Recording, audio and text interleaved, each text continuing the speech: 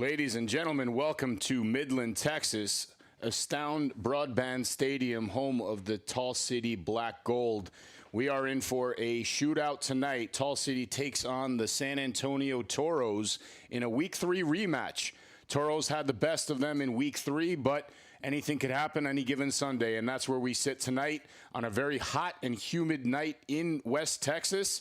My name is Mike Neubauer, and I'm joined by Rob Hernandez, the legendary coach. Rob Hernandez. Coach, good evening. Good afternoon. We're here. We're ready to go. Well, we got a lot of big things to discuss today as far as some of the successes we saw last week, some of the key takeaways that we saw from not only the defensive line, but from the offense. And we'll cover a lot of that in the pregame here.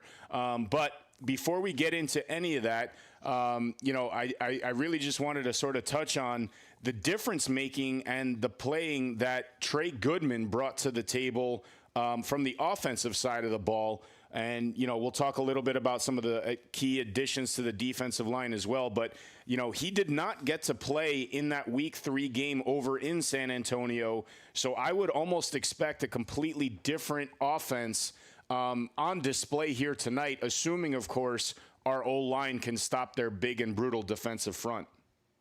Well, it's going to start right there, Mike. We talked about it earlier. And it's, Trey brings a different dimension, a different element to the game, especially a different problem that the defense has to solve. And he's going to be key in this ball game for the Black Gold if we're going to be able to have the success that we need to be able to pull the upset tonight and give these Toros their first loss of the season. Yep, definitely. And they have been a juggernaut in the South Conference, throughout the course of the season. But, again, the way that this team has really started to piece things together on both sides of the ball, anything is really up for grabs. So let's take a quick look at last week's highlights. This is Week 4 here at Astound Stadium against the Texas Herd. And, you'll be able to judge for yourself. So let's take a quick look at some of the highlights from last week. Week 4 action, Texas Herd in Midland. First offensive set, Trey Goodman back under center for the Black Gold, and he's able to find his tight end, Scott Walker, for a 10-yard touchdown grab. Black Gold strike first. On to the first defensive set for the Black Gold, and really a couple gift-wrapped interceptions that should have been caught. First one by Kobe Calvin, second one here by Jamison Lindsey.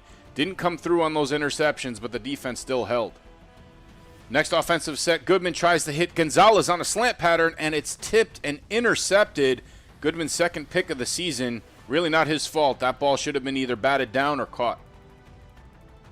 Defense holds, however, and the Herd punter pins the Black Gold back at the 3-yard line. Goodman takes the snap, runs a play action, finds his streaking receiver, number 11, Rodney Pierre, out for a 46-yard gain, giving the Black Gold some breathing room. And on the very next play, Goodman, with a play action pass, finds Roundtree in a soft spot of the zone, and Eli turns on the Jets for a 51-yard touchdown grab, capping off a 97-yard drive. On to the second quarter now. Goodman, being pressured in the pocket, spins out, tries to force it into double coverage. Bad decision, throws his second interception of the first half. And after a few back and forths late in the second quarter, Black Gold turned to Eddie Godina on a 52-yard field goal attempt. It's good. Your score 16-0 at the half. On to the third quarter now, and the Black Gold looking to establish a running game. They turn to number 21, Garrison Johnson, who answers the call on a beautiful 21-yard rush, setting up the Black Gold deep in the Herd territory. The strong run once again sets up the play action. This time Goodman fakes the toss, hits Joe Levette on a wide receiver screen, and he follows his blockers 35 yards for the touchdown. Herd offense trying to respond. Quarterback takes the snap, steps up into the pocket, escapes the pressure, hits his receiver for 26-yard gain, setting up the Herd in Black Gold territory. Very next play, quarterback takes the snap, feels the pressure, steps up once again, but this time Jonathan Kajagel is right there, strips the ball, Justin Whiteside there to scoop it up and rush it back 51 yards for the defensive score. Next offensive set, Hurd looking for some points on the board. Quarterback takes it, chucks it down to his receiver for a 28-yard gain, setting up the Hurd 1st and goal at the 5. Next snap, Hurd tried to run it in, but Justin Whiteside steps right into the gap and blows up the play in the backfield for a loss. On to the Continental shift now, and the Hurd finally gets some points on the board. Quarterback finds his receiver on a slant pattern. Your new score, 30-6. Black Gold look to continue their ground attack. They turn to Jalen Samuel, the big back out of Atlanta, Georgia, who rushes this one for 21 yards. He would have another rush on this drive for 17 before they turn it over to Garrison Johnson, who busts a couple tackles and breaks through for a 23-yard gain inside the 10-yard line. And then it's the Trey Goodman show. He'll do a play action and boot out untouched into the corner of the end zone, 37-6, Tall City. Hurd offense on the hunt for a big play with that forward motion. Quarterback takes the snap, chucks it up. Brandon Guzman steps in front of the pass and climbs the ladder. Interception, returns about 33 yards, setting up the Black Gold in Hurd territory. And after a couple incomplete passes, the Black Gold turn to Eddie Godina for a 59-yard field goal attempt. It sails wide right, but it clears the end zone, so it is a 1-point rouge. Your score, 38-6. Hurd offense back on the field. Quarterback steps up into the pocket after feeling the pressure, ends up scrambling for about 22, 23 yards, appears to give himself up on the play, puts the ball down, but there was no whistle. Kobe Calvin, with the awareness, scoops it up and returns it 64 yards for the Tall City Black Gold defensive score, and that's the way the evening ends. Black Gold all over the Hurd in this one. Your final score, 44-6. Tall City's defensive front led by Will Green and Trey Goodman's return at quarterback, the difference maker in this one. Goodman ends the night with 166 yards in the air, 3 passing touchdowns. He would add another one on the ground. He did throw 2 interceptions, but for the most part led a very consistent Black Gold offense throughout the evening. Well, Coach, I mean, we just saw some of the key takeaways from that game last week, and a couple things that I just want to reiterate. I know we talked about it during the broadcast live, but it's going to be critical for a game like this against a really talented and big defensive and offensive front. And number one is our defense taking advantages of opportunities. We saw a couple interceptions land in their lap last week that they weren't able to seal the deal on. I don't think we can miss those opportunities against Will Arndt and an offense like this. You can't. You got to play against the team that is right in front of you instead of playing against that team and yourself. We're not talented enough to do that. So we're going to have to play mistake-free football, perfect football, and still some things going to have to go a little bit our way for us to be able to pull this upset. Having said that, this team that we're playing has feasted at the end of the first half and opening up the second half. The last 2 weeks, we've had a real tough previous to last week, we've had a real tough time with closing halves and opening halves. Last week, we talked about it. It seemed like what we were saying resonated down to the field because they flipped the script on that. And one of the reasons they had a tremendous game was because they did that. So it's going to be imperative that we close the half right and we open up the half right for us to have a shot to win this football game. Absolutely, Coach. And, the last 5 minutes of those respective first halves have been daggers, for this offense and defense mostly. But, we've turned the ball over. I think we counted last week. We turned the ball over 6 times in 2 games in that period. And several of those led to points right before the half, which, if the other team is receiving, that gives them sort of a double dip, right? They score right before the half, and then they get the ball to start the third quarter. So we really need to stay disciplined. We really need to stay focused, and we need to figure out ways to close out the half by maintaining possession and putting points on the board ourselves. So that being said, I mean, we touched on Trey Goodman. Let's just touch on his stats from that last week game against the Herd. He did post 166 yards in the air, rushed 3 times for 30 yards and that rushing touchdown. But what I noticed and was very effective was with Garrison Johnson and Jalen Samuel establishing a running game. They were really able to run a lot of play action, which opened up either the passing lanes for him to find some of those receivers on those quick slant patterns, or even open up a running lane for him to, either boot out on a design quarterback run, or even find a seam for him to pick up a first down and find that first down marker. Play action is going to be the key for Trey and Tall City tonight. There's no doubt, because that second level is what you're really looking to affect. The second level, you're trying to affect the second level when that play actions happen. And last weekend, you saw that the play action helped really well. It helps the linebackers from filling the voids out there in the zones. So if we can run the ball effectively, starting with that offensive line, and if we can control the line of scrimmage, it's going to give us a shot to stay on the football field on the offensive side, be more efficient. But that's going to have to start with the running game.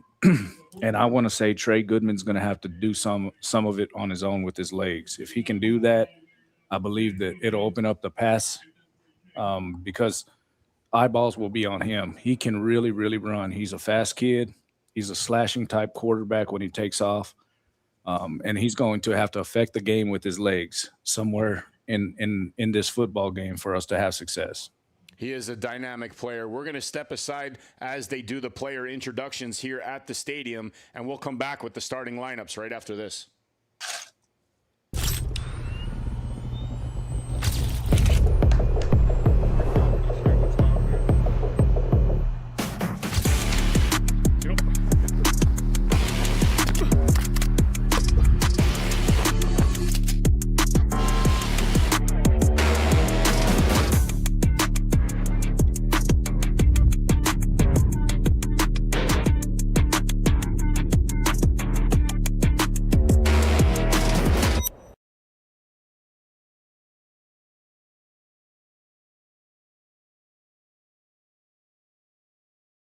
At Raising Cane's, we're hyper-focused on being the best at what we do and getting it right every time.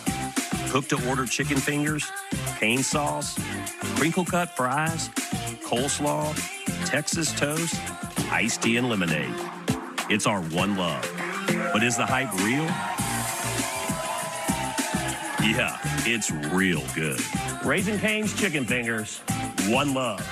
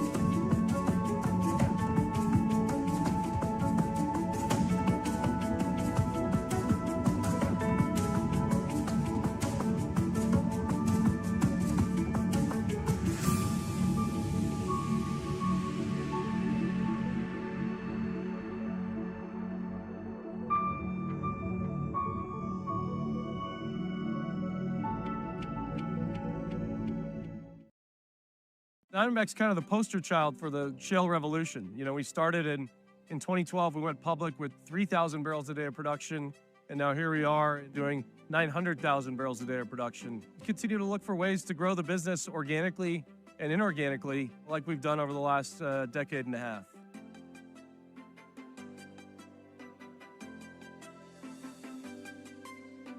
Diamondback's core business is nothing more complicated than converting rock into cash flow. We own about 800,000 acres worth of leases in the Permian Basin, all based in Texas. We've grown significantly over the last 15 years. Started with almost nothing, about 30,000 acres, and now here we are today at a differential size and scale. The differentiator for us has been our ability to convert that rock into cash flow at cheaper prices and cheaper cost structure than anybody else, which has allowed us to acquire a lot of assets and grow our oil production significantly. We estimate we're only getting about 10% out of the oil in place out of the ground today.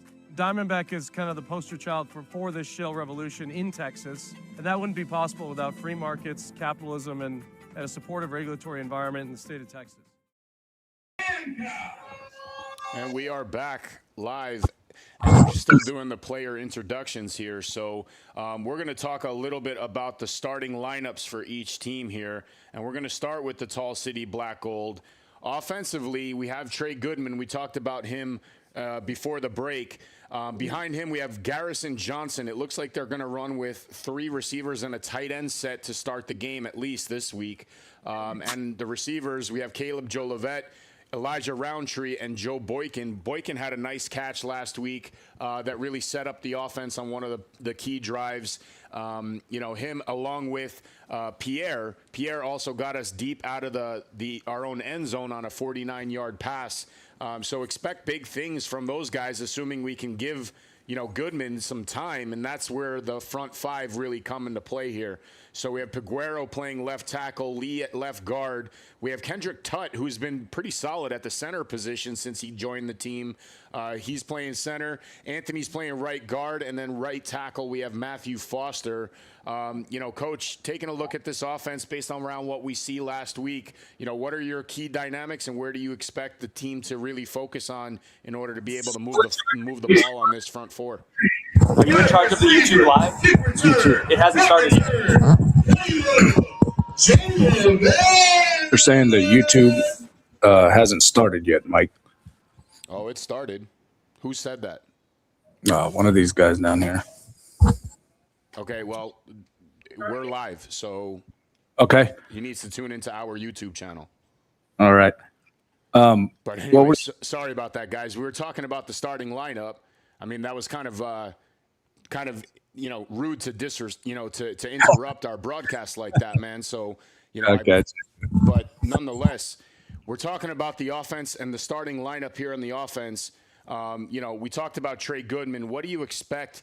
Who else do you expect to sort of be, a key factor, based around who you see starting on this, on the O-line and, in some of the playmaker positions?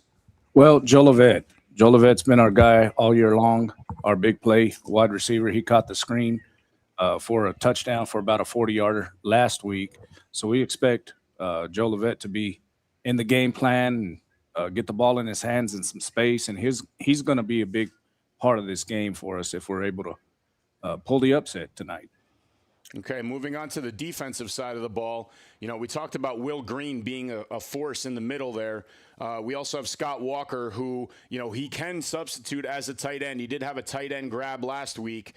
Praise Amuale, like we can't say enough great things about the pressure he brings off the edge. Jonathan Kajagel, he's going to rotate inside and outside, but he is also a dominant force on that front 4.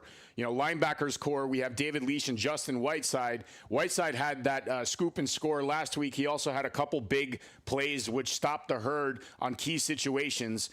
So expect big things from him at that second level. And then our secondary is really, one of the top headlines of the defense as well. Kobe Calvin has just been, I guess, unstoppable at that monster position. Jamison Lindsey has been a dominant force at the cornerback position since he joined the team.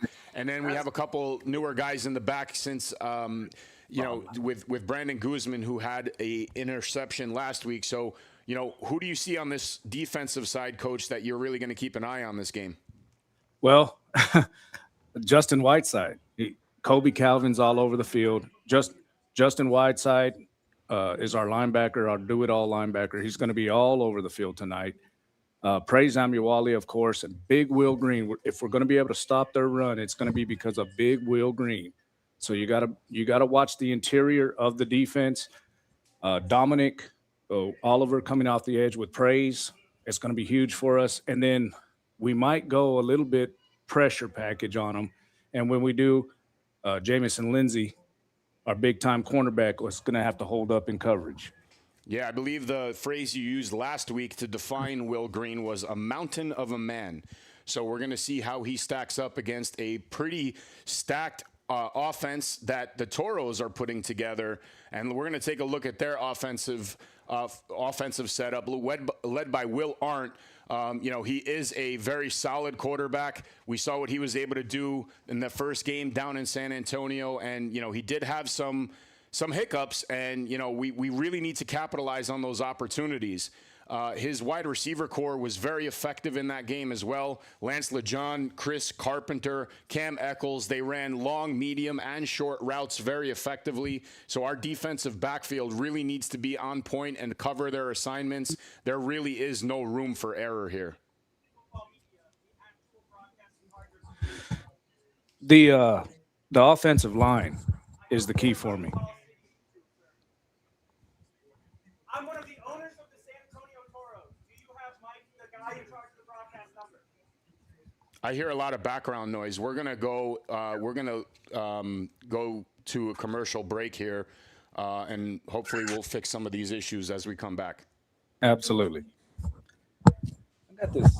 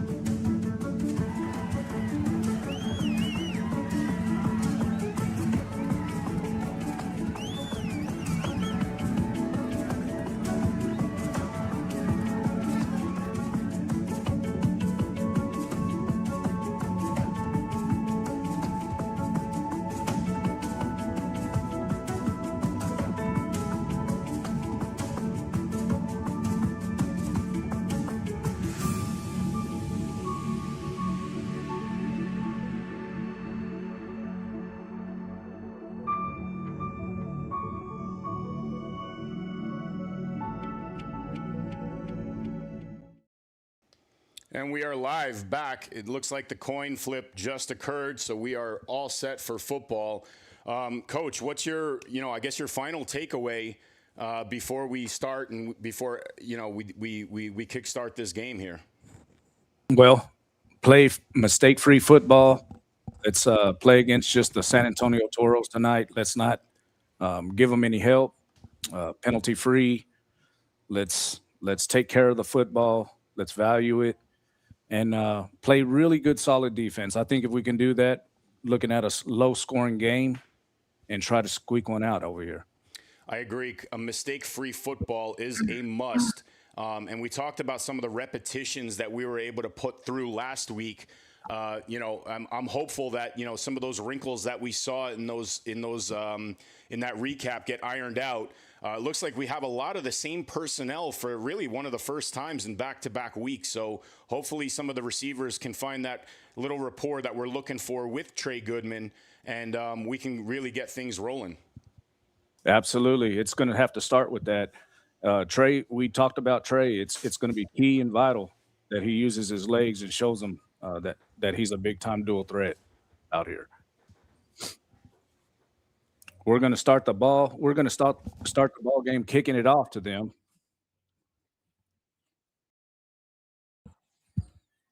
Our great kicker, Godina, tees it up. Remember, it's got to come down in the landing zone. Coach, he's been very consistent all year. Again, we talked about his accuracy needing to be worked on with that, but kickoffs, he's really been an effective piece. Looks like it fell off the tee there. One of the keys to the ball game is Godina for sure with field position, and he's one of the team captains because of it. Godina tees it up. He's going to boot it away. It's going to come down around the 10-yard line, and the return is on from there up to the 20. Finds a gap at the 30, still on his feet at the 40, and is going to be brought down on the 44-yard line of the Toros. They'll start first. Like it was number 21, Lumagia Hearns, with the return.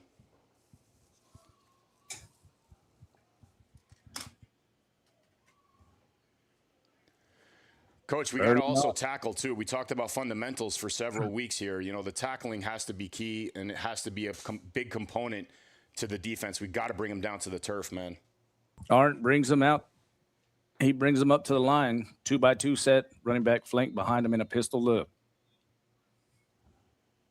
Motion from left to right. Arndt takes a snap, going to hand the ball off right up the middle to the running back, puts a foot in the ground, makes a cut at the 50, breaks a tackle, and gets into black gold territory all the way down to the 46-yard line.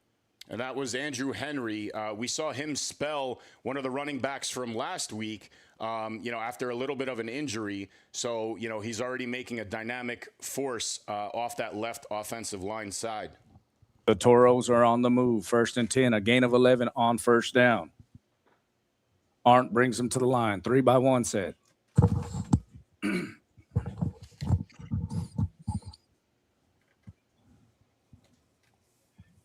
Arndt looks it over.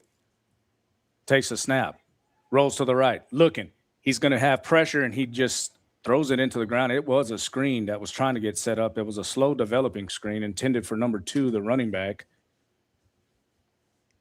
for the Toros. That's going to bring up a 2nd down and 10. And it looks like Will Green read that all the way, forcing Arndt to throw it into the dirt.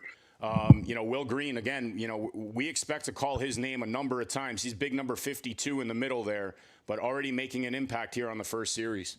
Big Will Green snuffing it out, making them go 2nd down and 10.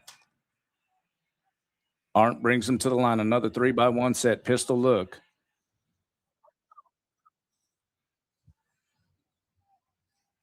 Arndt takes a snap, looks to throw, looking, shoots it out to the right-hand side. It's going to be underthrown and incomplete at the 40-yard line, intended for number 11 of the Toros, out there on the stop number 1 for the Black Gold. Yep, that was Kobe Calvin with the stop, but it was a little underthrown. Cam Eccles really didn't have a chance for it. I don't know if Arndt just didn't put enough into it, or if, maybe he threw off his back foot as he was trying to go into the drop of the pass and time it with the route. Does that a little bit. If you look on film, he does that a little bit, and it's a big 3rd down. Here we go, 3rd and 10 for the Toros. 3-by-1 set, takes a snap. Arndt shoots it to the right-hand side. It's going to be completed. Going to hit him right at the sticks and push him backwards, but he's going to have enough for the 1st down, a gain of 11, take the ball all the way down to the 34-yard line of the Black Gold. And they went right back to Eccles on that one, a little skinny post right up the middle, and it looked like that was JoJo Pace, on the coverage and able to knock him back, but not before he was able to find the 1st down. Just gave him too much room on that, too much cushion on that route right there. 1st and 10. Here we go. Arndt brings him to the line. 2-by-2 set. Pistol look. Motion from right to left. Takes the snap. Going to hand the ball off up the middle of the running back.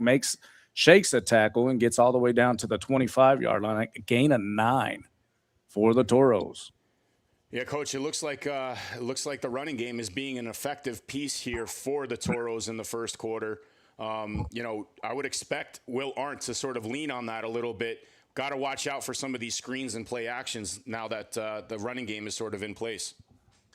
It's the big-time offensive line really keeping everybody in check on that defensive front for the Black Gold. Here we go. Arndt brings them to the line, 2-by-2 set. Takes a snap, looks to throw, looking, has a post over the middle. It's going to be completed at the 10-yard line and all the way down to the 6. Going to be a first and goal from the Toros from the 6-yard line of the Black Gold. No pressure on Will Arndt as he had a clean pocket.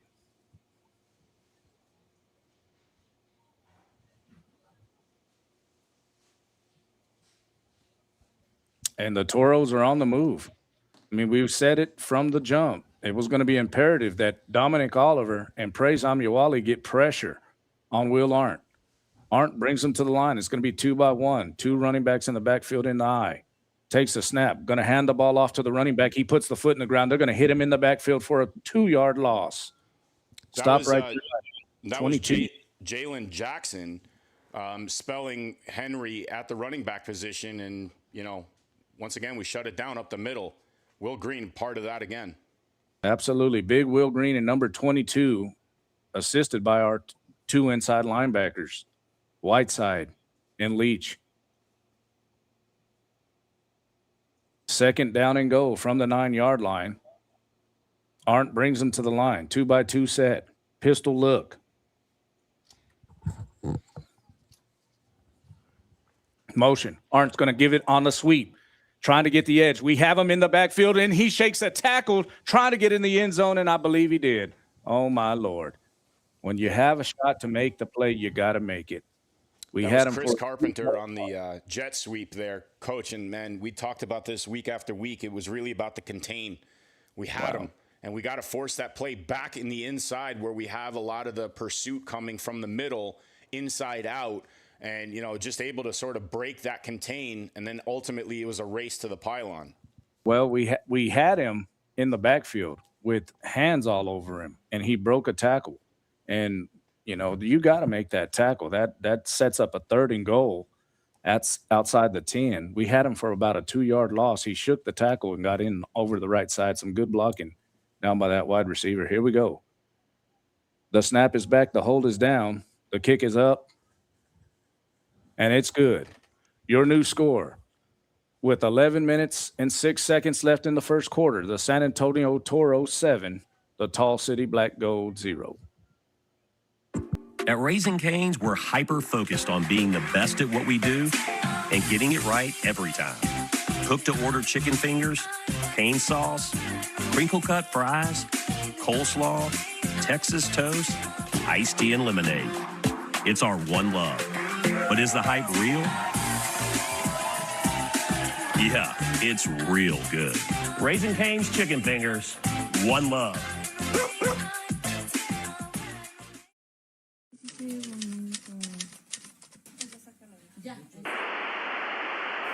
It's a Mexican treat, Jumborito. What a fun place to eat, Jumborito. No one makes them bigger or cooks them better than burritos at Jumborito. A tasty. And we are back. San Antonio set to kick it off. The kick is away. And it's going to come down in the end zone. I'm going to start the drive at around the 35-yard line, I do believe, for the Black Gold. Yeah, trailing. Coach, it was a very effective drive for the Toros on that first series, man. I mean, they were able to establish the run, picked up some key passes and key situations. I mean, I can't really complain too much about what I saw on the defense. It was just very well executed by the Toros. Had a couple of tackles if we do make them. We're forcing field goals and just did not go our way. So it's part of the game.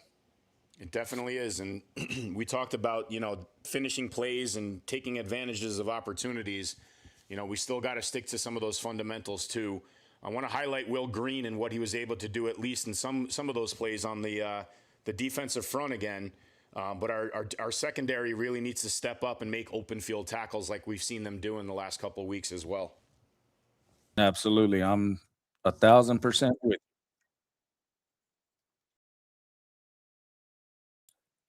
you. Going to be key for us with Goodman, trying to establish some kind of running game so we can move the football.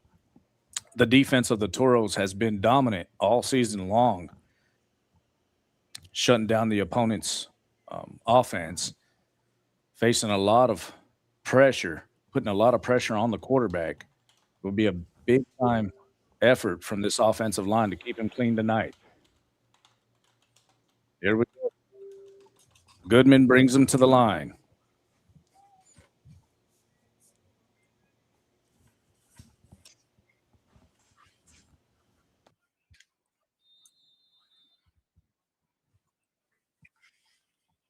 Goodman takes a snap. Going to hand the ball off? No.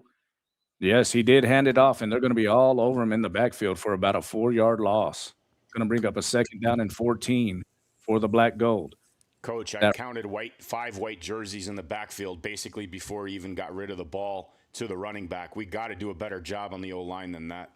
Absolutely. That right side of that, the left side of our offensive line and the right side of their defense, number 14, number 37, were all in the backfield as the play started. Jalen Samuel in the backfield. Goodman brings him to the line. Pro set. Takes a snap. Going to hand the ball off to Samuel around the left-hand side. They're going to stack him up around the line of scrimmage for no gains. Going to bring up a 3rd down and 14 from the 31-yard line of the Black Gold.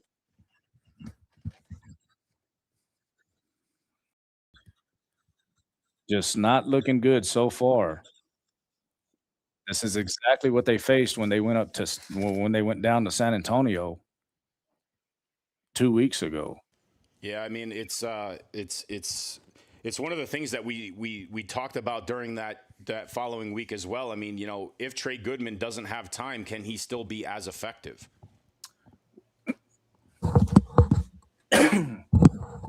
Here we go. Goodman brings him to the line. 2-by-2 set. Takes a snap. Looks to throw. Shoots it out there. Has a man on the quick slant. That's going to be number 12 for the Black Gold. A gain of about 7 on 3rd down and 14. Going to need 7 more. And they're going to be forced to kick it away. Yeah, that was Eli Roundtree. I mean, he's a big fan of that post route, and Goodman has found him a few times over the last couple of weeks. But, you know, when you're burying yourself deep at 1st and 2nd down, those 7-yard little hits are not going to do anything really on 3rd down except get you a little bit better field position. You're exactly right. 7-0 is the count. The snap is back. The kick is away. It's a good one. It's going to come down out of bounds around the 30-yard line. Let's see where they finally mark it.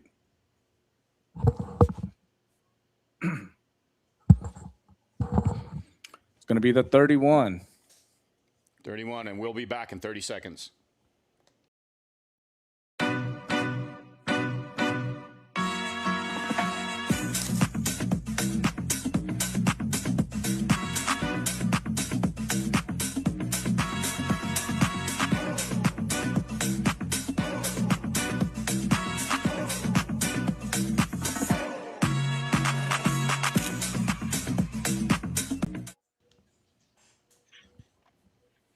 Back to play. Will Arndt brings him to the line.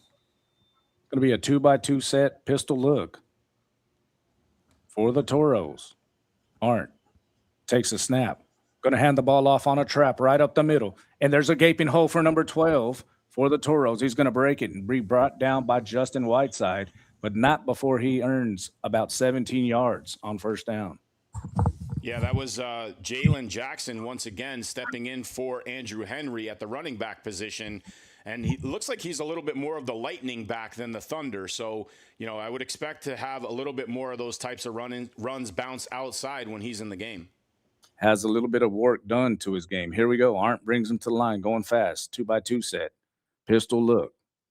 Motion. Arndt takes a snap, going to roll to the right. He's going to be pressured. Makes a move, and he's going to slide at the line of scrimmage. They're going to bring him down right at the line of scrimmage. Call it a sack. And A that's loss of Will one. Green once again. I mean, watching him come right up the middle there, he closes that gap pretty quickly. And then Justin Whiteside at that second level forces Arndt to just simply slide down to avoid the collision. Absolutely. Looks like they're going to have to really try to send some disguised blitz, try to get some pressure. Arndt brings them to the line. It's going to be a 3-by-1 set, pistol formation.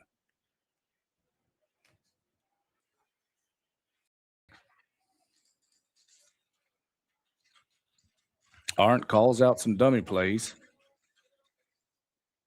Takes a snap, looks to throw, shoots it long, has a man open, and it's going to be completed at the 20. He's going to walk into the end zone. Touchdown, Toros. Yeah, that's one of the fears and things that we discussed in the pregame, Coach. We can't get torched on that outside like that. I mean, this was Chris Carpenter. I believe it was Chris Carpenter, or maybe it was Wayne Ruby. It was Wayne Ruby, excuse me. And he just literally broke away from the pack, and there was no help over the top on that one. But, you know, once again, we have to stick to some of the fundamentals and not take a play off and not make any mistakes like that, or else we're going to get burned defensively just like we did on that play. Yeah, that looked kind of bad right there.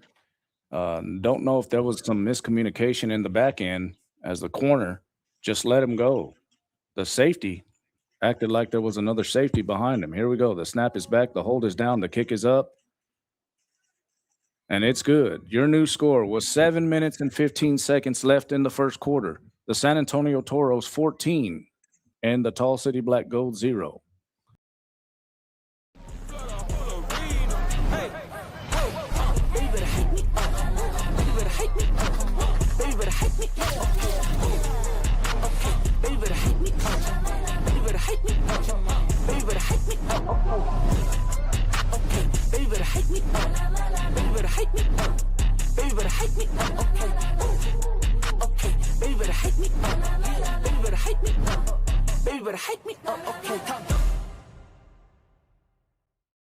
Introducing new frosted sodas and floats. Only at Chick-fil-A. Everybody come clap your hands. Or don't you know when you dance, you've got to smile or you can't cry. Try it a while, you'll be surprised. Float. Baby, it's a rock and Pop. And back to kick is Kenneth Almendares. He does the kicking and the punting duties for the Toros, and it looks like he blasts this one through the back of the end zone. Well, it's apparent to me early in the ball game that the Black Gold on defense is going to have to take something away. Either going to have to take the run away or the pass away, and they haven't taken anything away right now, and that's why the Toros have been successful moving down the field in their 2 drives, culminating in touchdowns. Well, they're moving it at every level, right? We saw the running game pretty much be a force early on, and then the passing game, the deep passing game, obviously torching our D-backs. You know, we're going to have to sort of regroup. And Stinson, like you mentioned, Coach, really needs to start putting in some of these gadget plays defensively to stir it up. Here we go. Goodman brings him to the line, takes the snap, looks to throw, shoots it across the middle. It's going to be completed. Oh, they were going to have a flag on the play before the play started. See what we have.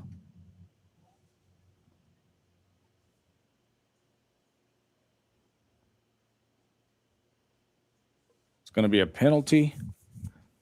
No, they did not spot the ball right. Oh, okay. It was spotted in the wrong.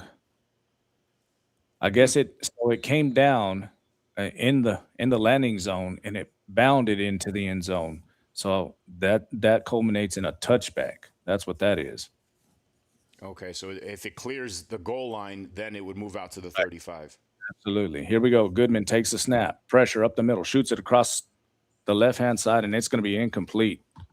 Intended, let's see, want to say number 12 for the Black Gold. That would be Roundtree. I'd like them to start going. It might have been Joe Levette, actually. I'm glad to see that they, is trying to get him involved in the offense. He is the team's leading receiver, so he does need to start finding some of those open pockets in this Toro secondary. And again, with the defensive pressure, that we know they're capable of, you know, a 1 to 2 step drop pattern, and hopefully that they can move, you know, make something happen with their legs after the catch. That's what we kind of hope for here. Here we go. Goodman brings them to the line. 2x2 set. Motion. Goodman takes a snap. Going to keep the ball around the right-hand side. They're going to be all over him in the backfield and drop him for a loss. Going to be a 4-yard loss on the play, because he was in trouble from the get-go. Yeah, just couldn't wiggle out of that pressure. I mean, he broke a couple tackles in the pocket, and then the swarm came from the secondary level, and he just couldn't escape. But the O-line's got to do better, Coach. We got to step it up this game.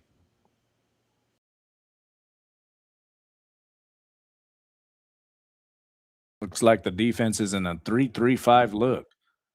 Goodman brings them to the line. Takes a snap. Looks to throw. Looking. Shoots it. Has a man one-on-one deep, and he's going to overshoot everybody at the 40-yard line. Going to be intended for number 10 of the Black Gold. That was Joe Boykin. We talked about him in the pregame being able to make big plays. Couldn't really outrun that particular pass, though. So, you know, I mean, I kind of like the move. You know, you want to give your offense some sort of flexibility to make big plays like that. But we got to get a little bit more accurate, especially in one-on-one coverage. Give your receiver a chance to go up and get that ball. Absolutely.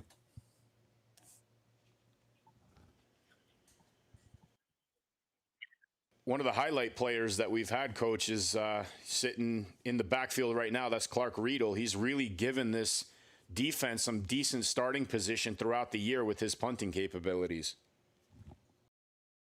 Well, he's going to have to flip the field for us. And the problem is he's going to be punting into a really stiff wind. He gets it away. It's going to come down around the 35-yard line, and the return is on from there. Shakes a tackle at the 40. Tries to turn the quarter, needs the block, and he's going to step out of bounds. That's a really good punt and a really good punt coverage right there for number 10. Check that, number 11 of the Black Gold, number 5 out there hustling too. Yeah, so that was Rodney Pierre. And, you know, I really feel like we could have had that tackle at the point of reception. So once again, we got to make plays when plays need to be made. You know, they were able to pick up another 12 to 15 yards from that.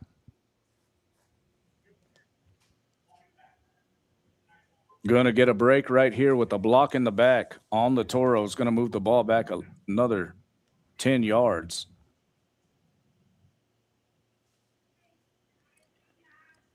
All right. Looks like we have some honorees, first responders, military, police officers.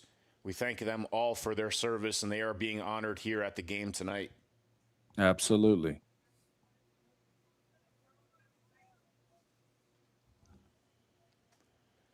Well, Coach, I mean, you know, we got to see the offense, you know, open it up a little bit here. You know, we really haven't had much of a running game to speak of, but, you know, what do you think Garrison Johnson or Jalen Samuel can bring to the table with that kind of pressure that the Toros are putting forth at the front?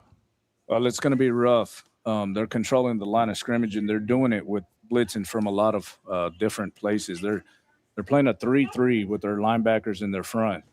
And they're blitzing off of that 3-3, and they're sending at least 5 guys on every play. You just don't know where they're coming from, and that's been the problem so far. We're trying to pick up the blitzes, and it's really looked like it's confusing us. Yeah, I almost wonder if a tighter set would help sort of offset that and jam some of those blitzers at the line of scrimmage. You know, maybe a double tight set, or maybe even have an extra running back to add some of those blocks and give Goodman a little bit more time and a little bit more of a window to operate here in the backfield. Well, it looks like, you know, when they're bringing the blitz, if you can go up there with 2 tight ends and just run right at them, it don't matter if they're bringing the blitz, to be honest with you. You're matching numbers with numbers, and you're being able to push if you can beat them. That's been the problem. We haven't been able to defeat our one-on-one battles up front. Arndt brings them to the line. 2x1 set, split backfield. Big Will Arndt, the big-time quarterback out of San Antonio, takes a snap. Going to play fake it. Looking, for a man. Has a one-on-one out to the right-hand side. He's going to catch it in stride at the 15, the 5. He's into the end zone. Touchdown, Toros. Going to have a flag back here, and I believe it might be a holding penalty and bring the play all the way back. I mean, this is becoming pitch and catch here. That was Cam Eccles with the reception, and he basically burned Jamison Lindsay. It looks like they're picking on him on that side of the field.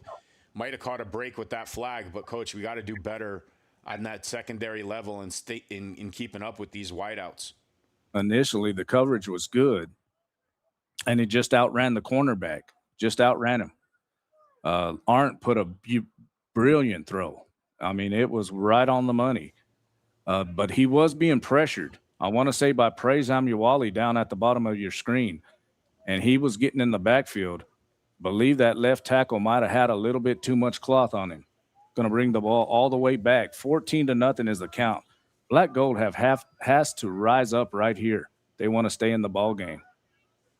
Yeah, we can't bring points on the board on this series, Coach. Cannot give it up. Here we go. We got them backed up deep. 2-by-2 set. Pistol look. Arndt takes the snap. Looks to throw. Looking. Shoots it out there. And it's going to be picked off by the Black Gold, and the return is on from the 30-yard line. And that's going to be number 1 for the Black Gold. And he's going to set us up all the way down to the 20-yard line of the Texans. There we go. The Black Gold got something going. A big play by number 1 for our Black Gold. And that's our boy Kobe Calvin. He had a defensive touchdown last week. He had one against the Syndicate. Big interception here. He's actually had one of those interceptions in his hands that he couldn't squeeze last week against the Herd. Made this one happen. He was actually highlighted in the one of the local newspapers as being a prominent defensive leader for this Black Gold team throughout the season, making a huge play when they needed it most once again. You can't really say much more about the way this defense has really responded when they needed them. Again, they have made mistakes. They have done certain things, but it feels like I'm saying all this in vain because I see some flags on the field. I don't know what's going on with the penalties. I believe it's going to be post. I believe it's going to be a post penalty. It will be on the return, I believe, on Tall City. Well, nonetheless, it was a great play. He went up to the highest point in that zone coverage and was able to snag it out of the air and then get a couple yards on the return. So, Will Arndt is going to make those types of passes and force you to try to make a play. On that one, Kobe Calvin did. Well, it was a bad throw. When you look at it, when you go back and look at it, the tight end, it was a tight end right in the seam. They had a big guy on a smaller linebacker, and he was wide open. He was actually, let's see.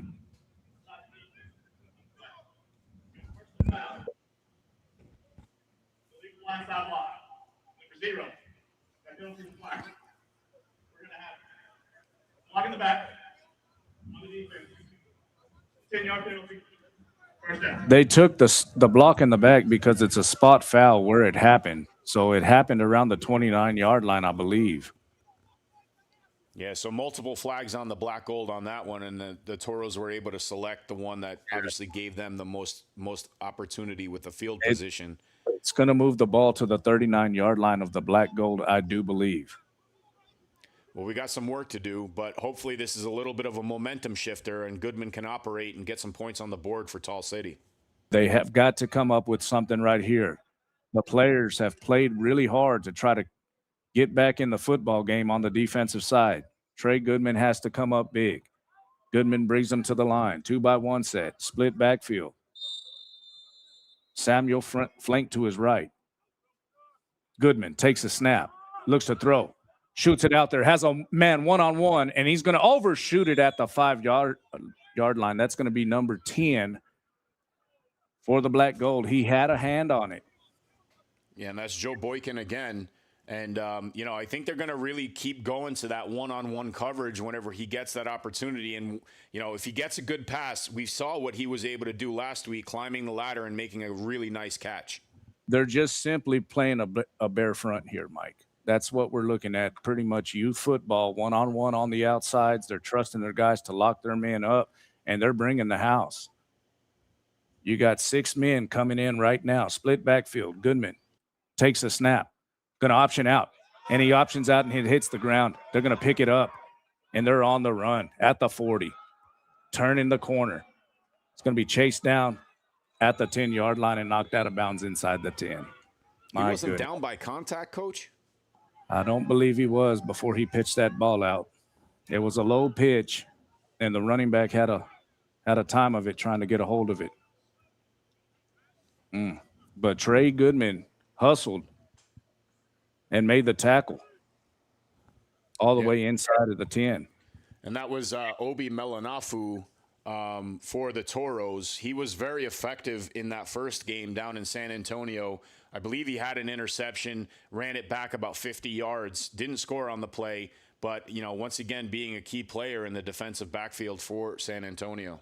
They brought 7 men on that blitz. 7.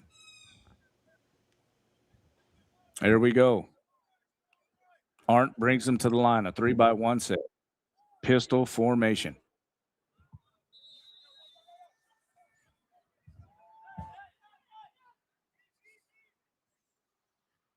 Arndt looks at the coaches. They're going to run a check play. Barking the audible out. Here we go. Arndt takes the snap. Going to hand the ball off on a trap. No, he keeps it around the right-hand side. He's going to go in. A touchdown for the Toros. Will Arndt. It was a trap right up the middle. Looks like he faked out our camera guy too. But that's the that was the exact same play we saw Trey Goodman run last week very effectively against the Herd. Again, Coach, you know, our defensive end unable to contain and read the play properly. Arndt was able to sneak outside, and he just had nothing but daylight out there.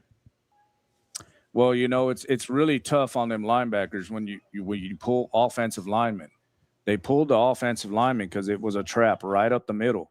The inside backers read the trap. And just, you know, when you have a mobile quarterback, that's what they can do to you. Will Arndt took the guy that was going in for the trap, and there was nobody left for Will. The snap is back. The hold is down. The kick is up.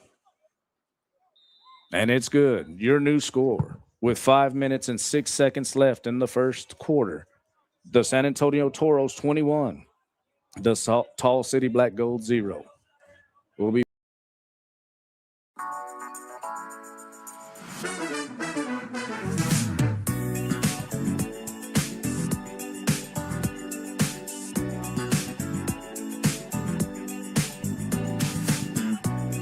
burger. Actually, I'll have the chicken. I feel like everyone's looking at us. Told you that barber was legit.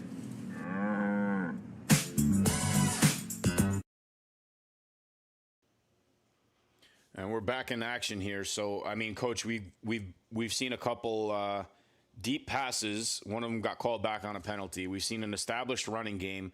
And now what we talked about on that first series, we saw, you know, basically come to fruition in that play action. You know, they're really executing and hurting us at every offensive scheme that they're putting out there.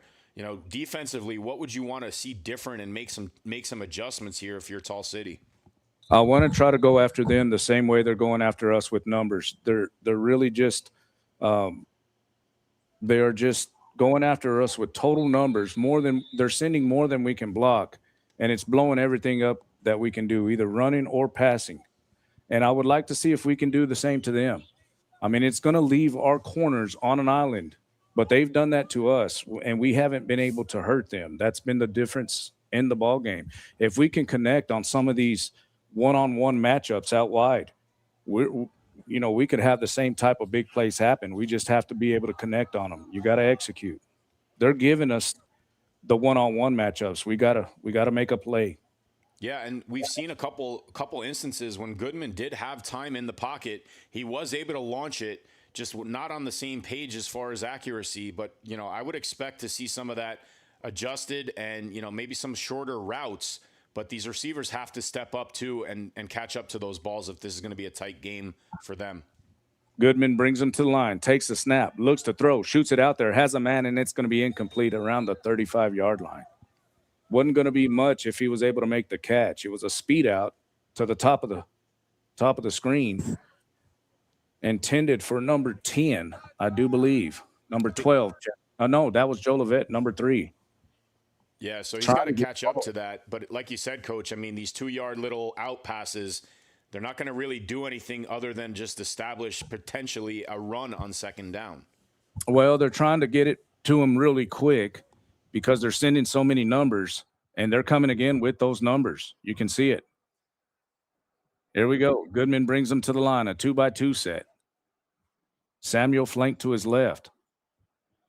Goodman takes the snap, going to hand the ball off. No, he shoots it out there to the right-hand side. It's going to be incomplete. Check that. That's the left-hand side, and that's going to be Joe Levette, I believe, again. Yeah, that's, we kind of got fortunate that was not a backwards pass. I think it was rolling out of bounds anyway. But, one of the things that we really haven't seen, Coach, since that second half of the syndicate game with Goodman was those design quarterback draws. And if you're bringing that much pressure, that actually might be an effective way to get him to find a seam up the middle. Well, they're bringing the pressure, but they're playing really press on the outside. And by doing that, they're not going to give you the screen. They're not going to give you the quick bubble. So you're going to have to beat them over the top. Here we go. Goodman takes a snap, looks to throw. He's being rushed. He's going to have to step up, and he's going to be brought down in the backfield for a loss. Yeah, going to bring up a 4th down and 11. Coach, it was a jailbreak on that near side there. 2 guys rushing off the edge, virtually untouched, forced him right back into the heart of the pocket, and there was really just nowhere to go at that point.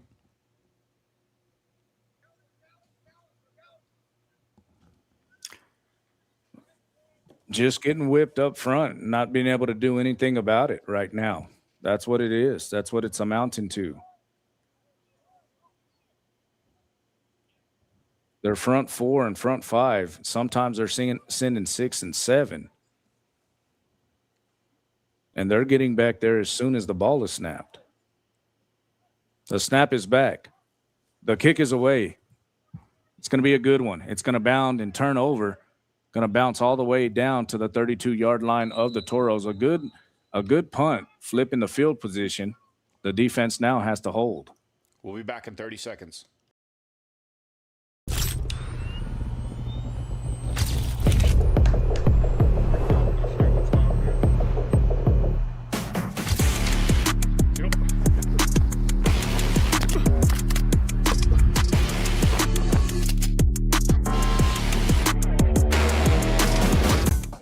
I pulled up the YouTube and I showed him where it's on. He said, no, it's not on. We are back live. Back to action. Arndt brings them to the line, a 2-by-1 set. I formation.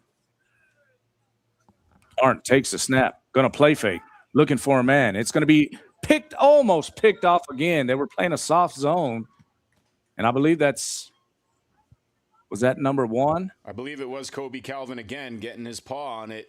I mean, they're daring him to throw it. It looks like he's backtracking as the ball's in the air just to, sort of time when the pass is being delivered. Another great play by the defensive star. That's the second time he couldn't fit it in over Kobe. Kobe made a play. 2nd down and 10 for the Toros. Arndt brings them to the line, a 3-by-1 set pistol look.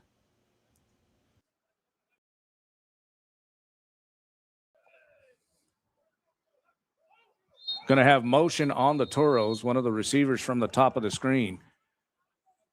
A false start on him. Going to back him up 5. 2nd down and 15 coming.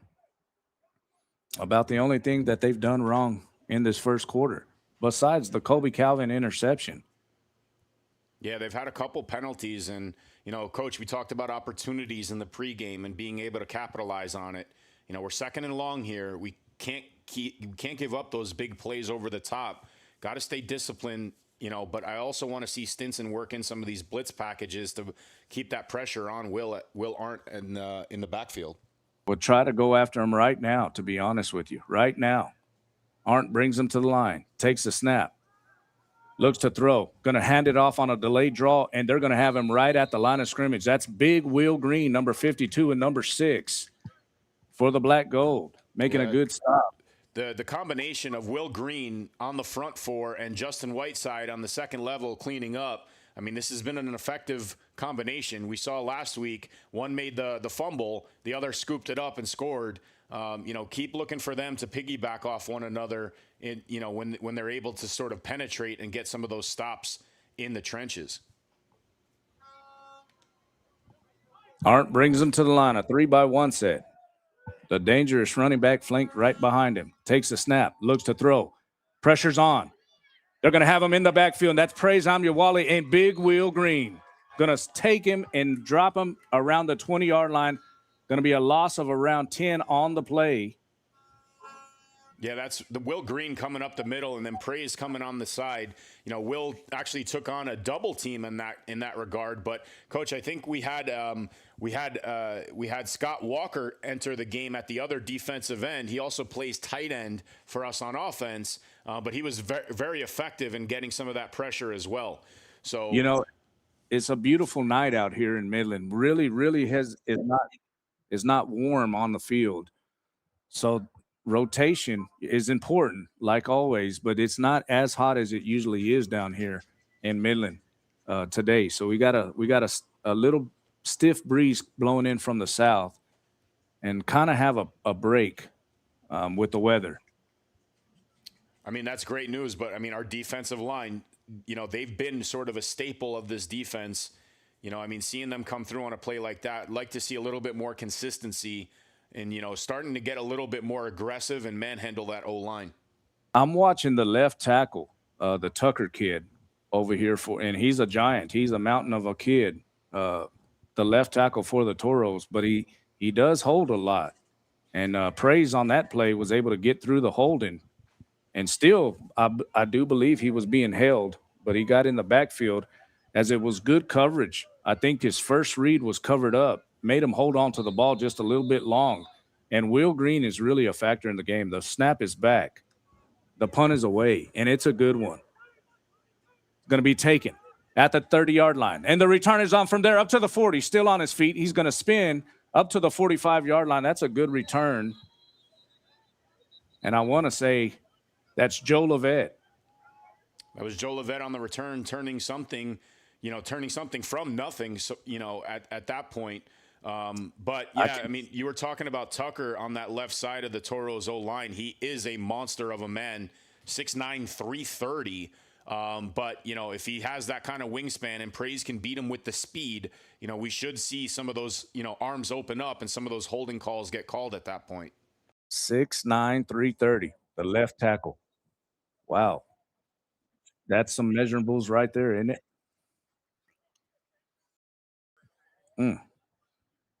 And no doubt the Tucker kid is a prospect, the left tackle for the Toros. But I've been watching that one-on-one matchup, and Praise Amyawali, he comes off the ball really good.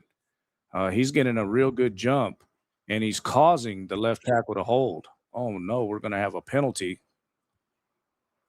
on the Black Gold. Was it a holding call on the punt return? Maybe a block in the back. Did not get the call from the white hat. Oh, it's going to be a big penalty. It's going to move the ball all the way inside of the 20 down to the 16-yard line. Call it the 17. 1st and 10 for the Black Gold. You can kind of sense a little bit of momentum for the Black Gold. But that was a big-time killer right there as it knocked out great field position. The ball was going to be at the 45-yard line. Here we go. Goodman brings him to the line. Split backfield. Takes the snap. Going to option out to the right-hand side, and he's going to be hit in the backfield. My goodness. Brought down by 4 Toros in the backfield. Yeah, there's multiple white jerseys in the backfield at all times for these tackles behind the line of scrimmage, Coach. And, again, I know they're adding the pressure. They're putting a one-on-one. They're adding the press coverage. Offensively, you look at the way that this is sort of unfolding. What adjustments would you make to try to open this offensive game up a little bit and sort of circumvent that pressure? Well, you have to spread them out. You have to spread them out, and you have to put them on islands and use slants, go balls, post, and they got to be out quick because they're sending a lot more than you can block. They're coming again. Takes a snap, looks to throw. He's going to shoot it tall for number 12 of the black gold. Yeah, that was Eli Roundtree again on that little post pattern in the middle of the field. I mean, you know, we talked about some of those quicker drops, maybe getting it in their hands a lot faster. Obviously, we need accuracy from the pass, but there was still 3 jerseys surrounding Roundtree. I don't think he would have gotten very far if he did catch it.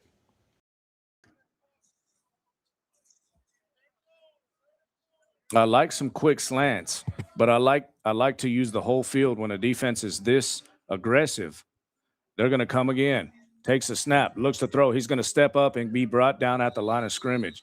Did well to get back to the line of scrimmage. It's going to be 4th down for the black gold, and they're going to have to kick it away. Yeah, and we're starting to get into that danger territory here, Coach, where, you know, we got to really rely on Riedel to flip the field for us and, you know, at least get us out of this little danger zone. Be conscious of the pressure here on a potential punt block attempt.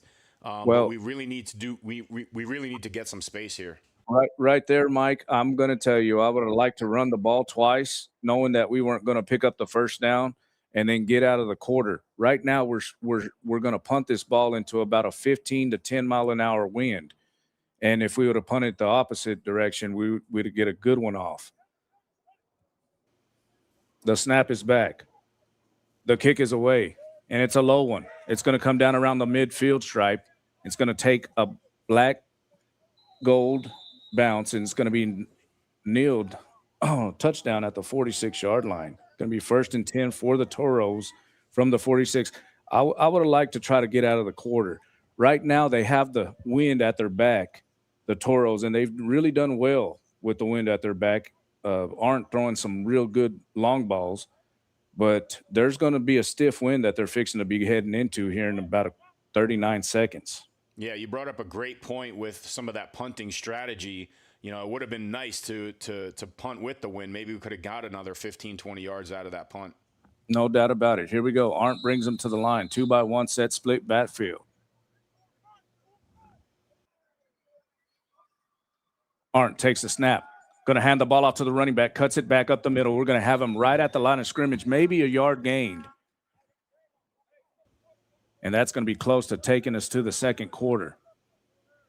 2nd down and 9 coming for the Toros. Big Will Green and company holding up real good in the middle. Yeah, that was Dominique Oliver actually on the left-hand side coming through on the back-end pressure, able to scoop around and grab the ankles.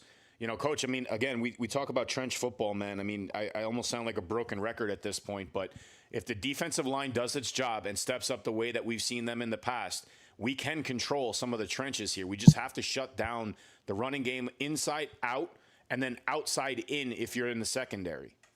The defensive tackles are not getting pushed back. They're not getting just dominated, and they're standing their ground. It's really hard for them to get a push up front, and it's making it harder on their running game. The 2 defensive tackles have played really good football in the first quarter. Your score at the end of the first quarter, it is 21-0. We're going to step aside.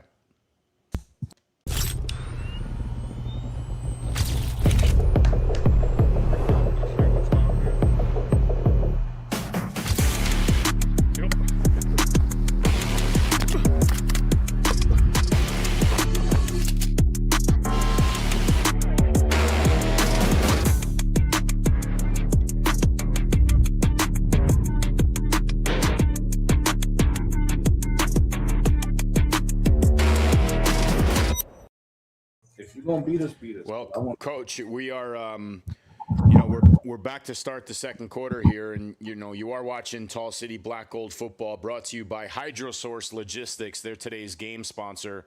We thank them very much for all of their support with this inaugural season for the Tall City Black Gold. We're going to set aside a little bit of time later in the broadcast and really thank everybody who has been a part of this first season. It's been a really fun one really special one. A lot of ups, a lot of downs, but most of all, it's football in the summer.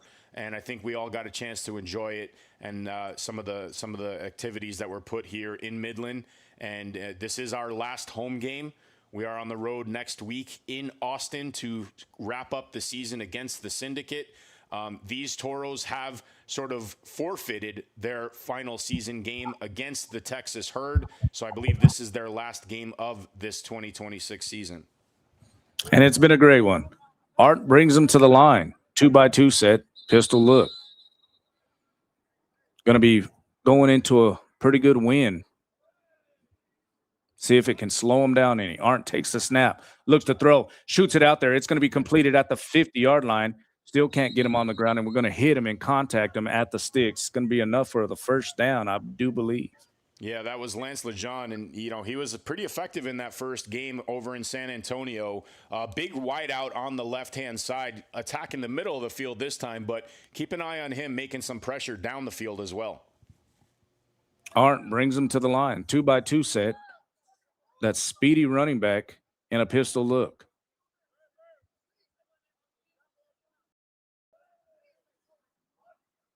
Motion. Arndt takes a snap, shoots it, and it's going to be low and dropped. Incomplete. Intended for number 84, that tight end. Going to have a flag in the backfield. Let's see what it is. I did not see anybody get close to Will Arndt.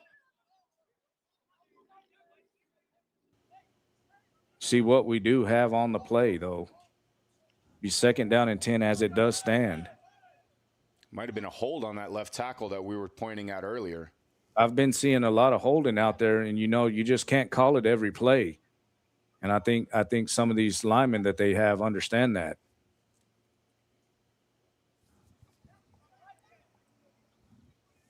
Yeah, Tucker just looks like he towers over everybody over there. This is a good prospect.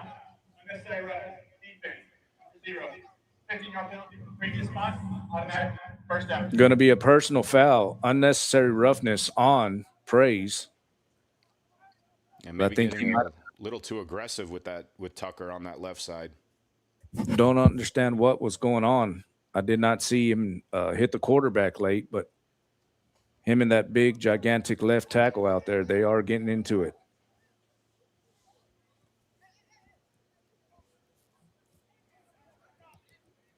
Here we go. Arndt brings them to the line. A 3x1 set. Pistol look.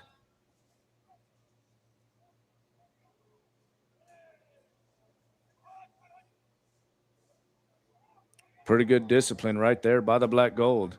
Arndt tried to hard count him.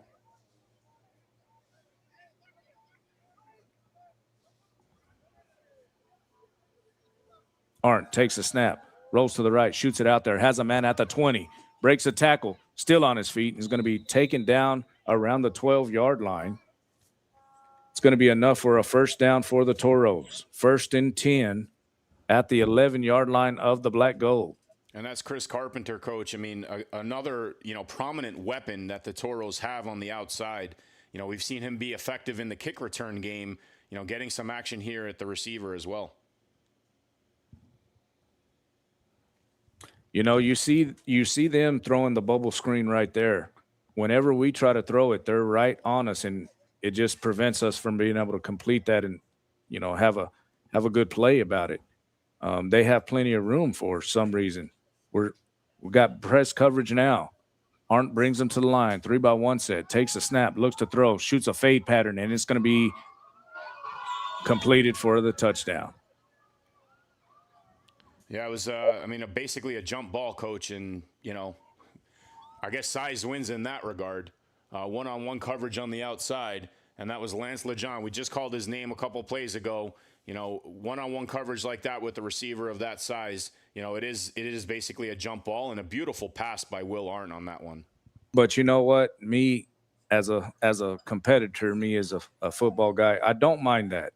He had to throw a great ball, and the receiver went up and made a tremendous play on the ball. He went up and high-pointed it, just like you teach it.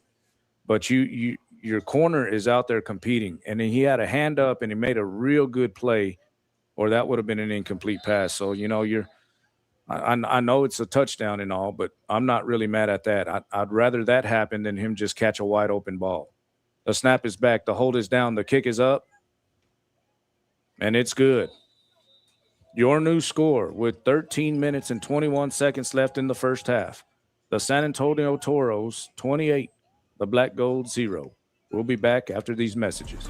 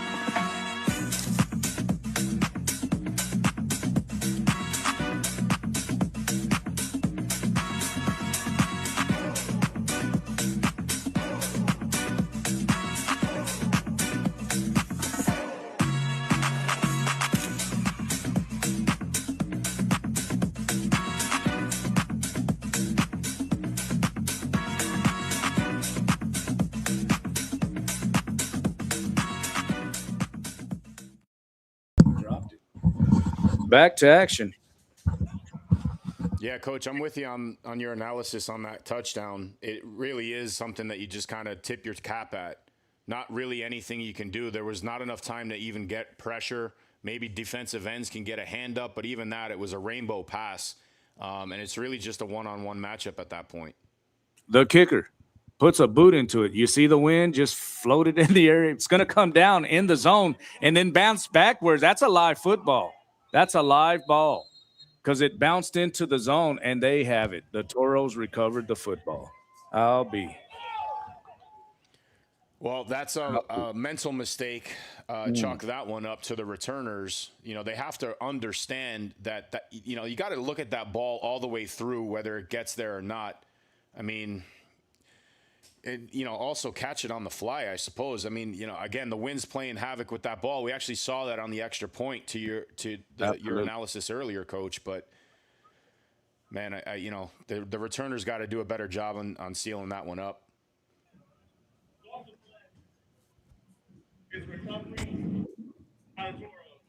First down. The ball landed inside of the 20, which the 20 to the goal line is the zone. It landed in around the 19-yard line and bounded backwards, and the returner just kind of nonchalantly just went after the football. You know, I don't know if he knew if it was live or not, but then once it lands in the zone, it's always live. Got to play to the whistle regardless. Big mistake right there. Arndt brings them to the line. 2-by-1 set. It's going to be an I formation.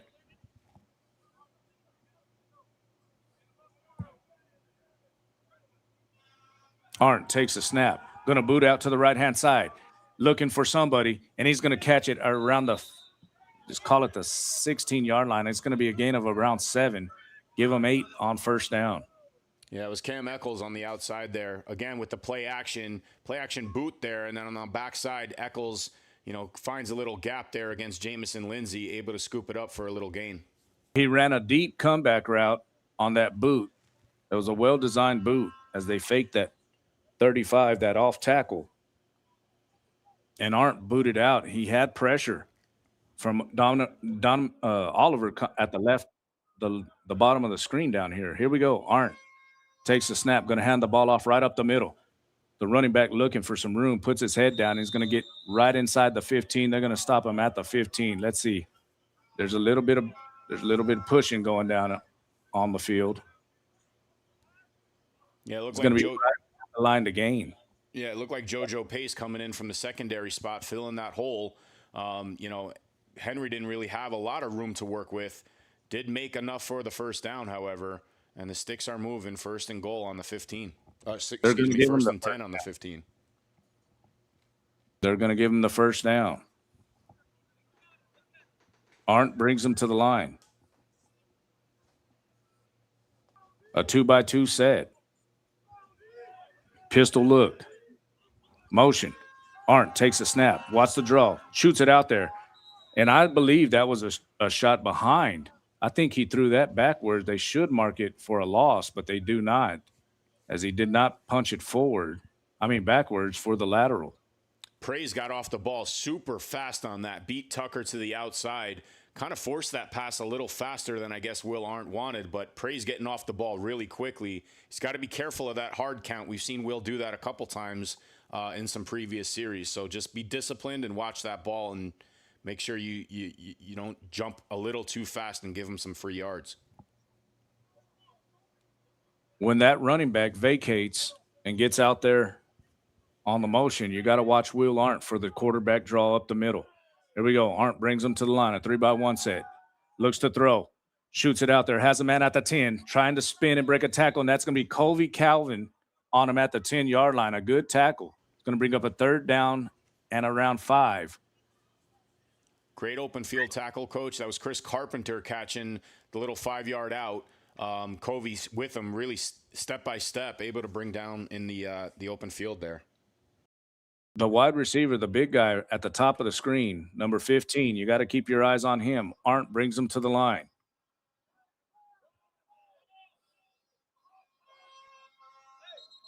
Going to have motion, and I believe it's going to be on the Toros. Going to back them up 5. It's going to be a 3rd down and 10 for the Toros. This is a big play for the Black City the Black Gold, the Tall City Black Gold. It's going to be a huge play for us. We got to make a stop right here. Yeah, we can't afford to give up another 1st down and then give them a fresh set of downs inside the 5 by any means. So we got to either try them, to a field goal attempt here or make a big play from that defensive line. Again, it's been moments like this, Coach, that this defense has really stepped up. Let's see if they answer the call on this one. The one-on-one is at the top of the screen with the big receiver. Watch the fade right here. Arndt takes a snap. He's going to throw a fade pattern at the top of the screen again. And that's going to be a good defended play by the corner at the top of the screen, number 23 for the Black Gold. Yeah, it's Brandon Guzman. And you called it, Coach. I mean, everybody in the stadium really saw that, there wasn't anybody 20 yards in any direction of those two guys. Will Arndt saw it right away, took that single step drop, tried to teardrop it back in there.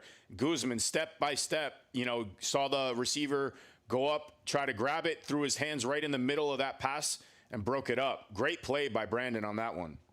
A tremendous play by Guzman as he was on the call the last time and just barely missed the tip on that touchdown. He did a tremendous job this time. Here we go. The snap is back. The hold is down. The kick is up. And it's good.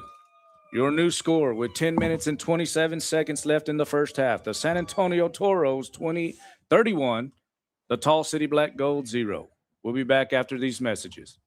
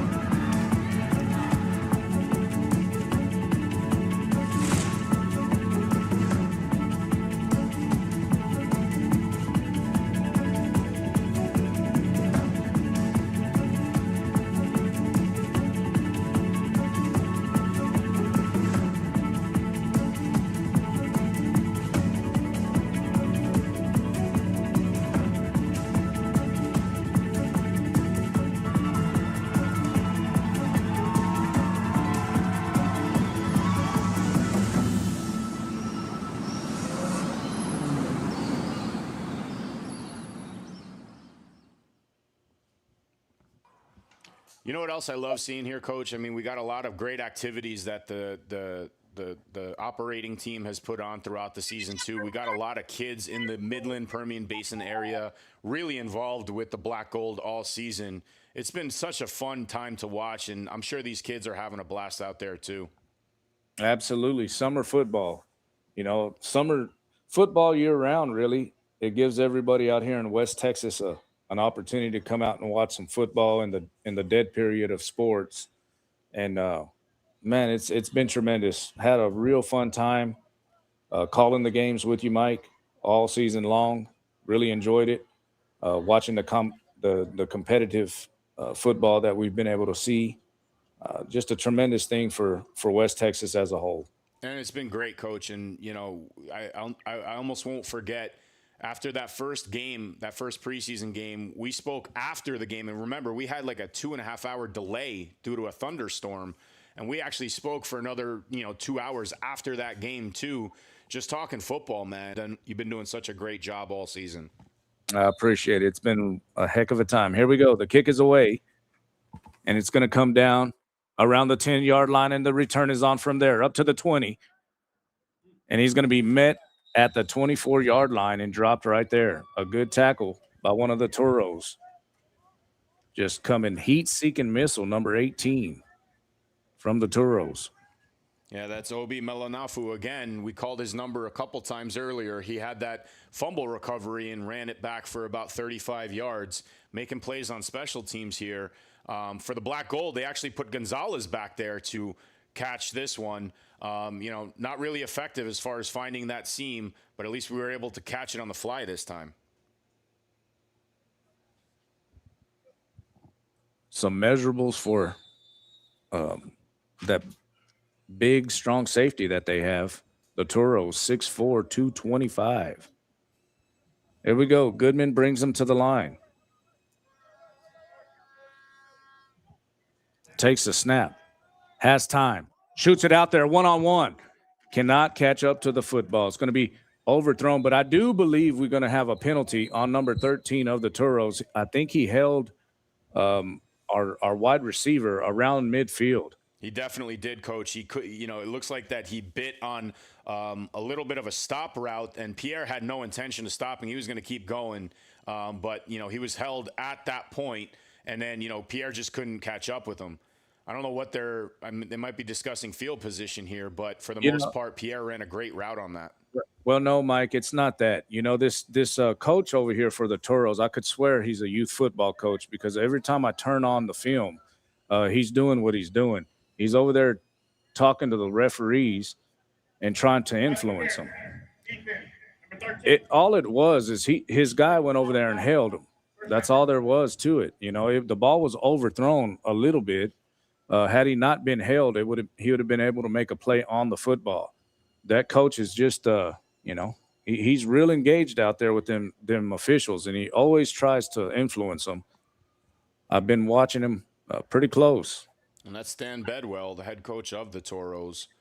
He is very animated on that sideline. We've seen him, very confident in a lot of these press conferences as well. He really loves what he's seen out of this team all season, and definitely very passionate when it comes to some of these calls with the officials as well. Well, I can't say if I was an owner, I wouldn't want a coach like him too. He goes down there and he tries to influence them, and a lot of times he does. Here we go. Goodman brings them to the line. 2-by-2 set. Goodman takes the snap. Going to hand the ball off on a draw up the middle. They're going to have him in the backfield. Gang tackle him for about a 3-yard loss, and then shoot him back, and that's got to be a penalty. That's got to be a flag. It is. It is. He did throw the flag. There's no need for that. But, getting back to the play, though, Coach, I realize it's a draw, but Samuel had 3 hands on him before he even got that draw play executed. He couldn't really expect much, of what he's been able to do when he's got, sort of tacklers in his lap before he even gets the ball.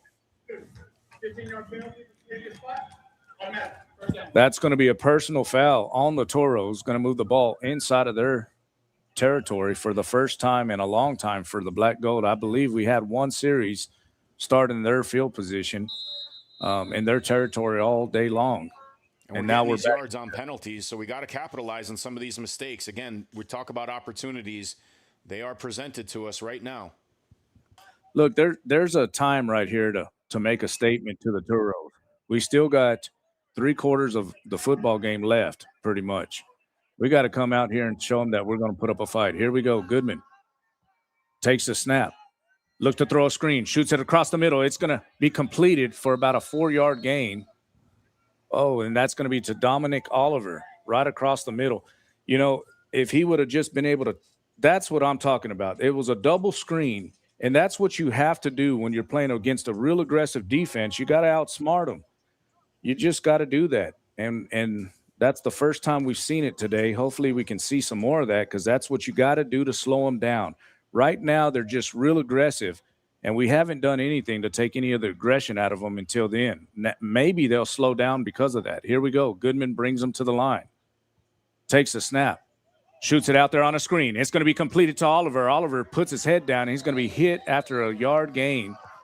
Thought we had a little bit more for him. It's going to be a 3rd down and 5 coming for the Black Gold. He kind of lost his footing. Yeah, he did slip for sure. But I'm with you on the screen calls, Coach. I mean, there's got to be a way to slow down some of this pressure. On that play, though, I would have loved to see Oliver set up camp behind his lineman, so that at least he had a couple blockers in front of him. It looks like that he ran down the field a little bit and forced the lineman to sort of, stay at the line of scrimmage, or else risk a legal man downfield because of the forward pass. So on those screen passes, he has to be aware of where his lineman is, and set up. Looks to throw. Going to have to tuck it and run. He's around the 30, still on his feet, makes a cut, and he's going to be brought down at the 20-yard line. That's what we need Trey Goodman to do. Use his feet and keep the sticks moving, and he did on that play.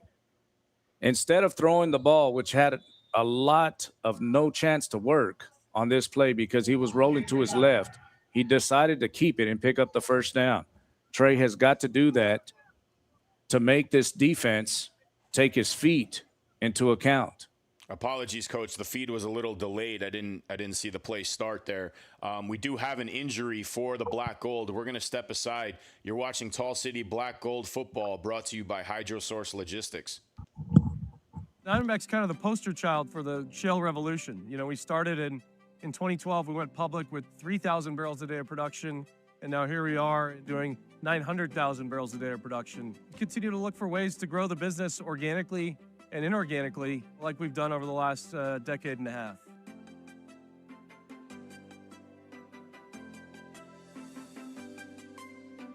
Diamondback's core business is nothing more complicated than converting rock into cash flow.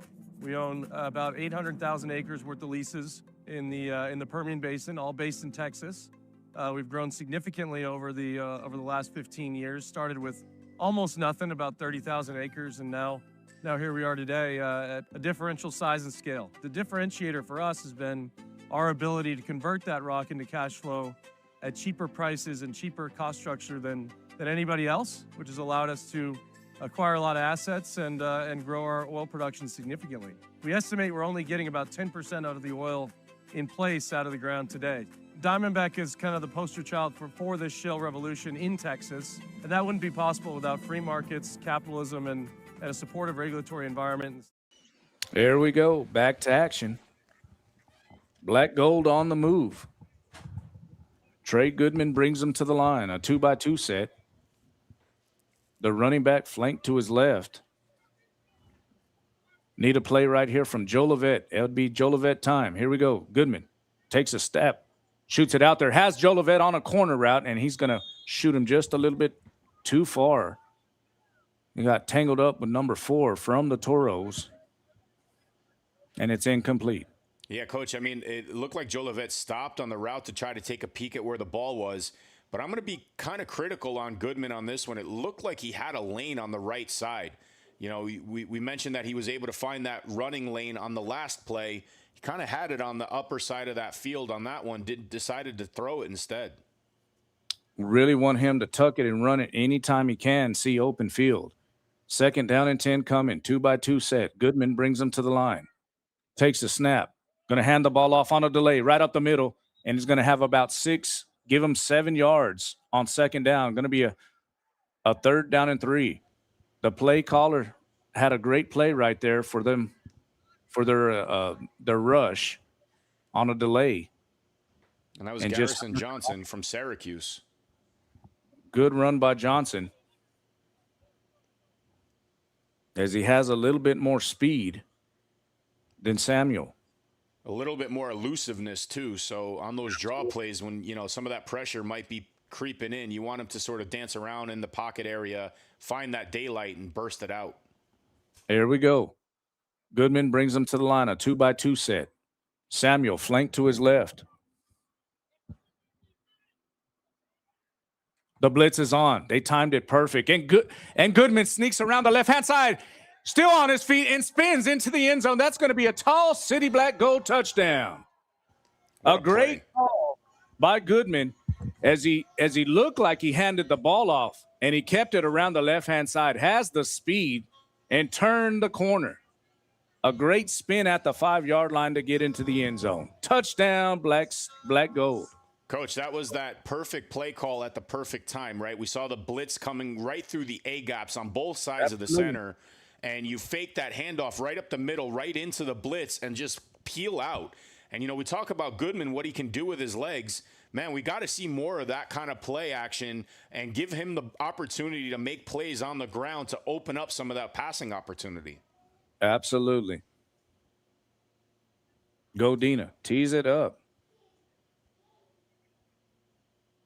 The snap is back. The hold is down. The kick is up. And it's good. Your new score with 6 minutes and 17 seconds left in the first half. The Toros from San Antonio 31 and the Tall City Black Gold 7. We'll be back after these messages.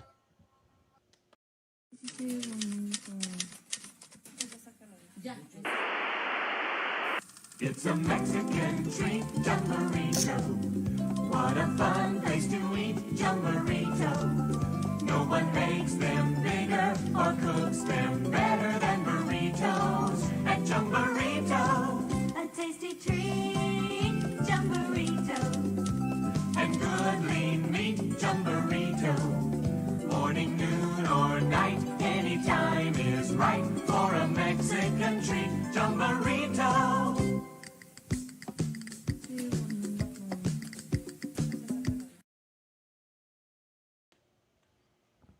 And we're back after that black gold touchdown run by Trey Goodman. Coach, he is a dynamic player. Again, we talked all about it in the pregame. We showed what he was able to pull off last week against the Herd. We even showed some of the highlights from that syndicate second half. He does bring a different dynamic element to overall basically a stagnant offense all season. And on that particular play, I want to chalk that one up to Coach Ford, who called the right play at the right time after seeing that pressure come in. We were just talking about it. The OC, called a tremendous, brilliant drive right there. One of the best drives we've had all season, play calling wise. I believe we featured a screen, a draw, and then a quarterback choice when he caught the blitz inside. Those Tremendous. Three recipes to shut down any pressure that is consistent, because now it's going to force them to take a step back, or else you just keep running those types of plays over and over again. Godina tees it up. I believe we're going to have to probably get somebody to hold it. Here's a key right here. We have a stiff wind going on right now at the stadium. If Godina can just pooch it up there, I believe we can get them all the way back to the 5-yard line and stop them. Get the ball back and make this game close. Here we go. Godina tees it up, boots it away. It's going to come down in the end zone. He had a tremendous wind to his back, and this is where you just really want to see him lay it up, because right now they're going to get it at the 35-yard line to start. And you just can't do that, Well, as effective as this offense has been, Coach, we can't give up yards like this, especially on special teams. Godina has been great all year as far as being able to pin them deep, place some of those kicks. We saw him hit the landing zone a few times last week. But yeah, I'm with you on that one. We gotta think a little bit more strategic with the elements and, use them to our advantage, because now Will has to throw into that wind. He's going to have to throw into it. We need to go get him. Here we go. A 2-by-2 set. Arndt brings him to the line. A pistol look. Motion from right to left. Arndt takes the snap, going to hand the ball off on a jet sweep, trying to get the edge. Oh, we should have just ran right at him, and we stopped and slowed down. Number 15 needed to make him cut it back, and he couldn't. He still got the edge and picked up a first down. Contain. I feel like a broken record parrot on that one, Coach, but that was Jonathan Cajagal unable to contain on that one. And in that particular case, and again, you sort of train these guys. You don't need to make the play. Just make him bounce it back and then have the pressure coming from the backside force them to sort of make the tackle at that point. Here we go. 3-by-1 set. Arndt brings him to the line. Pistol look. Arndt takes a snap. Going to keep it around the left-hand side. And Cajagel's going to be there for the stop. It's going to be a 2-yard loss. Absolutely. You gotta keep contained. You got to set the edge. And then on that last play, if he would have just ran straight to the sideline and made the receiver cut it back to the pursuit, it wouldn't have been a big play. He learned real quick, though. He set the edge right there, and we have a 2-yard loss. 2nd down and 12 coming with 5 minutes left in the first half. So they are heading into the win. Maybe they're sort of understanding the elements as you described, Coach. Maybe they are trying to keep it on the ground to avoid some of those lagged passes. It's a stiff win. It's going to knock the ball down. Arndt brings him to the line. 2-by-2 set. Pistol look. Motion. Arndt's going to take the snap. Looks to throw. Shoots it across the middle on a drag. On his feet at the 50 and turns the corner. He's going to be brought down after about a 10-yard gain. It's going to bring up a 3rd down and 2. A big play right here for Tall City to try to stop. Chris Carpenter on that drag, Coach, and JoJo Pace just couldn't keep up with him. And then finally was able to bring him down before the first down, but still getting beat over the middle of the field. It looks like they had a wide receiver screen set up on the backside that we read very well, too. So it looks like they're running some offensive packages that have multiple options for Arndt to choose from. Here we go. Arndt brings him to the line. 3-by-1 set. Arndt takes a snap. Looks to throw. Shoots it out there. Has a man, and it's going to be completed at the 40-yard line. He's going to have enough for the first down. A gain of 6. That's Carpenter again. Just a very simple 5 and out. You know, they got Kobe Calvin, who's, you know, a rover back, monster back, whatever you want to call him, unable to keep up with that 5 and out pattern. You know, Carpenter's running all over the field here on this drive, doing a lot of drag and out patterns. You know, let's see if they send Lejean deep on this one or if they keep it on the ground or some of these short passes. Arndt brings him to the line. A 2-by-2 set. Pistol look. Motion from left to right. Arndt's going to hand the ball off right up the middle around the left-hand side. The running back's going to be dropped from the backside, and that's going to be number 33, Dominic Oliver, on the stop. Could have been a big play, but Oliver running that heel line stopped him for a gain of 2. Great play by Oliver. We've called his number a number of times throughout the season from that defensive end spot. You know, again, you know, we just got to keep calling on this D-line to make plays when we need them the most. And now we're, you know, setting them up 2nd and long. Let's see if we can work in some blitz packages here and keep the pressure on. That's just being competitive. Oliver was competing on that play. Here we go. Arndt brings him to the line. A 3-by-1 set pistol look. It's going to be motion on the Toros as some of the black gold fans are rising up, making some noise. If you can hear them in the background. Trying to do as much as we can to hold up right here, take it into halftime, get the ball back. Hopefully we can score. We need a big stop right here. Big stop right here. Try to get the ball back before half and make it a game. Put some pressure on them. The Toros have been operating with no pressure the whole season. Let's see if we can make it a game and turn the pressure up. See what they do. Maybe they'll give it to us. Here we go. Arndt brings them to the line. A 3-by-1 set. Pistol look. Arndt takes the snap. Going to hand the ball off on a delay. Running back makes a move in the backfield, still on his feet, and he's going to be brought down in the backfield for a loss. A big play by number 6 for the Tall City Black Gold. Going to bring up a 3rd down and around 15. And that's Justin Whiteside, Coach. But, you know, again, I'm sorry, go ahead. It's going to be the 2-minute warning. That's going to take us to the 2-minute warning.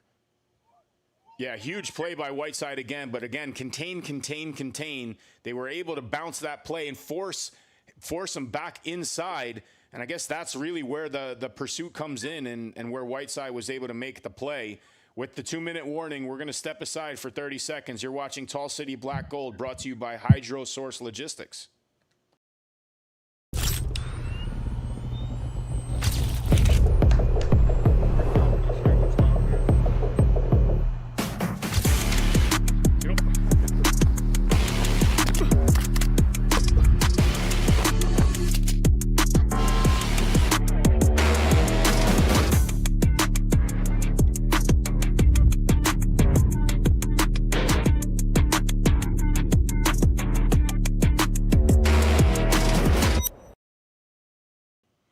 You know, Coach, we called on this defense endless times throughout the season to make big plays, and, you know, they can only do so much, but that was a big one right there, especially right after a penalty that knocked them back. You're able to stop them in the backfield once again, setting up a 3rd and long here. You know, 2 minutes left in the first quarter. This has really been our Achilles heel in order to get out of these types of situations. You know, again, I'm going to call on the defense one more time to make another big stop, either force a punt or, you know, I don't know if they'll go for a long field goal attempt into the wind, but give your offense another shot to march down the field and put points up before the half. It's not only just that. I mean, the crowd has juice. The sideline over here at the Tall City Black Gold, they have juice. Everybody is just pumped up. They're wanting to compete, and we have to be kicking ourselves right now. We really have to for making some mistakes. We kind of gave them some points, and this has been a ball game ever since we settled down. Here we go. Arndt takes a snap, looks to throw. The pressure is on, and Arndt shoots it out there. Has a man, and it's going to be covered up and picked off at the 20-yard line. That's going to be intercepted by the Black Gold. There we go. That's exactly what I've been calling for. Just compete. The Tall City Black Gold have risen up and compete. That's all it is. The word is compete. And Coach Mike. Yeah, that was Jamison Lindsay getting the best of Will Arndt on that one. That's his 2nd pick against him this season. So, you know, he definitely has some sort of a number whenever Will throws the ball. But, Coach, I'm going to point out a couple different levels of the defense on that one, and that's a team interception. I mean, the pressure that was being put on by the defensive line really forced that ball up a lot, you know, higher than I guess Will Arndt wanted. And Jamison Lindsay just went up, and it was up for grabs at that point. He took all advantage of it. Couple of things. That defensive end on the right side putting tremendous pressure. If he would have had just a half second more, we might have had a strip sack fumble on the play. The wind knocked that ball down. Here we go. Goodman has the wind at his back, looks to throw, looking, has a pump fake, shoots it out there, has a man on the move at the 50. He's going to be knocked out of bounds inside of Toro territory at the 45. You got to believe, Coach Mike, you got to believe this game is not over. There is some juice in the crowd. And that was Caleb Jolivet, our leading receiver, finding a seam up the sidelines. And, you know, like you said, Coach, the wind at the back, you know, maybe they are starting to play with the elements here. Goodman with a strike, a frozen rope to Jolivet, who picked it up and ran it down, got the ball inside of Toro's territory. Let's keep the offense cooking here, man. Let's get some points on the board before halftime. You make it a ball game right here if you go in and score. You make it a game because we get the football back to start the second half. You make it a game and you put the pressure on them. All we want to do is compete. Here we go. Goodman brings them to the line, a 2-by-2 set. Samuel flanked to his right. Goodman takes the snap. Going to hand the ball off to Samuel. He's moving his feet, needs to push him from behind. He's going to be stopped after a gain of about 3 yards. Give him 4 yards on the play. 2nd down and 6 coming. Samuel running harder. The offensive line trying to get involved and push from the back. It looks like we have some serious juice on the football team. Need to try to get this in. A field goal wouldn't be bad either. It would make it a 3-score game with us getting the ball back to start the second half. And we have the wind at our back. Yeah, absolutely. Goodman brings them to the line. 3-by-1 set. Need to get closer, though. Goodman takes the snap, looks to throw, shoots it out there, has a man, and it's going to be completed at the 20-yard line. As one of our receivers went up there and got it. Let's see who it was. My goodness, what a throw, what a catch. Highest point, one-on-one coverage. That was Eli Roundtree. Roundtree with the reception. A tremendous competitive play by Roundtree. 1st and 10. The Black Gold are on the move. He has been a go-to receiver for Trey Goodman since Trey Goodman took over this offense. Let's see what they can do as far as keeping the ball moving and spread out here. He's hit a couple of receivers on this drive. Here we go. Goodman brings them to the line. 2-by-2 sets. Samuel flanked to his left. Goodman looks to throw. He's going to have to tuck it and run. Get around the right side. Has a man wide open at the 10. Breaks a tackle. Going to get up inside of the 10 and is going to set up a 1st and goal at the 7. My goodness. Trey Goodman has the Black Gold on the move. And that was Roundtree once again, Coach. finding that little soft pocket with the pressure barreling down. Credit Goodman for escaping the pocket and finding that open receiver. But Eli found the open spot on the field after 3 defensive backs and linebackers pursued Goodman due to his running threat. There's that all over the field. They are bringing the house, and they're not covering everybody. It's literally all over the field. I think we're going to have a flag. Let's see. It's going to be on the Toros. It's going to move the ball even closer. I want to say the 3.5-yard line. It should be half the distance. Well, Coach, I mean, maybe they're not just quite used to seeing an offense move the ball on them like this, and tempers are flaring a little bit. But, again, we talk about opportunities, man. This is a critical one for us to put another touchdown on the board, head into the locker room. We do get the ball to start the third quarter. So, with all the momentum and everything happening right now, things are looking very, very promising for Tall City heading into the halftime and into the second half. Mike, I'm going to tell you, I've been here. I've been coaching in the coaching ranks for 16 years. You can feel it. You can feel it at the stadium. The game is getting closer.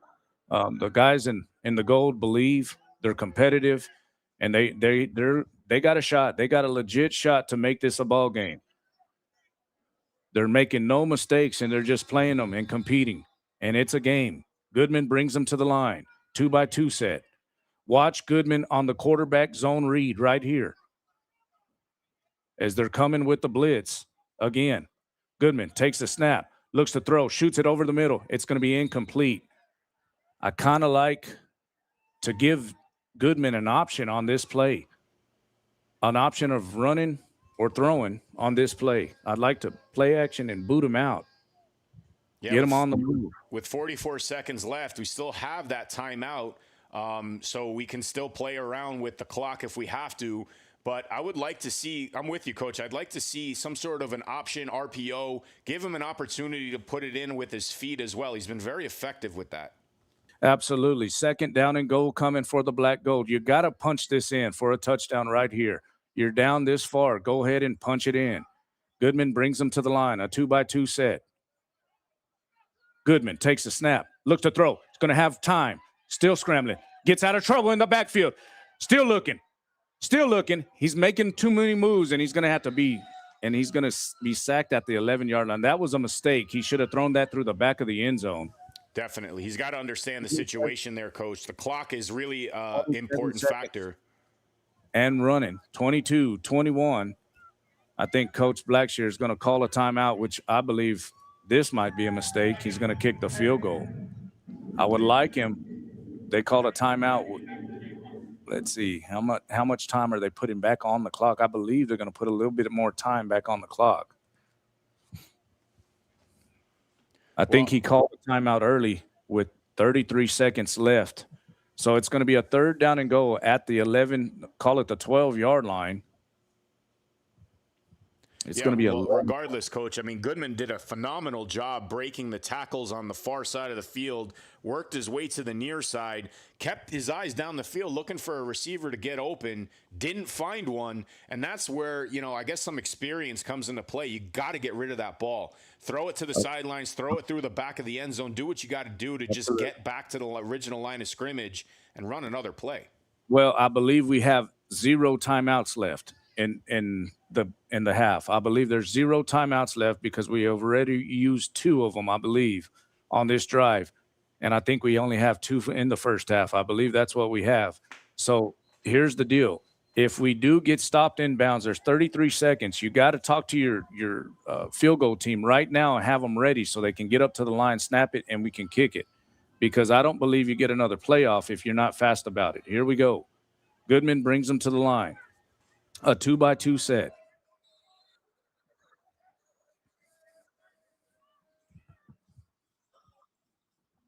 Goodman looks to throw. He's being rushed. He reverses out, sets up, shoots it in the end zone. It's going to be caught for a touchdown. That's a Tall City Black Gold touchdown. That's going to be number 10 for the Black Gold. My goodness, what a play by Trey Goodman. That was Joe Boykin right there at the goal line. Goodman finds him, made sure that he stayed in the end zone, didn't want to come out and risk getting tackled in the field of play. Heads up play by Joe right there, and great pass by Goodman. I mean, he was able to elude a lot of that pressure, thread the needle, hit a laser beam right into double coverage there, and Boykin was able to snag it while staying in the end zone. I believe there is a flag that just... They're going to have another penalty on the Toros. It's going to be unsportsmanlike conduct on the Toros. They're getting a little shook. Coach Mike. Again, Coach, they probably haven't seen this type of pressure offensively all season. And, you know, again, I'm not knocking any of the talent that we've seen them put forth throughout the year defensively. Obviously, Jerry Glanville is their defensive coordinator. You know, there's a lot of talent, a lot of experience. But you and I both know this game is funny, man. Any given Sunday, you know, you can find some wrinkles and creases, and all of a sudden the tide is tilted. And, you know, Tall City's black gold, it took them all season to find some offensive rhythm, and we're seeing it in full display here at the end of the second quarter. Definitely some juice on the black gold side. Godina, ready to add the extra point.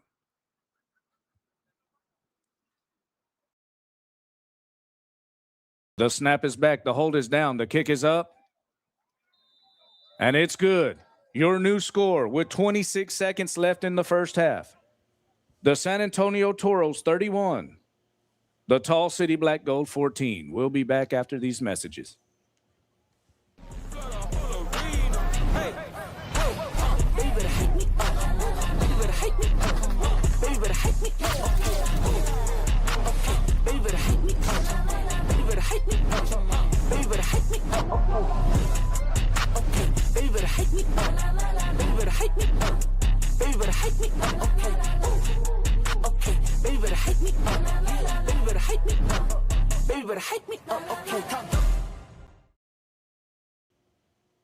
Coach, good on Coach Blackshear on that one for not relying on the field goal and entrusting that final play into your dynamic quarterback. Goodman sort of stepped up and made the play happen. But again, I want to credit Boykin, you know, with the awareness to keep both feet in the end zone and not catch that ball before the goal line. I think that was critical, especially with the time left on the clock. A great call by Coach Blackshear of calling the timeout early once Trey got sacked when he was doing a little bit too much the play before. Coach Black went up there and called the timeout, conserved the time to make sure that if we didn't get it on third down, that we'd have enough time to kick the field goal. And he did a tremendous job managing the ball game down the stretch of the first half. Here we go. Godina tees it up. The ball, it's windy out here, Mike. There's no doubt about it. We got a good wind out here, and they're going to have somebody hold it for him. You would like Godina to just lay it up. Keep the ball in the zone. Don't kick it. I mean, he don't really even have to boot it. He's got a big old solid leg on him, you know, one of them big German legs. So he just has to lay it up. That's all he has to have right here. Just lay it up. He boots it. And it's going to keep the guy in the zone perfect at the 1 yard line. And the return is on from there. Shakes a tackle on his feet at the 20. And he breaks a tackle all the way up to the 30-yard line. Whew. Well, you called it, Coach. I mean, you know, even though he got a good return out of it, he definitely set up the kick return or the kick flag down. The kickoff team. Absolutely. All flags all over the place. There's all kinds of stuff going on there, Coach Mike. Yeah, tempers are definitely flaring. I mean, we've got 20 seconds left before the half.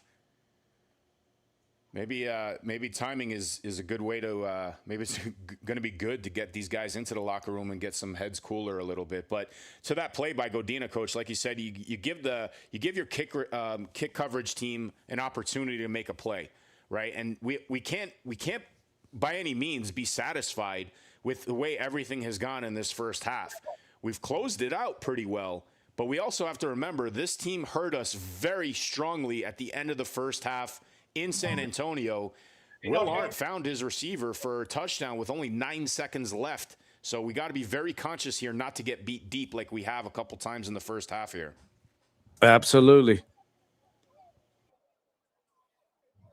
We also have a sideline warning against Bengals. A big time penalty on the black gold is going to move the ball all the way up to the 46-yard line. You can't have that. There's 20 seconds left in the first half, and you just put the ball almost at midfield. I know it's into the wind, but Kenneth Almendares, he does have a very strong leg, too. We saw that ball kind of hold up a little bit, so I don't know if they would even turn to him. But again, I don't think so. You can't give Will Arndt opportunities like this. He can strike and hurt you. It's a 15-mile-an-hour stiff wind that Arndt's heading into right now, a 2x2 set. Pistol look. Arndt takes the snap, going to hand the ball off on a jet sweep. Praise Amuali out to the outside, trying to knock the guy out of bounds, and he does at the 49-yard line, assisted by one of the other tall city players. That's going to be number 6, Justin Whiteside. Yeah, Whiteside's trying to stay stride for stride with the speedy Wayne Ruby on that jet sweep. Again, running multiple options on that particular pattern for Will Arndt to choose from. Opted for the jet sweep. Let's see what they can do here on second down. Arndt brings him to the line, a 3x1 set. Pistol look. Arndt takes the snap, looks to throw. The rush is on. Oliver's all over him in the backfield. He escapes it. He's going to tuck it and run, and he's going to go down. You're going to have to call a timeout, and they are. The ball is at the 45-yard line with 6 seconds left in the first half. 6 seconds is all they have. I believe they're going to let Art just chuck one up.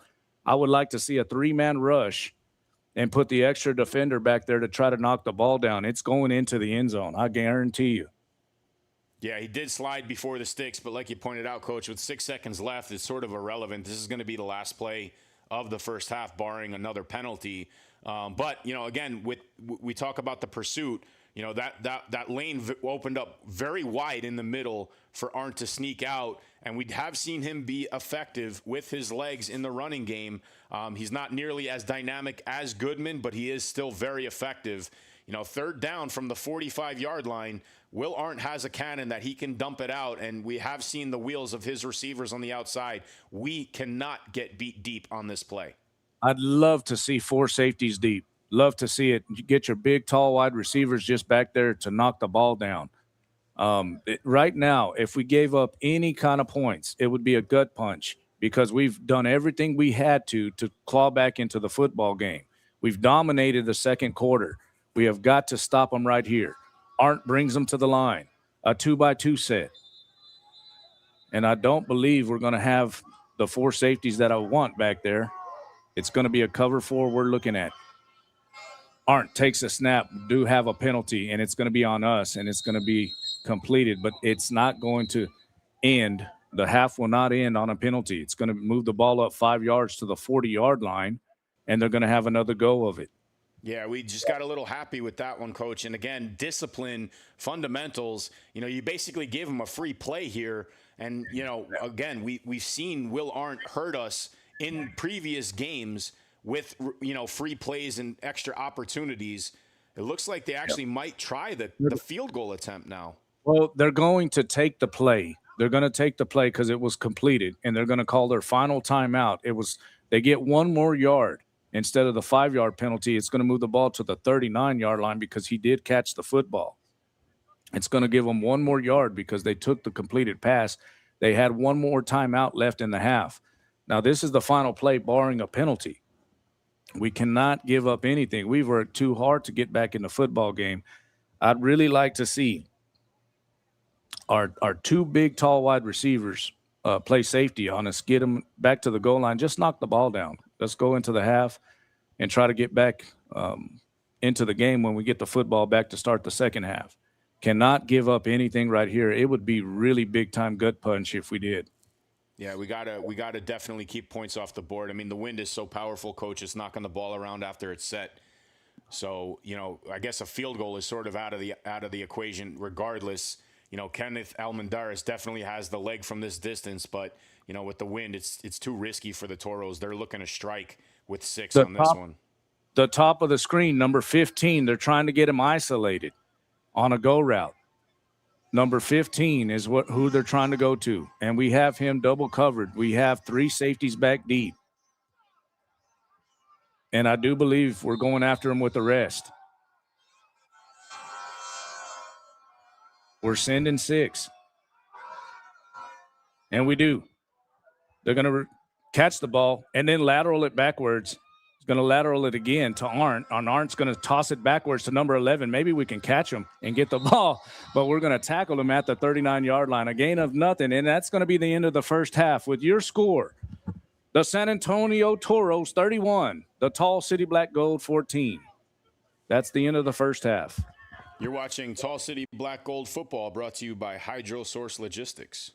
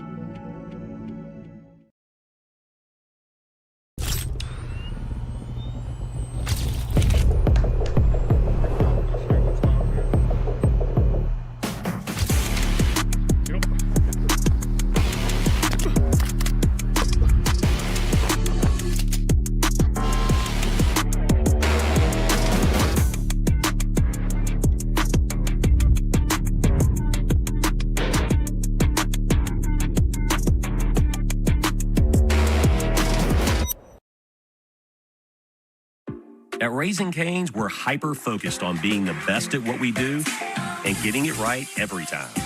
Cook-to-order chicken fingers, cane sauce, crinkle-cut fries, coleslaw, Texas toast, iced tea, and lemonade. It's our one love. But is the hype real? Yeah, it's real good. Raising Cane's chicken fingers, one love.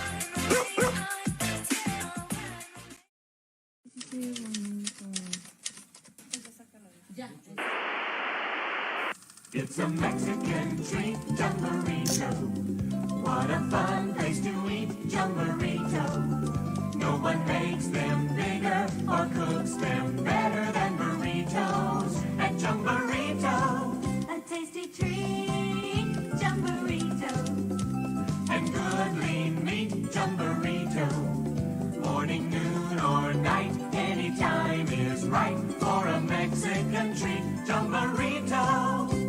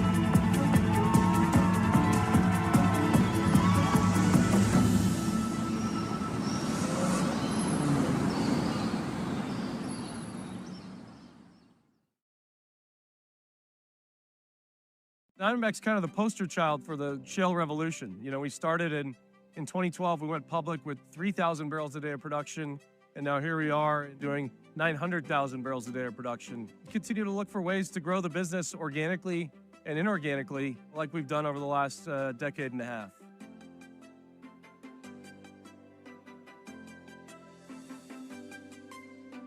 Diamondback's core business is nothing more complicated than converting rock into cash flow. We own about 800,000 acres worth of leases in the Permian Basin, all based in Texas. We've grown significantly over the last 15 years. Started with almost nothing, about 30,000 acres, and now here we are today at a differential size and scale. The differentiator for us has been our ability to convert that rock into cash flow at cheaper prices and cheaper cost structure than anybody else, which has allowed us to acquire a lot of assets and grow our oil production significantly. We estimate we're only getting about 10% out of the oil in place out of the ground today. Diamondback is kind of the poster child for this shale revolution in Texas, and that wouldn't be possible without free markets, capitalism, and a supportive regulatory environment in the state of Texas.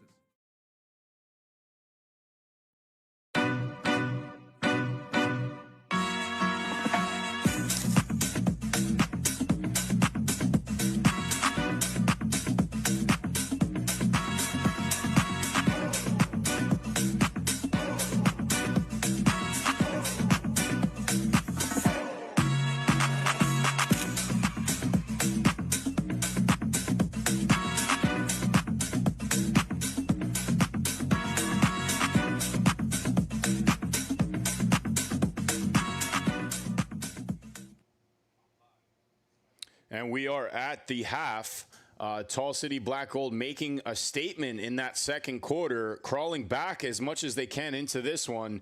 It is a 31-14 score, but the Black Gold offense has really started to come alive. Trey Goodman making plays both with his feet and in the air, finding certain receivers at key moments. And again, a credit to Robert Ford, the offensive coordinator, for really figuring out ways to deflect a lot of this pressure that the Toros defense is notorious for. You know, Jerry Glanville versus Robert Ford in this one, two OGs in the NFL and a lot of football experience being called. And it's really exciting to see this chess match go back and forth between these two veterans. But for the most part, Black Gold end that first half on a very positive note. They will be receiving the second half kickoff, and if they can put points on the board again, ladies and gentlemen, we definitely have a ball game.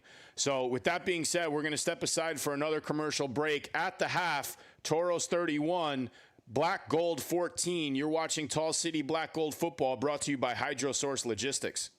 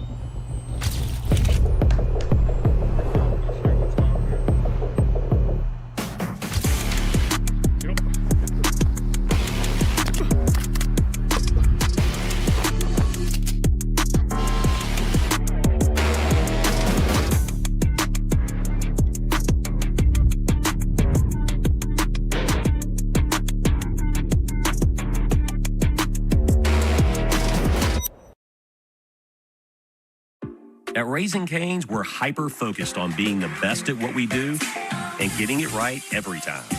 Cook-to-order chicken fingers, cane sauce, crinkle-cut fries, coleslaw, Texas toast, iced tea, and lemonade.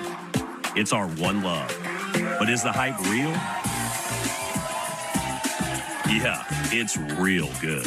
Raising Cane's chicken fingers, one love.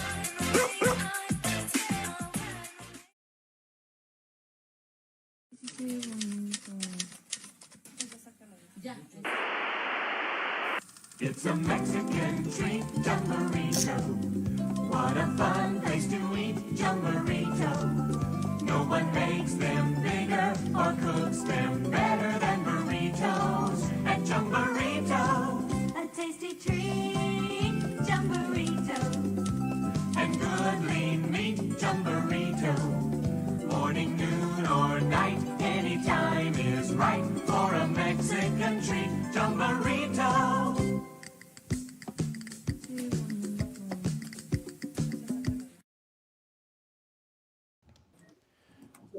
And we're back, still at halftime here. Toros leading 31-14.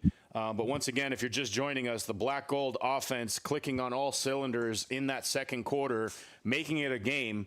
And we are privileged to be with John Norman, the owner and founder of the Tall City Black Gold.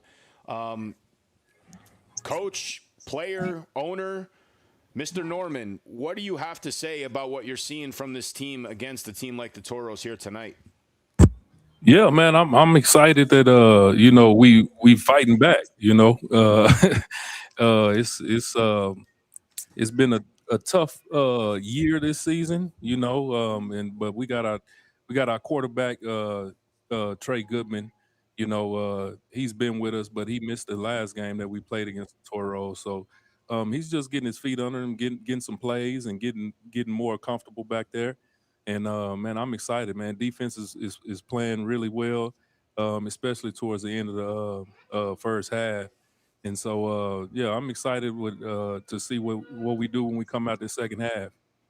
Well, let's talk about this first season. I mean, obviously, we talk about some of those roller coaster peaks and valleys and ups and downs, and but bottom line is, man, you were able to bring football to the Permian Basin in the middle of the summer.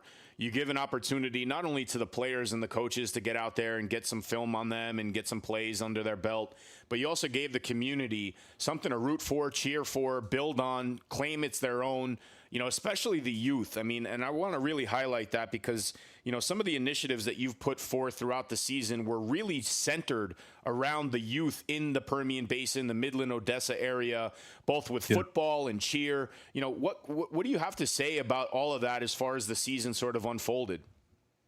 Yeah, man, I'm just blessed. I'm blessed to be in a position to, like you said, I've built a youth sports league where we service over 3,000, up to about close to 5,000 now. So over 4,000 youth throughout the year on an annual basis. And, I just wanted to extend that and have a professional team here in Midland. It's the first year. We learned a lot this season. This being our last home game and everything, but it's a lot to build on. We've had a lot of teams come through Midland, Odessa, and in football country, and they haven't lasted. And so hopefully we can get this thing rolling. And end this season strong, and come out next year bigger and better. The kid aspect of it, man. We've tried to do themes each home game that we've had, and we had a great theme with youth sports night where all the kids were able to come out and wear their uniforms. Some of those football players had to wear last year's uniforms because their uniforms hadn't came in this year yet for the fall. So that was interesting to see different uniforms and everything, and we've had our cheerleaders perform at halftime, our MRD program, which is a local, Midland recreational division. A lot of these kids, man, this is all the football, all the sports that they're going to play. And so, we want to showcase those young people and showcase this talent that we have out here. It's been great. I mean, and again, from speaking on behalf of everybody in the Midland area, thank you for this opportunity that you gave to this community. I know the kids are loving it. It's football in West Texas, and nothing really more needs to be said at that point. But you've done a great job. I know it's been a lot of work throughout the course of the season. You have a great staff around you, a great team around you. Obviously, your wife is a co-owner and director of operations for the whole organization. She's done a great job, Denise Norman. Again, we just want to express our gratitude personally from this broadcast booth, and for all those listening around the country. It is something very special that you were able to build here. Yes, sir. I appreciate it, man. And like you said, I couldn't have done it without the team that we have. And like I said, we're just going to get bigger and better and stronger each year. So thank you, guys. I appreciate it. John Norman, founder and owner of the Tall City Black Gold. As we queue up the voice of the Tall City Black Gold, Coach Rob, leading us into the third quarter kickoff. Here we go.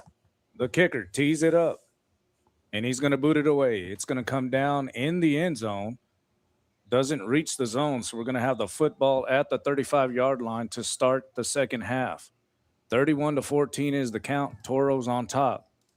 We dominated the last quarter, the second quarter, 14-3 over the Toros. Yeah, Coach, I mean, we got to build on this momentum. Obviously, we're heading into the wind now, and that was a big factor as far as the way the elements were playing with that football in the air. But again, this is really where I'd like to see the Trey Goodman show come into fruition. Let's run some of those RPOs. Let's get him on the ground, rushing for those sticks, finding those gaps, and let's keep that offensive pressure on the Toros defense. Well, they're going to come out in that bare front as they're showing.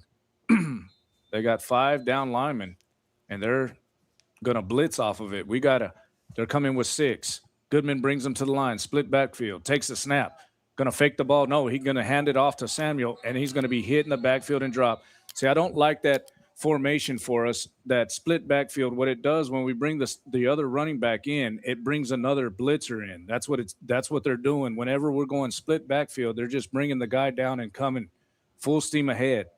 And if we're going to run into it, it's not a bad thing if we throw out of the split backfield, but if we're going to run into it, we're running into 6 guys coming straight at us. Would you like to see the running backs flare out on that and just sort of keep absolutely the pressure at bay? Like I said, if we're going to do anything out of the split backfield, I'd like to run. And here they come again with a 6-man front. We're in the I formation. Goodman takes the snap. Play action. He's going to have to reverse out. He does. Looking for a man. Shoots it deep. Has a man. And it's going to be picked off at the 20-yard line. Ooh. Not too bad of a play still, though, because it's like a punt. We're going to have them all the way backed up at their 21. I know we don't have the football, but we kind of flipped the field position. It really is not a terrible play. It really is not. I mean, it is one-on-one coverage with Joe Levette. I mean, he is a smaller receiver, right? But, for the most part, I'm with you, Coach. I'd like to see, the slinging down the field to try to give this offense enough of a momentum to keep the pressure on. And look, now the Toros have the whole field that they got to march down. So once again, calling on the defense, but it was a great play by Isaiah Green in one-on-one coverage down the field. They do have the wind at their back right here. So, we could not get out of that first quarter with the wind at their back. Arndt brings them to the line. Going to have a split backfield look. I'd like to do them the same way they do us and go after them. Arndt takes a snap. Going to have a handoff on a crossbuck right up the middle. That's going to be number 12. Breaks a tackle, still on his feet in the open field at the 50. A flag comes down. He's going to be knocked out of bounds, and there's going to be another flag, and it's going to be on us. It's going to be number 14 with the late hit. My Lord have mercy. I think you're going to have a flag on them and going to turn back and have a late hit on us. Did not need to shove him out of bounds when he was already stepping out of bounds. That was not a very smart play. Yeah, that was number 14, Gabriel Adewuze, with the late hit.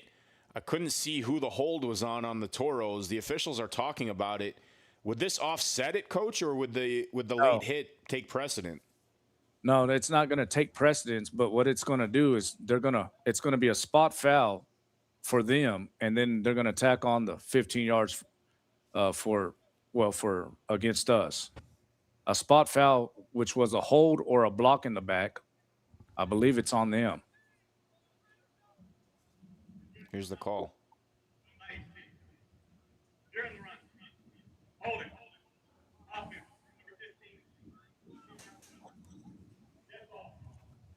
So it's a spot foul. And then a dead ball. And then a dead ball. So it's really going to give them 5 yards up to the 45-yard line from the spot foul. So, we would have had them all the way back to the 30. Instead, we give up the penalty on the late hit, and it marks it at the 45. And that was Jalen Jackson on the run. It was a beautiful run by him. We got to give him the credit for that. I didn't see or hear who the hold was on. But again, disciplined football coach. We can't be making mistakes like that and give him free yards. Arndt brings them to the line, a 2-by-1 set split backfield.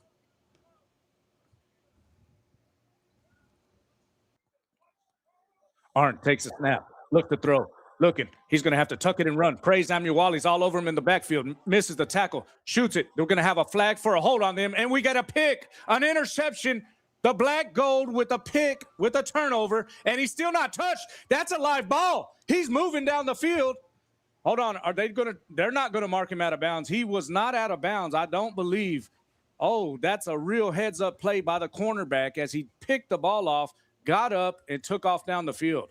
That was JoJo Pace, coach. Big heads-up play. But again, that's all praise Amuwale on the defensive front. He put enough pressure on that Tucker was forced to hold him. It was going to be a holding penalty anyway, but it forced Arndt to throw that ball up. JoJo Pace comes down and gets a decent return out of it. Our offense right back on the field. And this is why I watched the film on Arndt, and I watched all the games. And when you put pressure on him, he does not make good decisions with the football, particularly throwing the ball. That's why I would like to go after him a little bit more. He'll give it up. He's been known to do that when I watch the film. Right here, Praise just had the hands all over. Look at that big left tackle. He went in clothesline, Praise. A great play by number 5. And then heads up, he takes off and gets another 40 yards of field position. The ball is at the 35-yard line, prime for us to go in and make a play. Goodman brings them to the line. Let's see if we can spread them out. I'd like to see the same formations that we used to move the ball down on them in the second quarter. It looks like we're going to go split backfield again. 2-by-1 set. This tight end is live to the right. Going to have a timeout on the field. And it's going to be on for the black gold. I don't like that timeout, Coach. Again, this is sort of an undisciplined timeout. We're very early in the third quarter. And as we learned in that syndicate game, you only get one timeout in the third quarter and then one timeout in the fourth quarter as part of the Continental Shift rules. Right. That is a rule that is sort of put in place throughout the whole game. So big error on that one, just either getting that play in, getting the right personnel in, but you gotta maintain discipline to keep that type of momentum in your favor, especially after a big interception like that. Listen, they've been at their best when they've gone to a 2-by or a 3-by-1 set with a running back in the backfield with Goodman. And I'll tell you the reason why. They cannot bring all those guys because you got guys out there to cover. When they go 3-by-1 or 2-by-2, you have to put a guy out there to cover. It takes a guy from blitzing you. When they come out with this 2 backs in the backfield, it brings another guy in there that you have to evade. I would want to spread everybody out so that Trey has to elude less people when he's looking down the field. Here we go. We're bringing them together again, though. It's a 2-by-1 set, split backfield. Goodman brings them to the line. Motion from right to left. Goodman takes a snap. And Goodman's going to fumble it, shoot it out there, and it's going to be almost picked off. Dangerous pass. He tried to throw it out of bounds, and he just got hit as he was throwing. That could have been disaster from the get-go. I'm not lying. I think we should get out of the 2-back set out of the split backfield. If you're going to use the split backfield, I would like to see them flare, because the guys that are coming in off the edge, they're just coming to blitz. They're not going looking to cover anybody. I got one better for you, Coach. If you're going to start in the split backfield, motion these guys out so that they can show their hand with the blitz. Hey, not a bad idea. Any of that, getting them out wide, it's the way to go. Here we go. Goodman brings them to the line, split backfield, 2-by-1 set. Oliver's live right to the bottom of the screen. Goodman takes a snap, looks to throw, has protection, shoots it out there. It's going to be completed on the move. Inside of the 10-yard line is going to set up a first down and go for the Black Gold. That's going to be number 3, Caleb Jolivet, all the way down inside of their 10. I mean, what a great route. What a great route. What a great throw. I mean, one-on-one coverage right there. I mean, Jolivet just beat him to the inside, and Goodman put it right on stride. What a perfectly executed play, and it looks like that they changed it at the line of scrimmage based around what they saw defensively. So Goodman out there reading the defense, making the necessary adjustments when he has to. It's one-on-one. Here we go. This is the set we like, 2-by-2. Samuel in the backfield, split to the right of Goodman. Goodman takes a snap. It's going to be a quarterback draw all the way. Goodman shakes a tackle inside of the 5, down to the 1-yard line. It's real close. It's going to be second down and go. I love the call. I love the call too, Coach. We called for it earlier in the game, and, you know, ask and receive when it matters most. You know, you spread him out. You give Goodman the opportunity to make plays happen with his feet. And we've seen how effective this offense is when he has that chance. I'd like to see the ball in the big running back right here, Samuel. Samuel is a load right here. Hopefully we can get 1 yard. Both hands on the ball. Cannot afford to put the ball on the floor here. Goodman brings him to the line. I said. Goodman takes a snap. Going to hand the ball right off to Samuel. He's fighting. It's going to be third down and go at the 1. He just could not get any movement over there off of the right side. Now we just spread him out and let Goodman go to work. Yeah, I would have almost loved to see a little play action boot with Goodman right there. It looked like the top of the field was sort of open for him in a lane. I understand you want to ground and pound it in there, but it's very difficult to move this Toros defensive front. That big number 93 right there, Big Ted Washington Jr., it looks like he's big. That's a man as big as a house, right at the point of attack. I hope we don't run right at him. Maybe a bootleg right here with Goodman. Goodman takes a snap, looking for a quarterback sneak. He's going to try to get in like a little rat. He does. That's going to be a touchdown for the Black Gold. Goodman making himself small, and I saw it. He looked like little Mikey Cotto over that left-hand side. He got down like a little rat, you know, zero cartilage. And Goodman got in. That's a touchdown all the way. A tremendous job by Goodman, making himself as small as he could. And he got in off of that left-hand side. You know, the big number 90, I think it was 63 or 93, one of those guys, he's big as a house, and we didn't run his way. That's a good deal by Goodman right there. That was a great answer from a great interception, too, and that's exactly what this team needs. They need the offense to capitalize on those opportunities when the defense gives it to them. Absolutely. Go Dina for the extra point. The snap is back. The hold is down. The kick is up, and it's going to be blocked. It's going to go off into the end zone. Going to be no good on the PAT.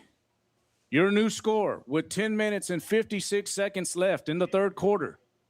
The Black Gold 20. The San Antonio Toros 31. Coach, we got a game.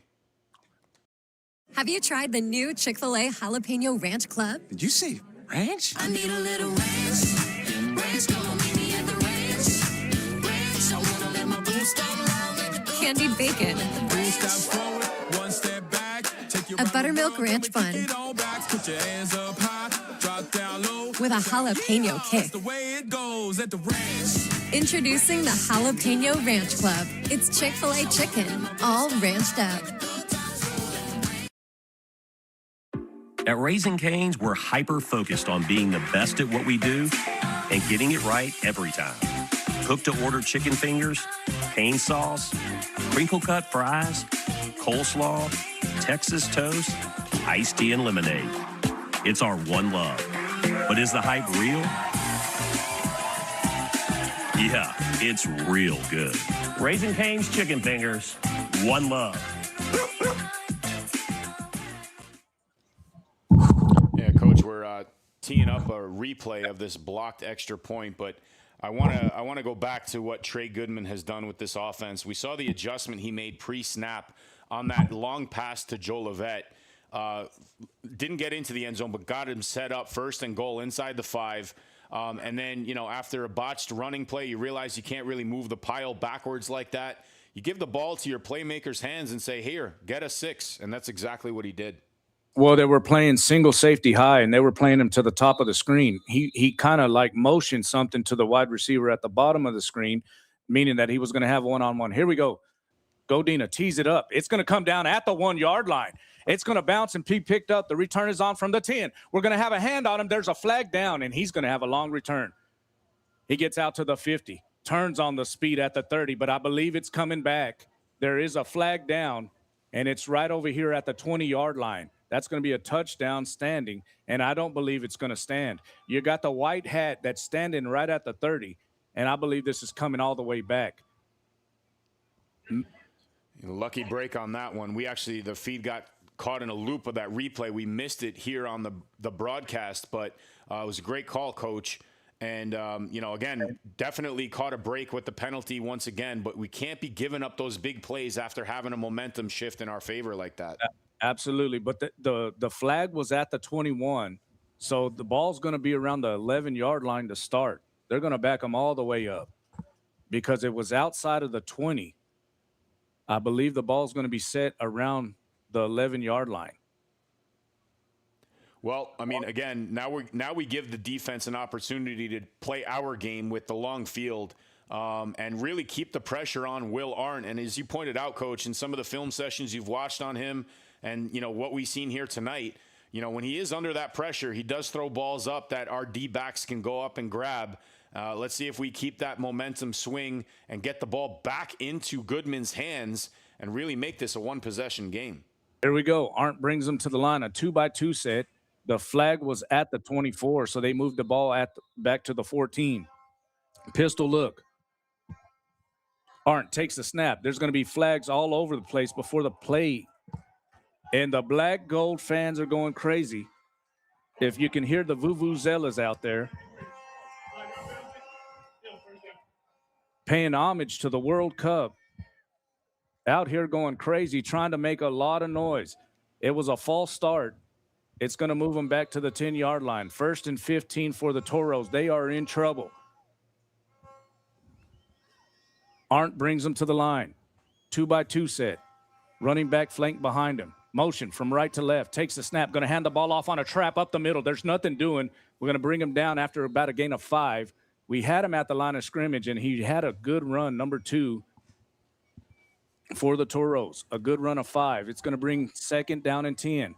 We need to stop them right here and get the ball back.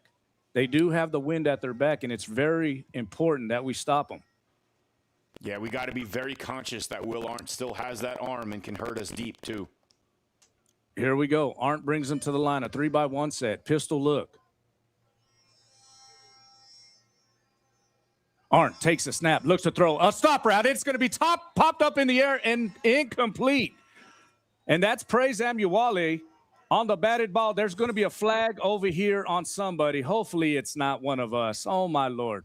Please. I did see some retaliation there, Coach. And again, it was a phenomenal play. It was tipped in the air, and I believe it was Guzman made a great play to tackle the receiver, and then he gets up and shoves him in the back. I mean, my Lord. That's an undisciplined play right there, but it was a very smart play, knowing that the ball was tipped to just simply tackle the receiver. There's no interference at that point. No interference once the ball is tipped.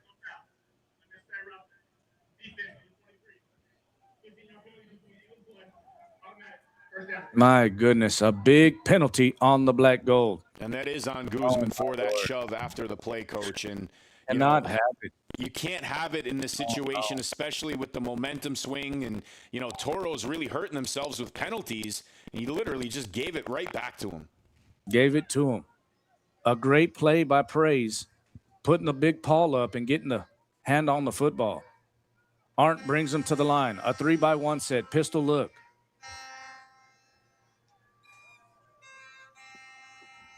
Arndt takes a snap, a counter, and Arndt's going to have him in the backfield. No, that's Praise Amuwali. He missed the tackle, still on his feet. The running back shaking tackles and finally brought down at the line of scrimmage for no gain. Whiteside made the play at the end, Coach, but that was all Praise Amuwali. He got back into the play after he snuffed it out that the quarterback didn't have the football. He blew up, and I want to say that was Dominic Oliver blowing up the counter as he stopped the guard. He stopped the guard from pulling. It was fixing to be a counter tray. And Praise Amuwali made sure that Arndt didn't pull it. A great play by Praise, pushing him back inside to the pursuit. And was that Justin Whiteside that made the tackle? It was. You know, again, he's been sort of the mop-up, cleanup crew for this Black Gold defense after this defensive line really puts up that pressure. So it's really great to see, you know, the defensive front and the second level coming through on a play like that. But again, I'm going to give all that to Praise. I'm going to give all the praise to Praise on that one. Stayed disciplined, didn't bite, stayed with the contain, read that the quarterback didn't have the ball, and then closed in and therefore allowed the other players on the backside pursuit. I mean, everything we talked about with respect to that contain coming into fruition at that point. But with that, we have a little bit of a break here. We're going to try to sneak in a commercial for 30 seconds. We'll be right back.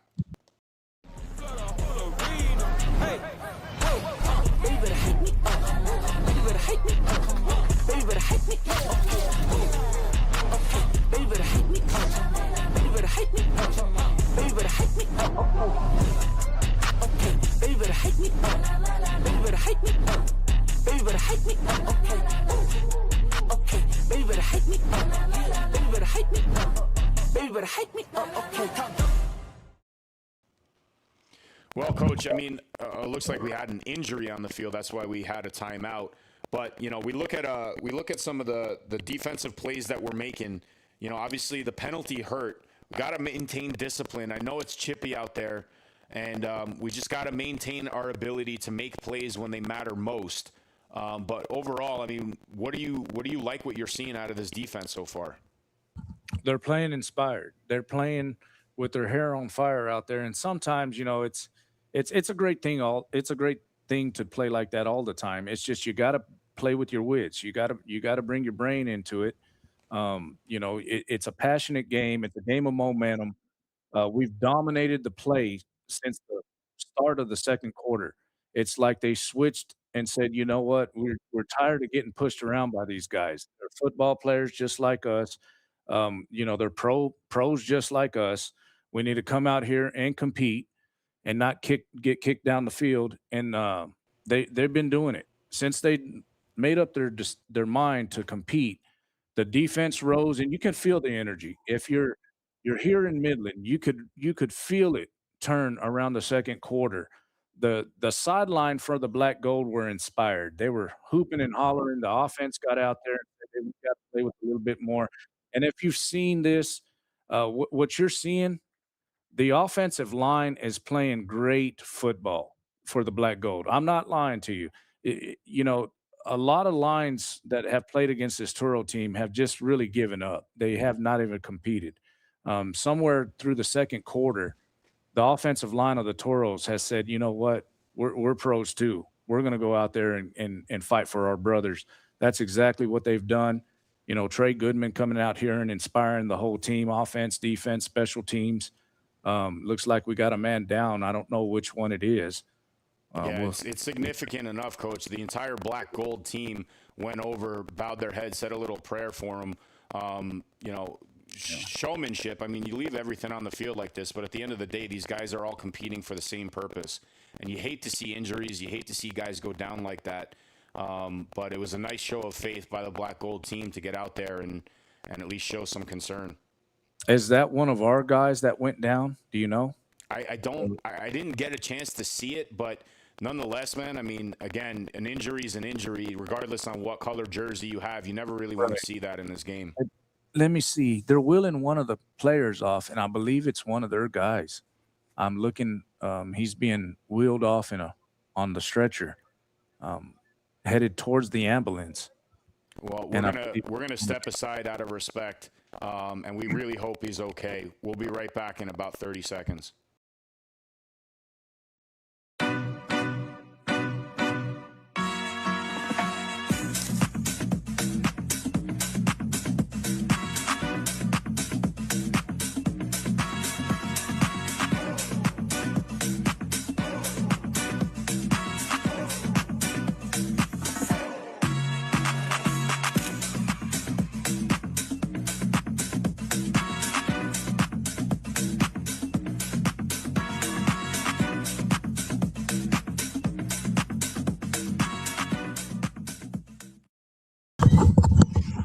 Yeah, we're back here live, and it looks like they did bring the player up the tunnel there, so hopefully he's all right.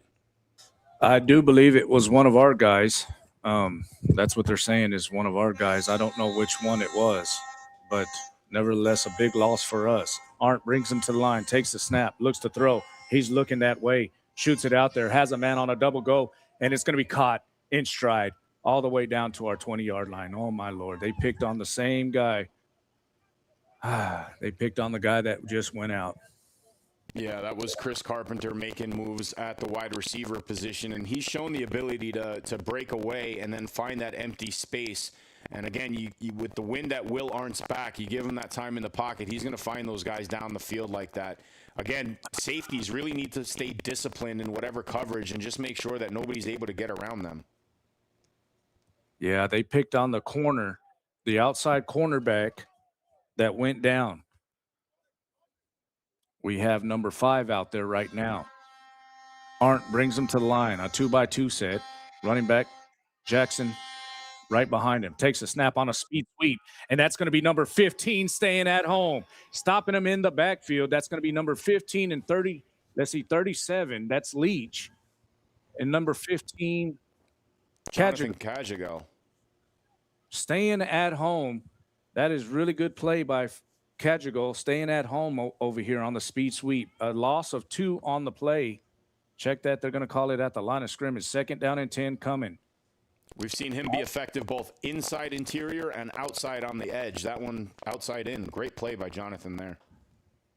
Arndt brings him to the line. 3-by-1 set. Pistol look. Arndt takes the snap. Going to hand the ball off. No, he shoots it out there to number 5, and they're going to hit him and drop him after about a gain of 3. Let's see. They're going to call that a gain of, about 3 yards on the play. A 3rd down and 7 coming. I thought that was incomplete, to be honest with you. I thought the ball it skipped too, Coach. I thought it skipped as well, but, I mean. Nevertheless, they're going to give it to him. Arndt brings him to the line. Pistol look. Jackson flanked right behind him. 3-by-1 set. Arndt takes the snap. Looks to throw. It's going to be a delayed draw to Jackson. Jackson looking for room. Still on his feet. Makes a cut. He's going to get the 1st down and a little bit more. Going to move the ball down to the 12-yard line. That big-time injury really, really hurt us on this drive. It looks like we got another one. I can't tell who that is. That's Scott Walker that's down? Think he's down with a cramp. Got a player down, but he has a cramp, I believe. Might be Kajigo, because I did not see 15 out there. Yeah, we got a shot at what the wind looks like with the flags here. The wind has a little bit died down just here lately. It is kind of a swirling wind now. It was out of the south. It's kind of going from south to southeast now.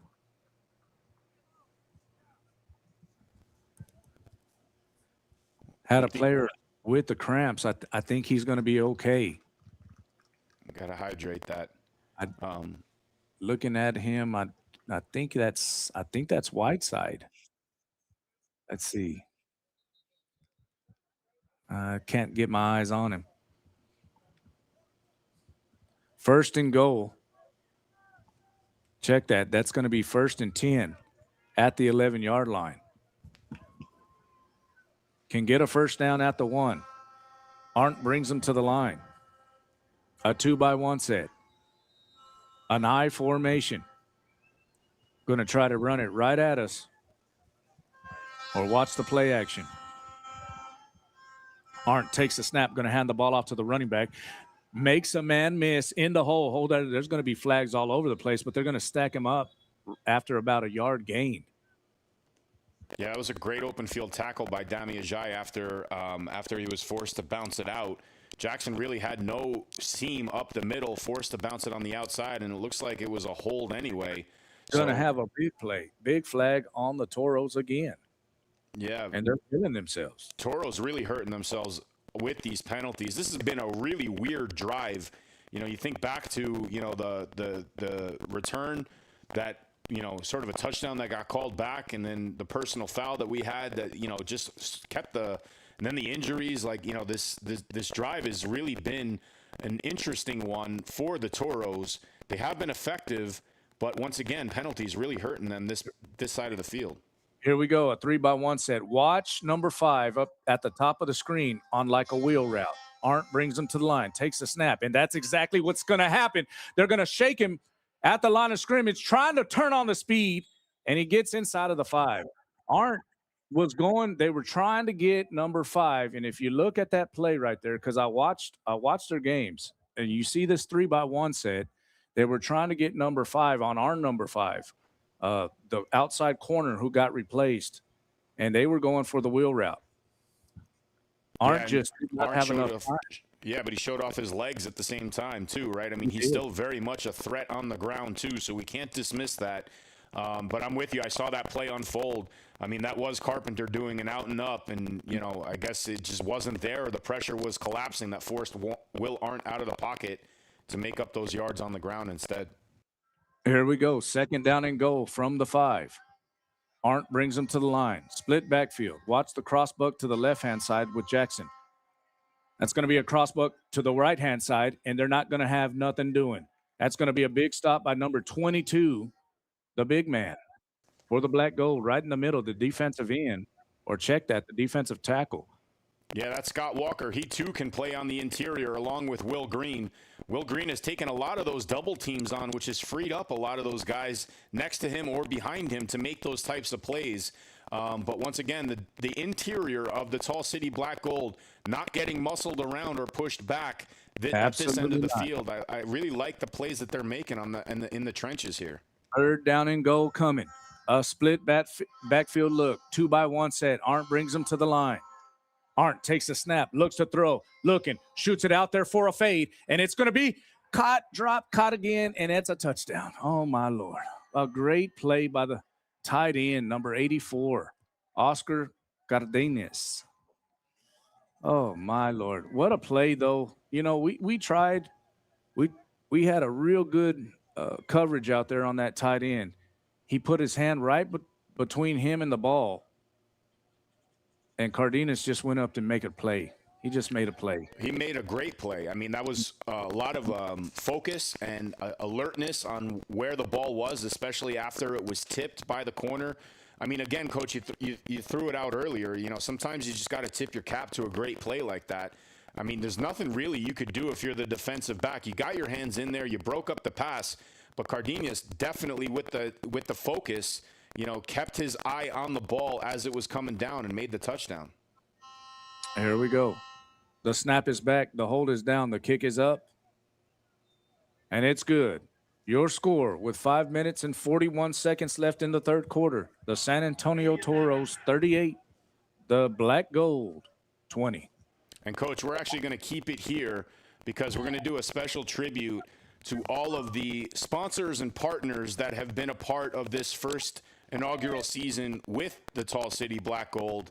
And it starts with, you know, Roundup, which is the foundation partner, and they ran a phenomenal program all season long, which they called Ticks for Kids. Basically, any kid had the ability to, you know, fill out a form on the website, Tall City Black, COFL, tallcityblackgold.com, and basically they got free admission into the stadium.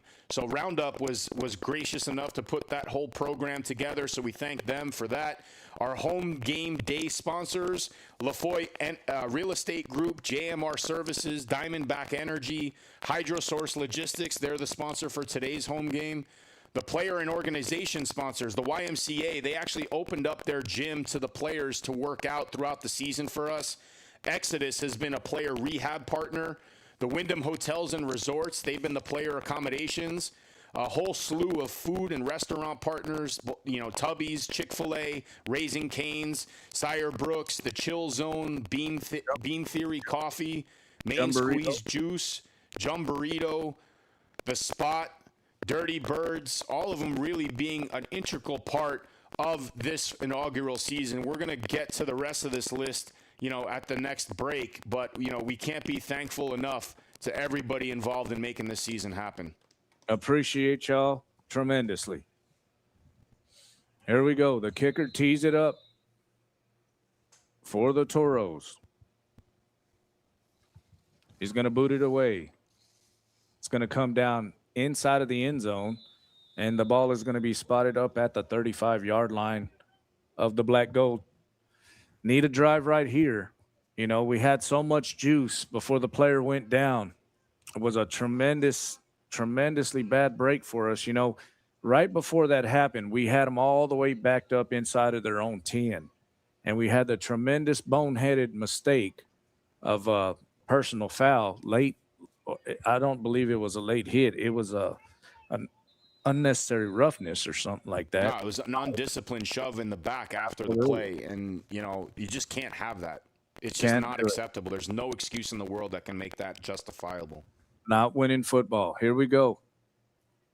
Goodman brings them to the line. Another split backfield look. Goodman takes a snap. Looks to throw. Going to shoot it deep. Has a man. And he's going to be picked off at the 25. He threw it right to the safety. The free safety out there. Oh, that was Rotarion Johnson. He had a pick in that first game down in San Antonio. Just an overthrown pass on that. And, I don't know if we're trying too hard to press it at this point and stepping away from that game plan that was so effective in the second quarter. But like you said, Coach, it's a game of back and forth, this game of football. And, it rides the waves of momentum. Right now, it's really tilted in the Toros' favor. With 5 minutes and 24 seconds left here in the third quarter and before the continental shift, we really need to, again, call on our defense to make a play in order to sort of soften this momentum that the Toros are putting forth here. Well, that's exactly what we didn't need. We tried to chase the game, and whenever you try to chase the game instead of letting it come to you, that's what happens. There we go. Arndt brings them to the line. 2-by-1 set, split backfield. They went with the same call that had that big play right down the seam, and this time the safety rotated back.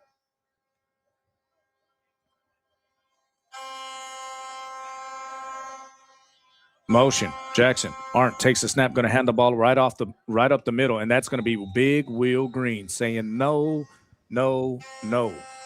Going to be a gain of 1 yard, but Big Will Green from the University of Nevada, 6'5", 295, and not much fat on that young man. That was that mountain of a man making that play, Coach. Absolutely. Will Green becoming one of my favorite players really quick. Arndt brings him to the line, a 2-by-2 set, a pistol look.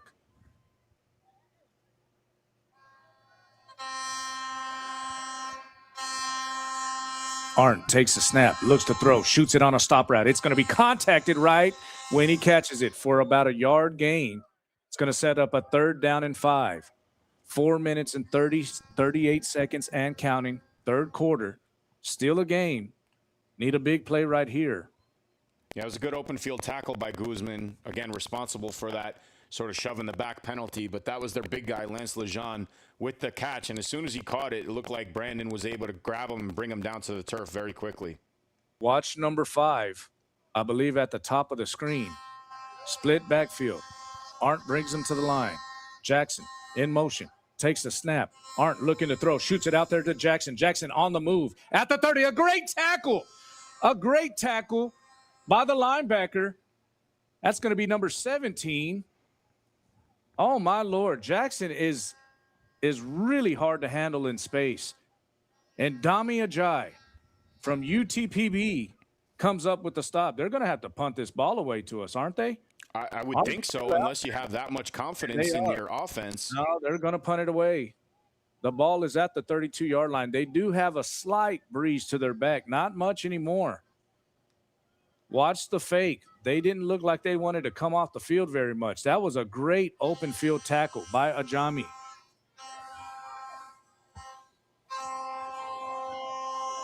The snap is back.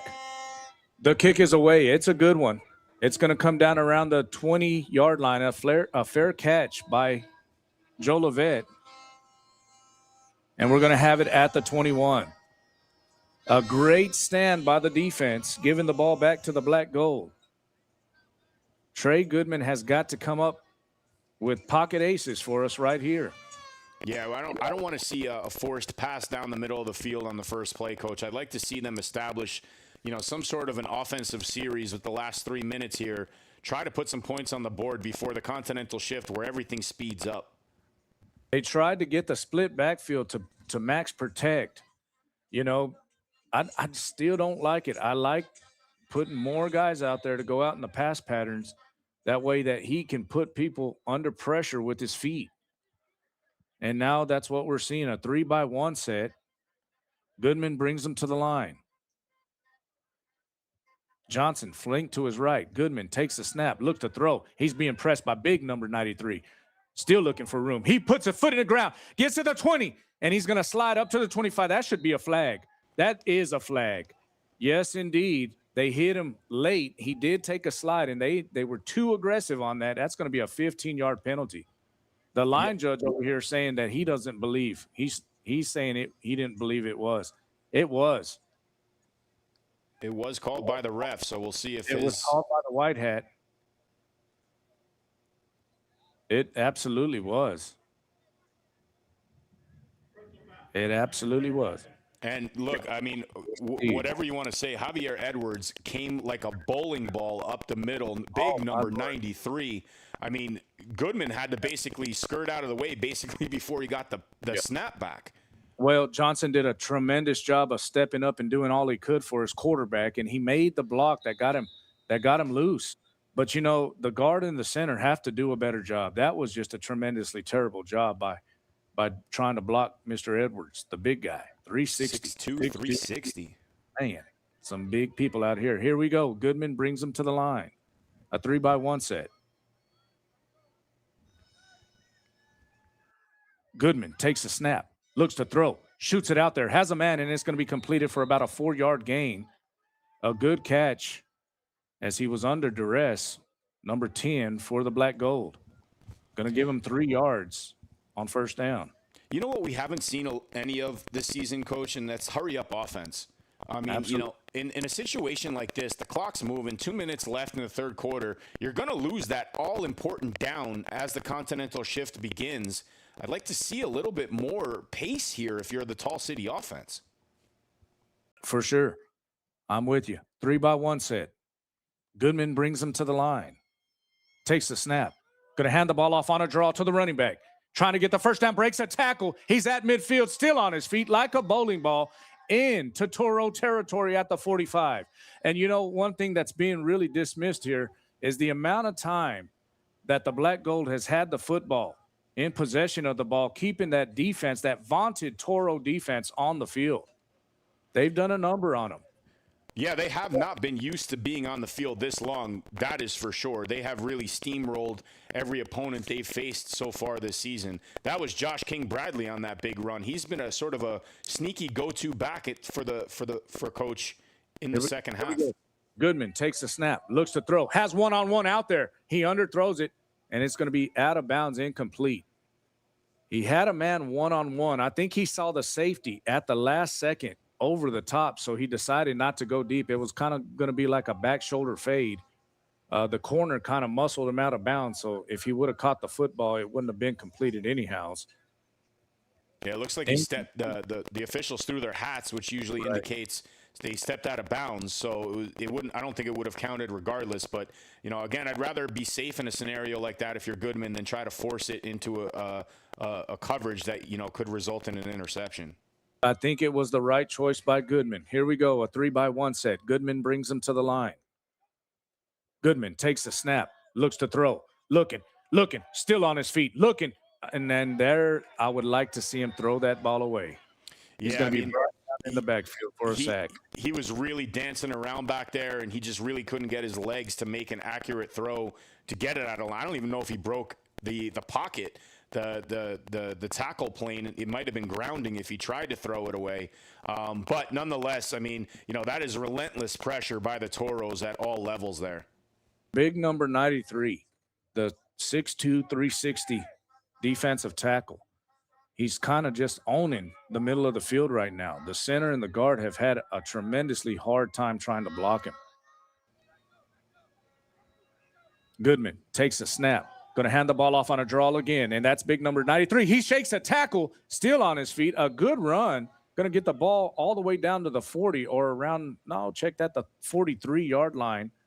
They're going to have a flag down. Let's see, who's it on? It's another a whole good run by Josh King Bradley on the draw. He broke a tackle. He broke Big Edwards, had his hands around him at the line of scrimmage, and he broke the tackle. But I do believe it's going to come back for a hold.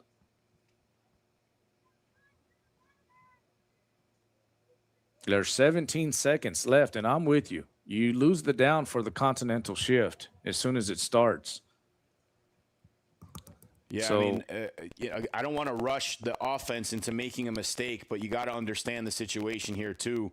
If you only have those two downs and you're effectively like only efficient with some of these draw plays, it really removes that type of play from the playbook in that Continental shift.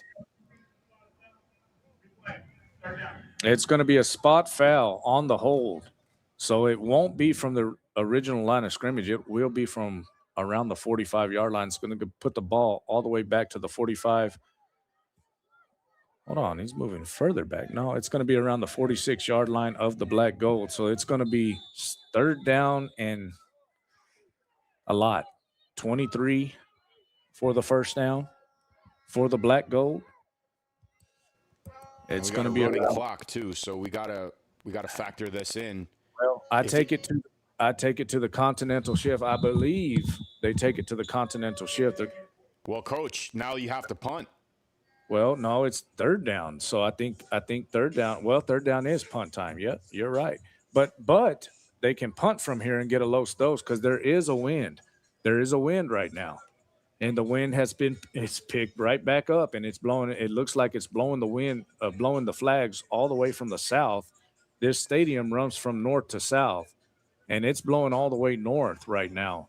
So they will have a stiff wind at their back again to play the fourth quarter. So, well, let's see what we got going on. We are in the fourth quarter. And that does mean the Continental shift. We're going to bring up the rules. Once again, just so that everybody's clear, there is a shortened play clock, so things are going to move a lot faster here in this quarter. 20 seconds is the play clock from 40, so no longer 40-second play clock. We're down to 20. There is a running clock. There's one timeout per team in this fourth quarter. There's a 3-minute warning as opposed to a 2-minute warning. The fourth down is removed. Forward motion is always fun to watch, and it is enabled now for any eligible receiver. 1 yard gap between the O-line and the D-line. So this actually might work in Tall City's favor with big number 93, Javier Edwards, making a lot of havoc in the middle. Now he has to sit a yard away pre-snap. There is no fair catch, but there is a halo rule on the punts. 1 point rouge for a field goal attempt that does not clear the uprights, but does clear the end zone.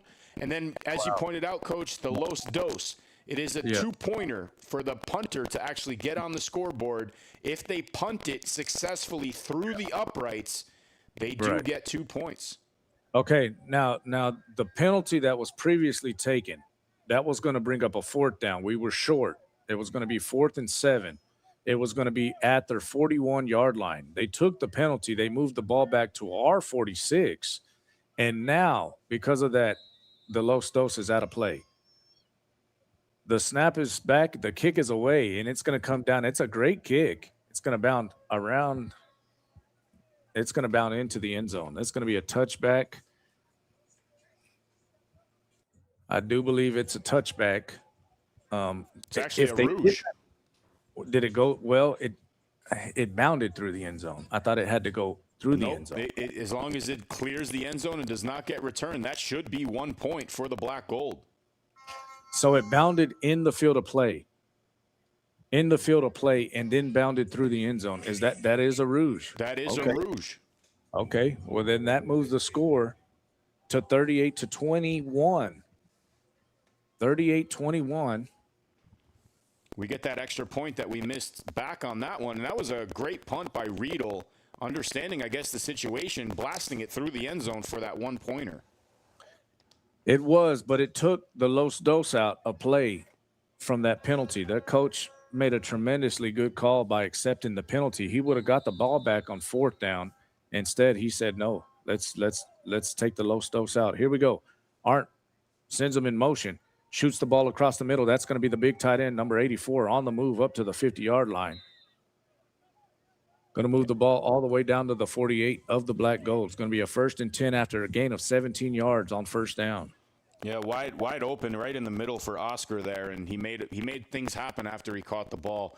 He's going to be a dominant threat here, I believe, in this 4th quarter. Big body, pretty big outlet for Will Arndt to find, and we've seen his playmaking abilities so far already. Cardenas is he's going to be a problem. Motion on the right-hand side. Arndt takes a snap, going to hand the ball off to the running back around the right-hand side, and we have hands on him at the line of scrimmage. He's going to fall forward for a gain of about 2 yards. Going to bring up 2nd down and 8. That's a good play at the bottom of your screen. Dominic Oliver setting the edge for us, pushing the ball back into the pursuit. He is a big body, and he is very elusive from that defensive end position to make plays like that. There we go. Arndt brings him to the line. A 2-by-2 set. Pistol look. Motion. Arndt takes a snap. Looks to throw. Looking. Shoots it out there on a stop route. It's going to be completed to the big Cardenas. It's going to move the ball all the way inside of our 35-yard line down to the 32.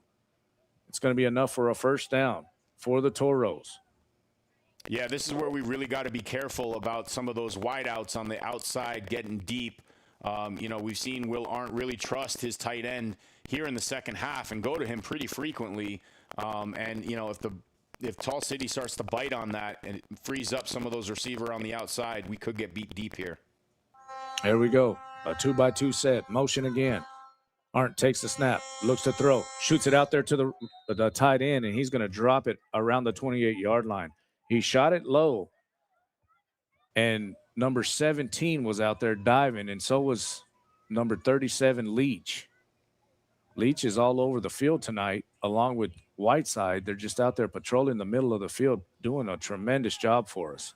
Second down and 10. When the defensive line is doing their job in the trenches, Coach, you know that better than anyone. That opens up the doors for your linebackers to do their job better. Absolutely. Arndt brings them to the line, a 2-by-1 set split backfield. Got to watch Jackson flank to his left. He is the guy that you got to watch in space. Motion. Arndt takes the snap, going to hand the ball off. No, he keeps it, shoots it across the middle. Has a man, and he drops it at the 20-yard line. He was wide open in the middle of the zone, and he dropped it at the 20-yard line. That's going to bring up a huge 3rd down right here. What do you do right here, Mike? At 3rd down, the ball is on the 33-yard line. You have the big-time place kicker. They have a big one, just like we do. Do you elect to go for it? They turn it over on downs right here if they don't pick it up. They're going to go.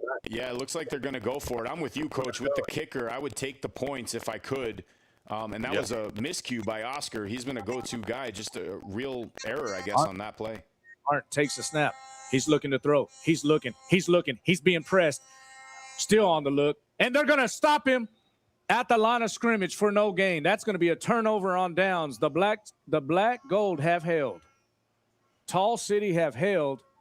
And here comes our guy, Goodman. Yeah, it was a great defensive set. They forced Arndt out of the pocket.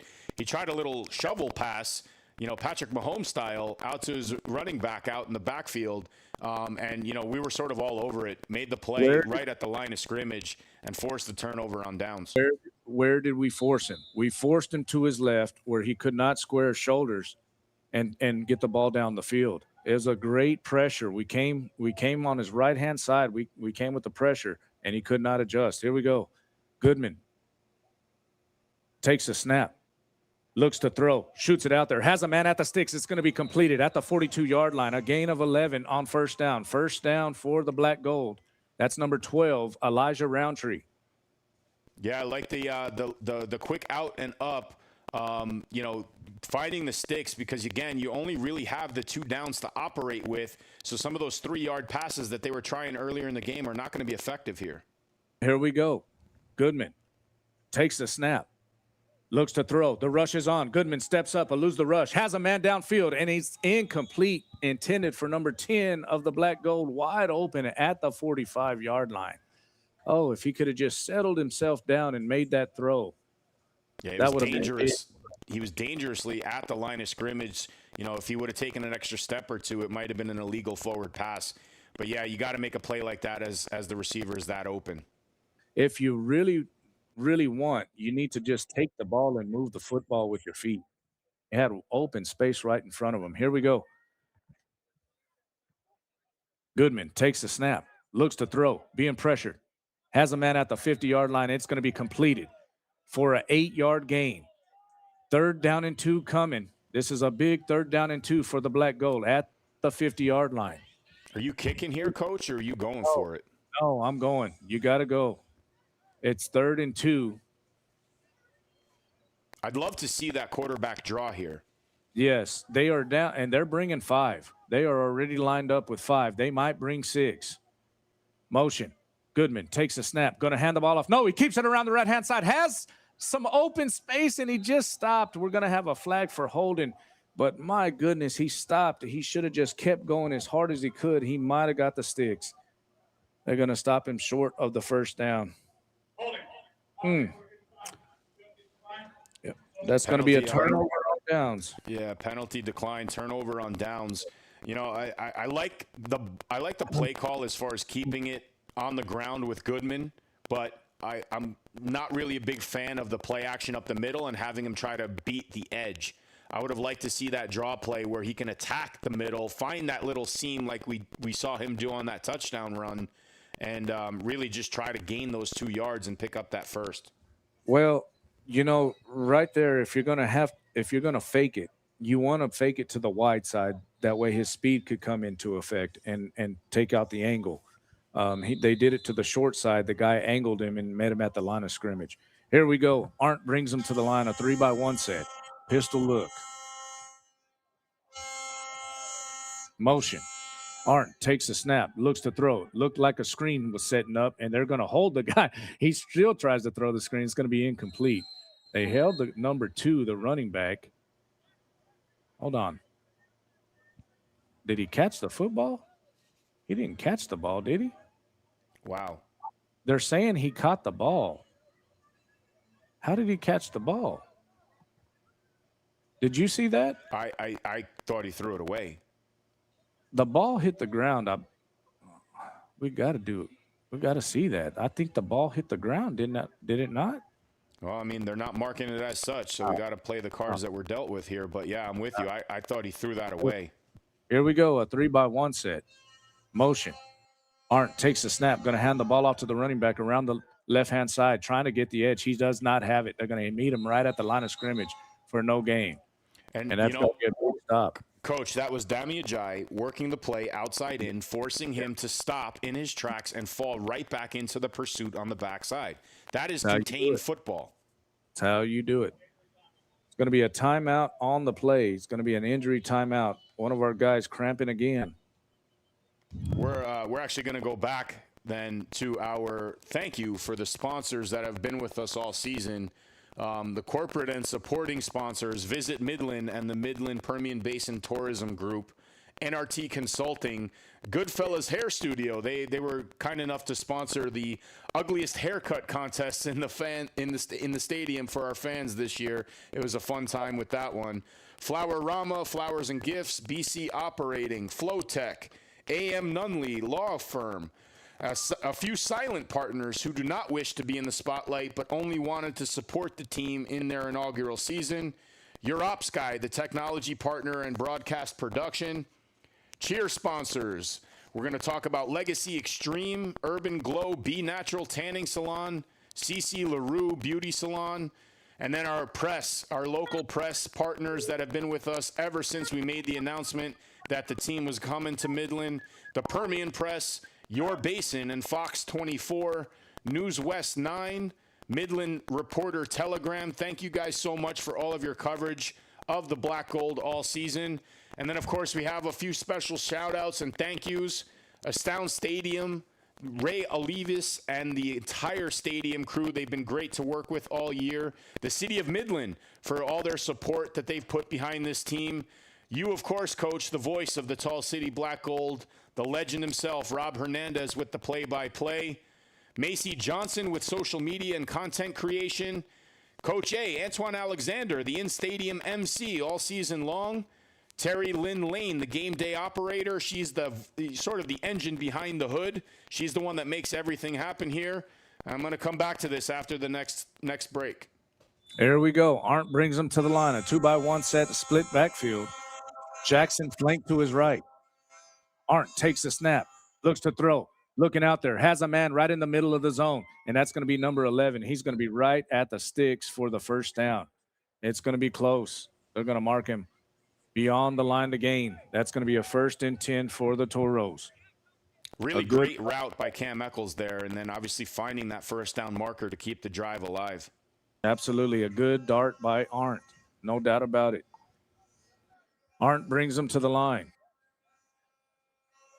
A 2-by-1 set. Check that at a 2-by-2 set. Motion. Arndt takes the snap, looks to throw, shoots it across the middle on a little drag route. It's going to be a good run and catch by the receiver. That's the big guy, number 15 for the Toros.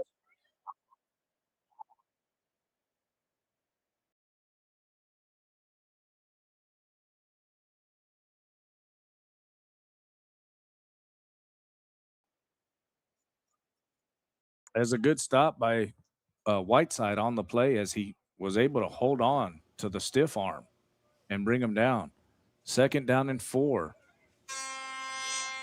Arndt takes a snap, a stop route, and it's going to be completed around the 12-yard line. That's going to be the big Cardenas, the tight end, the 6'4", 265, the big guy, Oscar Cardenas.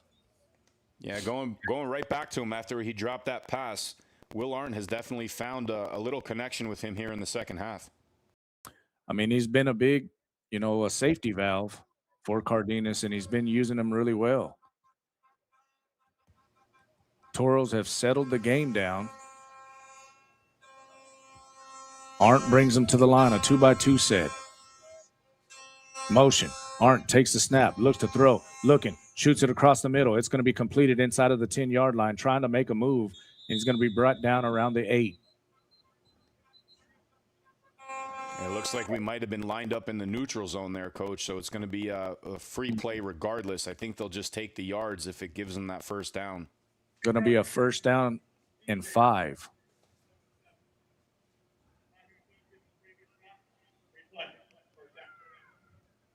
Got to be conscious of that 1-yard gap. I mean, especially if you're a monster back or a blitzing linebacker, you can't jump into the neutral zone like that. That buffer zone, it's not American football, so you got to really, really be cognizant out there.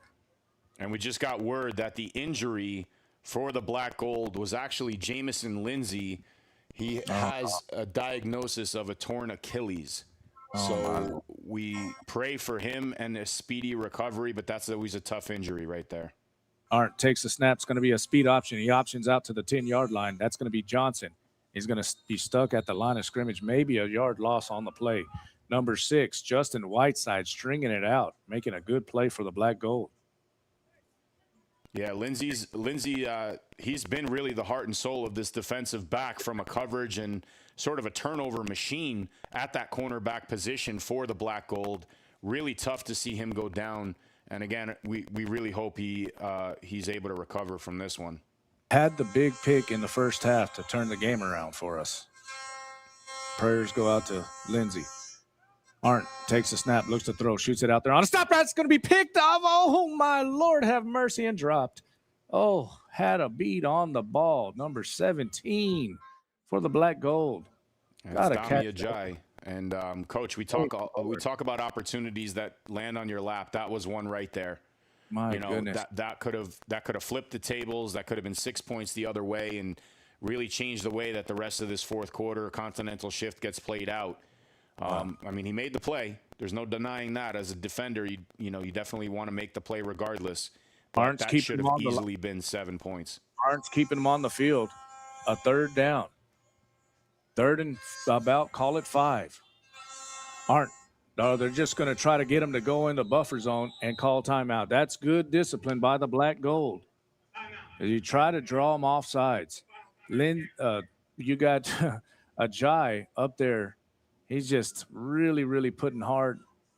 He's being hard on himself. But he tried to make the play. I understand you got to make them when they're there, especially in the big games. Oh, Lord have mercy. That would have been a big play for us. It might have been big 6 the other way, Mike. You got to shake it off at this point. There's no going back in time and replaying the play, right? So just shake it off and get back to it. But during this timeout, I'm gonna finish off with our thank yous for our sponsors and those who have made this season possible.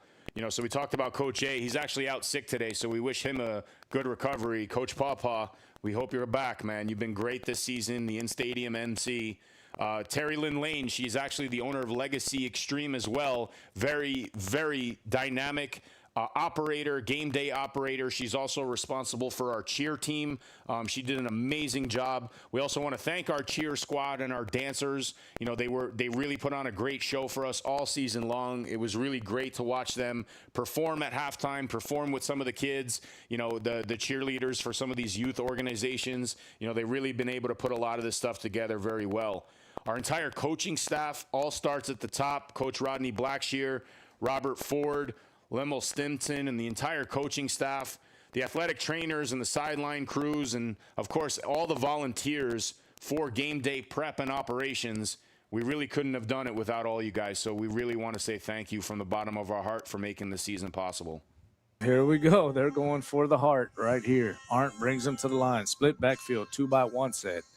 They are going for all the marbles. 3rd down and 4. For the Toros. Got to watch Jackson. Arndt takes a snap. Looking. He's going to have to tuck it and run. And there's holding out there. They do call holding, so whatever happens right here, but we need to stop the guy. If we stop him, it don't matter. That's going to be our football. That's a turnover on downs. It is caught, but it's not caught for the line to gain. It's going to be a turnover on downs. There was a hold, and it was on them. On the Toros. Yeah, I mean, we made him scramble again, Coach, to the left, and I haven't seen him throw across his body, he doesn't do well effectively. He does not do well that way. That's why you have to blitz him on his right hand. It's going to be a turnover on downs. Look, it's a 17-point spread. So does it really matter? To kick the field goal on that, it really does not, right? It doesn't. I don't believe so. Right. Either way you look at it, you give them an opportunity, but I'm looking at this more from the Black City side of the thing, the side of the ball. They've definitely been able to shovel Will Arndt to his non-throwing side. You pointed this out earlier, Coach. I'm just piggybacking off of that. And he has not been effective. He's been effective on the ground. We've seen him run in that direction. But for the most part, if he's forced to try to throw, we see him scramble back to his his throwing side in order to try to find those receivers. the first thing I look at when I'm looking at a football team is I'm looking at what the quarterback can and can't do. And I'll go back in the film room and I'll look for hours and hours. And I'm telling you, he really struggles to that left side. If you push him left, like any right-handed quarterback, but some right-handed quarterbacks they prefer to throw, rolling to their left. They really do. He's not one of those guys. He finds it real hard to square his shoulders, get him square, and then rotate his hips. So you got to really rush him. You got to put the rush on him on his strong hand and force him to his weak hand. If you do that, you got a shot. And that's what we did. And, again, the defensive front, relentless on the front end and in the pursuit. And as we're in sort of one of the final, breaks here before the end of the game, I do have one final shout out. And, we did get a chance to talk to him at halftime. But none of this is possible without the efforts of John and Denise Norman, the founders and owners of the Tall City Black Gold. They brought professional football to Midland and continue to offer incredible opportunities both on and off the field to all Permian Basin youth. And from all of us in the broadcast booth, in the stands, around the world, wherever you may watching this, a tip of the cap and a big thank you to these two individuals for all they do for this community. We really, truly appreciate them. They're great people. Here we go. Goodman trying to lead us down the field. Motion. Goodman. Going to be brought down in the backfield for a loss. My goodness, he was wanting to shoot it to the right-hand side. And there was just nothing there. They squatted on the out routes. So if he would have thrown it, it wouldn't have been good for us. Yeah, I mean, the one time he can't stay in the pocket, he does. And he goes down, and he's inside the 5 now.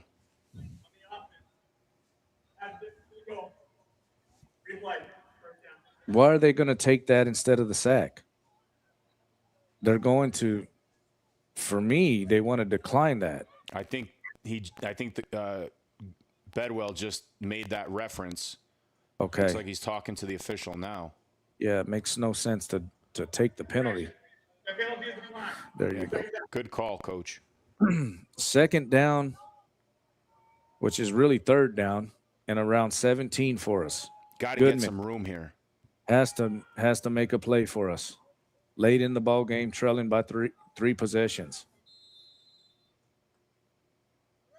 Motion. Goodman takes the snap. A flag down. Shoots it out to the right-hand side. Need to break a tackle. He fumbles the football, and they're going to walk it into the end zone for a touchdown. Going to be a touchdown, but there is a flag down. Hopefully it's a buffer zone penalty. We're going to have to check it. Let's see. There it is, the buffer zone penalty, saving our behind right there. Yeah, it gives us a little bit of wiggle room now that our backs are not totally against the wall, but catching a big break there. Eli's got to seal that ball, even if he's going down. There's really too much room to try to make a play on that. You just got to seal it up and focus on the fundamentals of protecting the football. He was trying to break the tackle, split the two guys and break the tackle and make the big play, but you're right. You got to take care of the ball around the 5-yard line. You absolutely do. Here we go. Goodman brings them to the line, 2-by-2 set. Motion. Goodman takes the snap, looks to throw, pressure's on, shoots it out there. It's going to be picked off at the 10 and walked into the end zone. A good play by number 18 as he just shot it. He shot the gap where the hole is in the cover 2, and he got to the ball first. It was Obi Melanofu again making a huge play for this Toros defense. We called his number a couple times in the first half. He had that interception earlier and that fumble return earlier. This time he turns it into points for the Toros defense. And, it looks like they're just running away with it at this point. Goodman trying to force things in. Didn't really have a clear-cut lane, but, Obi came out of nowhere on that one. And, he earned that pick 6. Melifonwu is a tremendous prospect at 6'4", 230. Just a tremendous prospect. He's a huge man. He can move really well. He covers he has a tremendous wingspan, and he covers a lot of ground. That's what you want with your safeties. He's one of them. Here we go. For the PAT. The snap is back. The hold is down. The kick is up. And it's no good. It's off to the left. Your new score with 5 minutes and 7 seconds left in the ball game. The San Antonio Toros 44, the Tall City Black Gold 21. We'll be right back.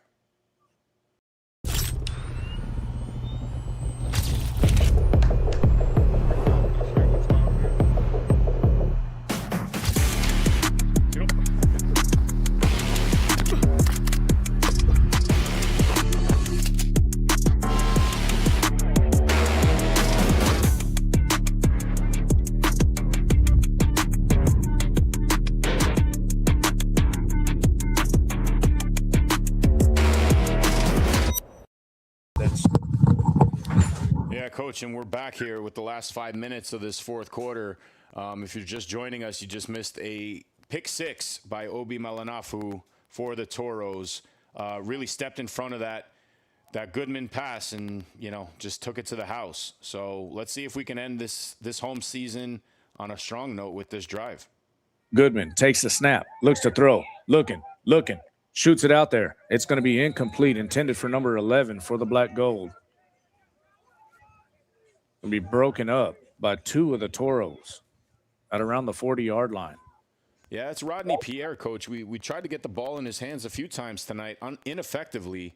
We found out last week that when he does break it open, he can be a pretty dynamic player, but just unable to get the ball in his hands tonight. Yes, indeed. Here we go. Goodman brings him to the line. 2nd down and 10.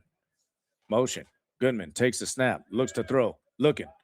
He's going to have to step up and make a move. Shoots it to one of the running backs running a drag route, and that's going to be our running back. What is his number 7? Jalen Samuel. It's Samuel. That's who it is. Yes, the big guy. It's going to be for maybe 5. Give him 5 yards. It's going to be 3rd down and 5 coming. Are they going to punt it away? Or are they going to go? They're going to go.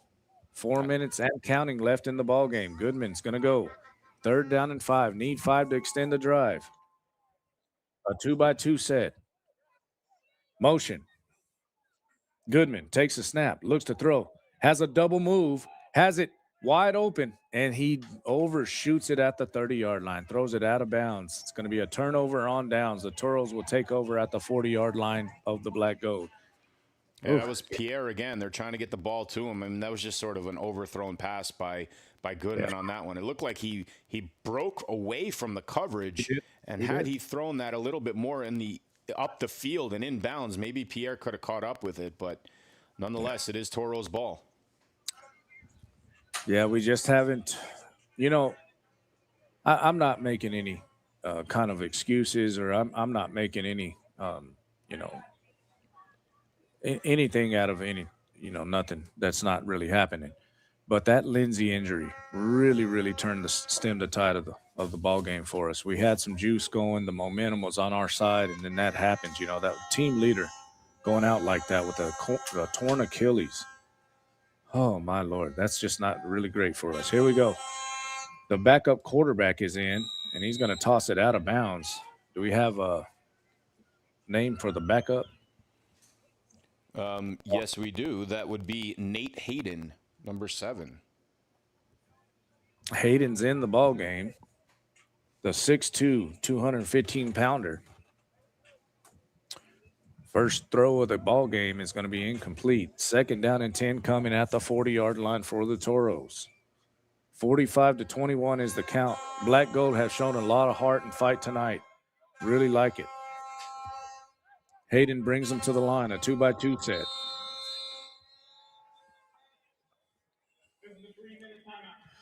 The 3-minute timeout. We'll be back after these messages.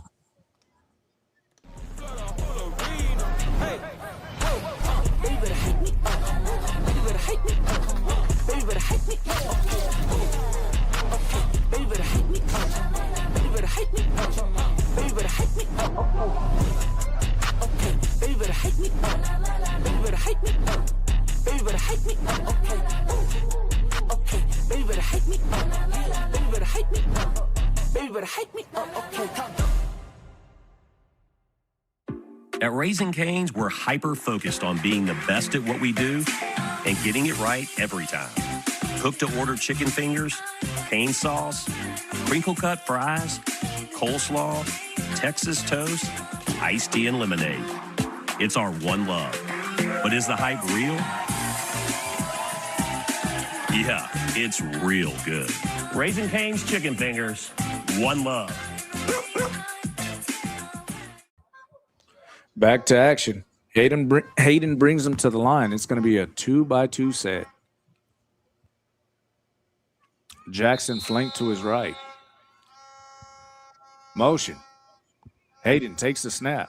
Looks to throw. The rush is on. That's going to be Dominic Oliver with the rush. He completes the ball all the way down to the 25. He's breaking tackles. Going to get to the 20-yard line. Maybe come up lame right there. That's going to be their big-time playmaker, number 5. Yeah, it's Chris Carpenter, and it looks like, he was an ankle tackle. I really hope he didn't twist or do more damage with that. But, yeah, not a nefarious tackle by any means. You got to bring the guy to the ground. Right. But just sort of an unfortunate display there. Carpenter's a tremendous player, and we never want to see anybody get injured. And hopefully that youngster's all right. We just talked about it earlier, the big injury for us, with Lindsey going down. One of our team leaders, he had the big interception early in the game that really got us going, got all the momentum on our side. And up until that point, I really thought we acquitted ourselves tremendously well. And that injury really took a lot of juice out of us. Yeah, it's part of football. We always talk about next man up and things like that, but Jamison Lindsey's shoes are big to fill. He's been such a leader and a dominant force in the defensive backfield since joining the Black Gold, I believe after week 3. And he's really just sort of jumped right in and made plays. And, he had that interception in San Antonio against Will Arndt. He had another one here tonight. And then that torn Achilles really deflated that whole defensive backfield. And Will Arndt went to work. He started to, carve up that whole secondary here in the second half. A guy that has really not played a lot of the latter part of the third and fourth quarter is Praise Amuwale. I believe he's injured too. Here we go. Hayden hands the ball off to the running back around the left-hand side. Still on his feet. We're going to end up tackling him around the 18-yard line. Going to be a gain of about 6 yards on the play. Give it 4. And we have another injury timeout here. This is actually the Toros' last game of the season. The Black Gold are on the road next week in Austin. These injuries piling up at this point in the year with a game left. This is going to be a tall order for them to hit the road and put on a real competitive game against a very similar opponent. We saw that in week 2, here in Midland, sort of a rematch of that game down in Austin. But with this injury, we're going to step aside for 30 seconds. You're watching Tall City Black Gold, brought to you by HydroSource Logistics.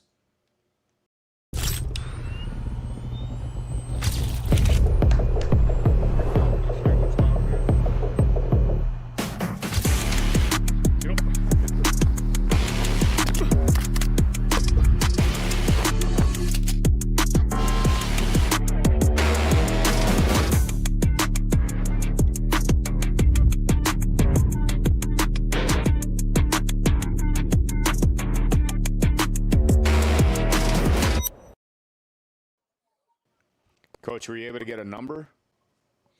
I believe he's walking off the field here. It's going to be number 65. Well, that's a good sign. And he is walking off the field. That's our veteran here on Military and First Responder Appreciation Night, Matthew Rincetta from Air Force Academy. Big body out there for the Black Gold. Hopefully he's all right. I see Praise Amuwale down here, and I'm hoping he's okay. I don't see a helmet on him. No, he's not in the game right now. Big Will Green, man in the middle. We got another defensive end out there with Oliver. It's going to be Justin Whiteside, I do believe. Oliver that's going to be Hayden taking the snap, looking to throw. And the rush is on. They're going to get him. That's going to be number 15 and number 33, Oliver and Kajigel. We've called that combo a couple times here tonight. Absolutely. They're still playing hard. A third down. You kick the field goal right here. I mean, you could if you want, but I kind of like what the Toros are doing, given their backup some reps here. You know, again, they don't play anymore. This is their last game of the season, so it looks like they're going to go with the kick. Yep, they're going to kick it. They do. They too have a really good kicker, a good place kicker. 1:30 left in the ball game. Yeah, it's Kenneth Almendarez. He hit a couple long ones against us in San Antonio. Obviously wind has played a factor here tonight, but for the most part, he's been a very reliable source of points for the Toros all season long. Here we go. The snap is back. The hold is down. The kick is up. And it's no good. Wide to the left again. Yeah, it's two he pushed to the left in that side of the field. The wind is blowing. You remember I said it was blowing from the southeast? That's the way it's blowing. The wind is blowing. I should be a meteorologist, I tell you. It's blowing from the southeast now, and it's really give the kickers a problem because both of his kicks, the PAT and this field goal, have been wide left. Well, we'll see what the Black Gold offense can do, arguably on one of their final home stands of the season here, home series of the season. Let's see if Goodman can end the season in Midland on this turf on a high note. Here we go. Goodman brings them to the line. A 3-by-1 set. Motion. Goodman takes a snap, shoots it out there. It's going to be a wide receiver screen, and it's caught at the 40-yard line, turns it up, and it's going to be knocked out of bounds around the 44. That's Caleb Jolivet again. A handful of receptions tonight, big receptions, and he's really found a nice little pocket on the sidelines and finding some of those holes. And, Goodman's found them. It's going to be a gain of 8. 2nd down and 2 coming for Goodman. 2-by-2 set.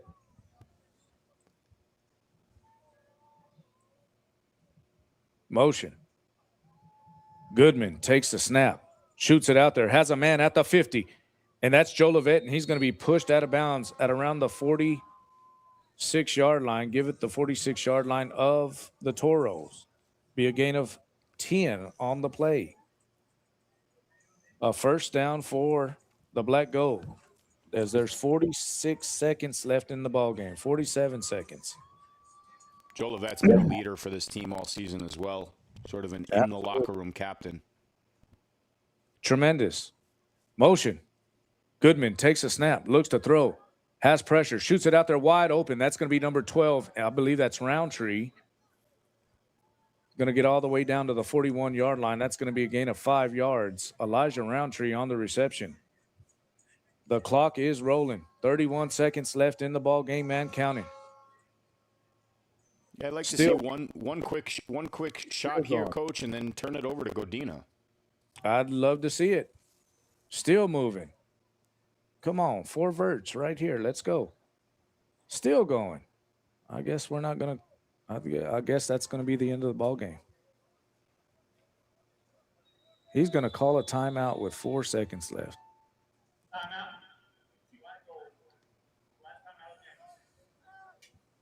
Well, it looks like, if I know anything about Coach, he's probably going to go for that field goal. He's trusted Godina many times in this situation. Yeah, looks but like that's what they're going to do.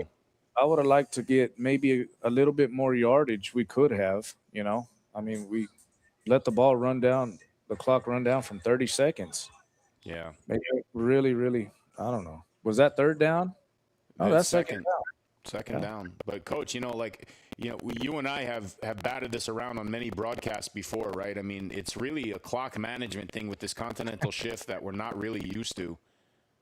Yeah, well, we don't have to be used to it to know it's 2nd down, and you got 30 seconds left. If it's incomplete, you still got another down to do this, right? Yep. Here we go. Go Dina from Odessa. Trying to make it. A 59-yard attempt. My goodness. It's going to be a good one. Windu is back. Go Dina. Strikes it. It's going to come down. And it's good. Oh, my Lord. A great kick by Godina. He had a slight wind to the back, but it is going a little bit southeast. He had to push it a little bit west, or it would have got pushed offline. And he tremendous kick. Tremendous kick. And I guess if you're going to end the season at home, that's a good way to end it, right? He's been so solid for this team on so many different fronts. Both kickers have all year. And, I'm with you, Coach. I mean, I like that he gave him that opportunity. And, we talk a lot about his accuracy over these weeks. But him coming through on that one, I think really, ended the homestand here on a very high note. That's the end of the ball game. That is the end of the ball game. That is the end of the San Antonio Toros season. Congratulations to them and all the success that they've had.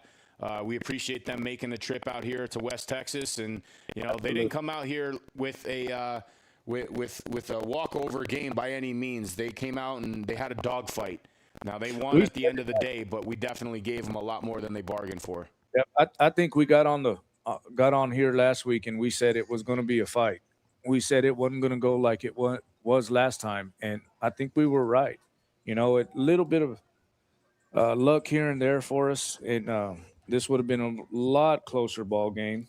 I mean, it was close to pretty much midway part of the fourth quarter. It's just anytime you have an injury, what happened to Lindsey, a team leader, one of the guys that the team looks up so much, especially that defense. I don't know if you remember, but after we had that delay, they went on a stop and go route on the outside and just burned the corner that just came into the ball game. It was no fault of his own. He come in cold, but that's just really good coaching from the Toro side. They immediately went after him. And I mean, it was the very next play. And it was a significant injury too. I mean, he was on the field for quite some time. Players got a chance to sort of regroup. Coaches got a chance to examine what was going on. He did tear his Achilles, according to reports that we got. So we do hope that he's all right. But with this final score, 46-24, Toros on top. We're here live in Midland. We're gonna step aside briefly before we head into the post-game press conference. But before we do that, Coach, I just want to reiterate one more time. It's been a hell of a time doing this with you, man. I really enjoyed it. I thank you for all the time and effort that you put into it. I know we did a lot of stuff that impacted families and things like that, man. So I definitely appreciate sitting here side by side with you and working these games all season. Yes, sir. I appreciate it, and it was a joy to do. We're going to step aside. You're pleasure. watching Tall City Black Gold Football, brought to you by HydroSource Logistics.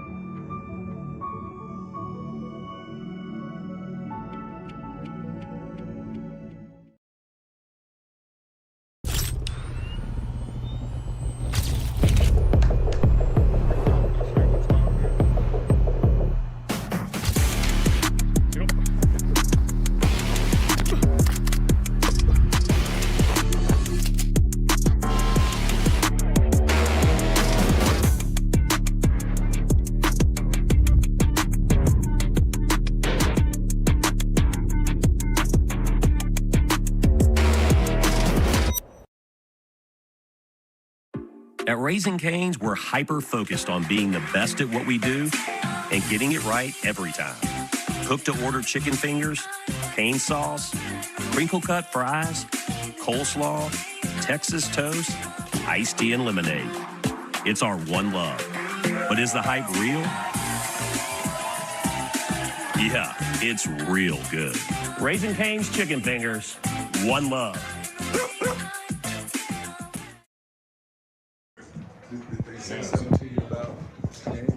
Oh, yeah. All right, Mike.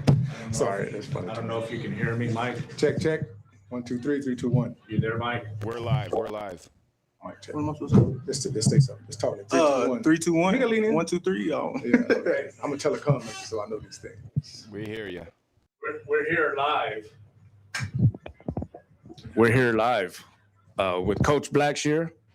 Kendrick, get that. There, everybody. What's your name? Kendrick Tutt. There we go. Yes, sir. I'm going to ask y'all the question, then I'm going to hand you the mic. That way they can get it. Kind of rocky game at first.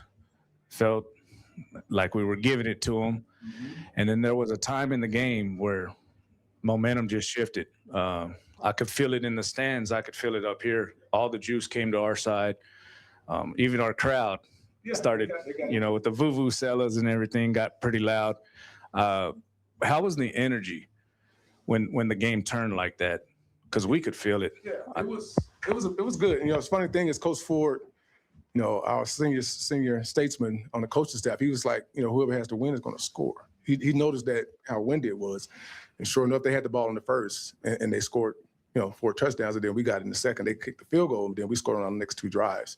And so we were kind of hoping that we would get the ball to begin with the win, and unfortunately we didn't. We still scored, but we turned the ball over on that first drive, and then that second time after we scored, if we would have kept that momentum, if we wouldn't have got that penalty, we would have got the ball back, and we probably would have scored in the 3-point game. So that was our thought process. And the game is about moments, and unfortunately we played well, maybe well enough to win, but we had to do everything right, and we unfortunately didn't do that. We turned the ball over a few too many times too. We've seen some pretty amazing stuff throughout watching football our whole lives. And I kind of felt that something special was fixing to happen. Dominated the second quarter, 14-0, after giving up 31 in the first quarter. Could not get out of the first quarter because of the wind. It seemed like it was a huge problem. Started the second half scoring, and then stopping them, had them down to a 3rd down and really long inside of their own 10, having the mistake that we made. Up until that, and then right after that, Lindsey gets hurt, like right after that. And then they get the big pass that sets up the 1st and goal, right? Right after that, they go after Lindsey's replacement, which no fault of his own. He comes in cold. It's actually the safety. Yeah. They did a real wheel route, which is great. And out and up, They went to yeah. the side, yes. They got the mismatch on the guy on the outside. So they do that. How big was that in the game? In the game, because I'm sitting up here calling it, and I'm like, wow, that's really a good punch. Yeah, I mean, obviously, it's always disappointing when you lose one of your players as well as one of your best players, and it took the win out of us a little bit. It's tough. Some people can transition from that and fight more, and then some people let it linger. I think we let it linger one play too many. Again, the penalty, we wouldn't have been on the field for that injury, and we talked about that. After that drive when they scored, we knew that we had a golden opportunity if we let it get away, but we still had a chance, and that's the thing. Offensively, I think we turned the ball over 2 times, which is a much better, but still we can't turn the ball over. That's just, we're not that good on offense to where we can't turn the ball, where we can turn the ball over and still win. So, hats off to the guys. They played hard. They gave everything they had. We got them uncomfortable, which is what we talked about all week. They weren't expecting this type of a game we were. In those moments, again, they have a good team. And they, if you give them an inch, they're going to take a mile, and they were able to do that in the third quarter. Y'all seem to tighten the screws on them, turn up the pressure. A team that blows everybody out is not accustomed to playing a game like that. Y'all talked about doing that during the week. That was part of the game plan. I'm assuming that's what you just said, and that's exactly what happened. When y'all got the game close, you could kind of see them buckle. Oh, yeah. Could y'all feel it? Because you, as a coach, could you feel them? Yeah, their coach got a penalty because he's not used to being uncomfortable in the game. He used to sitting back and just calling plays and having a great time. And the defense, truthfully, the first game, we were in that game. We turned the ball over twice as an offense and gave them 14 points through no fault of the defense. And you can't keep a team defense on the field against an offense like that often. So, we hurt ourselves the last time. This time we hurt ourselves again, but not as much. We've inched a little bit closer each time. And like I said, it's unfortunately we don't get a third chance to play them, but I'm pretty confident if we did, we probably found a way to get that win. I think so. Now, at the start of the game, me and Mike were talking, and he asked me what the key to the game was. And I said, it's their defensive line against our offensive line. That's, for me, I've watched all their games. I turned on the film, and I knew if we were going to have a shot to play any kind of good football, it was going to be because of the offensive line. I know they got a big number 93 down there. You can see it. You can see it all the way up here. That's a mountain of a person. But the offensive line really had their best game, I thought, tonight of the whole entire season. What did you think, and what did you feel playing in a game like that? I mean, we're just a group. I've only been here 2 weeks, but the last 2 weeks, those guys have become family. And, family go out there and they fight for each other. So we really didn't care how big he was, how fast he was, tall he was, small he was. It didn't matter. We talked to each other before the game. We let each other know, hey, we're going to go out there. Every play may not be perfect, but we're going to go out there. We're going to work our tails off, and we're going to get in the fight of their life. And I feel like we did that. So the game at first was a lot of 3 and out, 4 and out, 3 and out. We couldn't get nothing going. Explain to me this. How did we go from that to being almost unstoppable as a unit midway through the second quarter and all the way pretty much to the rest of the game? How does it flip like that from starting the game out so bad, looking really good? Just like I said, we all believe in each other. We all talk to each other on a daily basis to make each other better. And like Coach Ford said, you got to drop them. So it's one of those games where you have to, man up. And you just got to do what you got to do. And I can chime in on that part of it. I asked the O-line, actually, remember I asked you guys, what do y'all like? Yeah. Because at the end of the day, as a coach, we can only call plays that we feel good about. Right. I went to those guys at the beginning of the second. I said, tell me what play is going to work for us. What do y'all like? And he gave us a great description of things that would work, and we applied it. And that's when we started scoring. The delays, the draws, getting them to use their aggressiveness against them.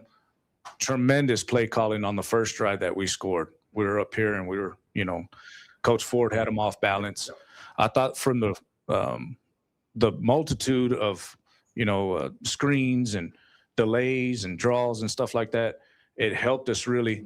What did y'all feel that turned the momentum that allowed us to move up and down the field on them like no team has this season?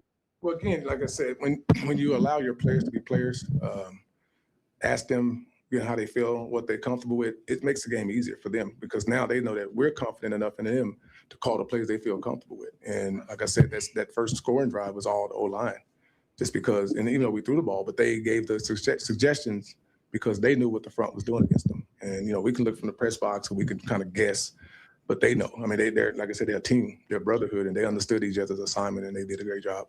Absolutely. Appreciate you, my man. From us up here calling the football game and from the people that were watching the game, how the game started, and then midway, how we put the pressure on them and had a shot to win the game. I want to thank y'all because to me, that's the best game that I've seen us play. I know we did not come out on the winning end of it tonight, but I thought that was the best football game we played because we established continuity, especially on the offensive end, against a really good team. And we could see it from up here that those guys fly around the ball and they're real aggressive, but y'all's play calling kept them off balance enough for us to move the ball down the field consistently. And that's why we were able to have the success. I hope and I pray for the Lindsey kid. Hopefully, we got to send prayers his way. That's good. He's a young kid. But I know that was a huge part in this game. And if that don't happen, I think we're on the other side of it. Yeah, I mean, again, we talked. He gave us our inspirational speech before the game, so it kind of touched us even more so, just to know that this young man that came and gave his all to his team and wanted to be great, and he worked his butt off in practice to be great.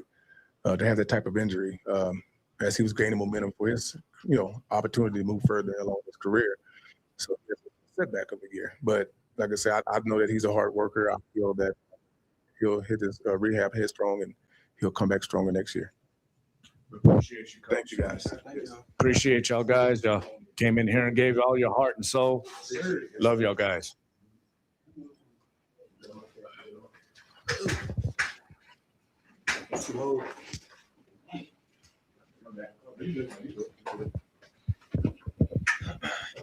My God, how you doing?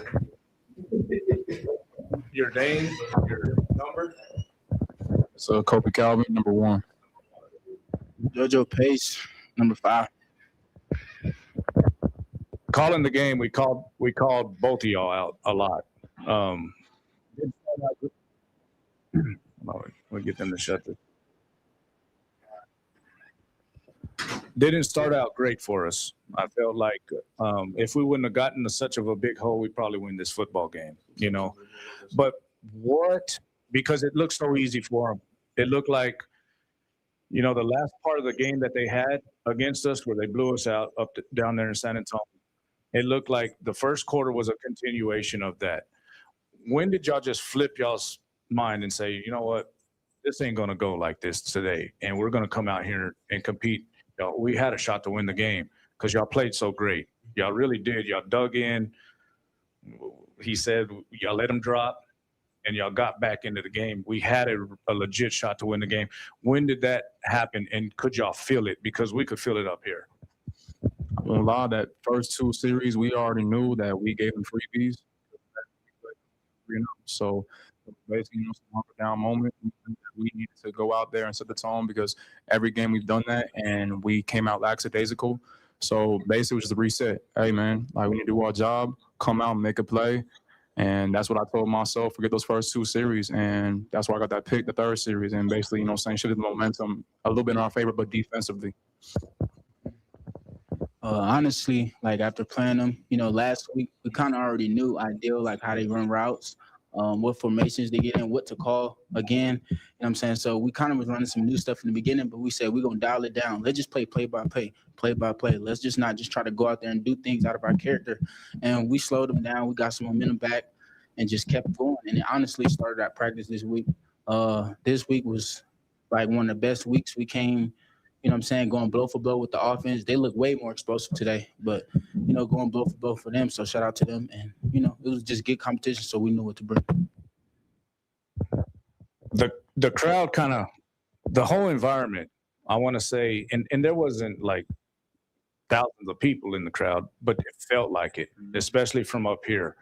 And y'all's sideline got crunk. Everybody could really could feel the juice.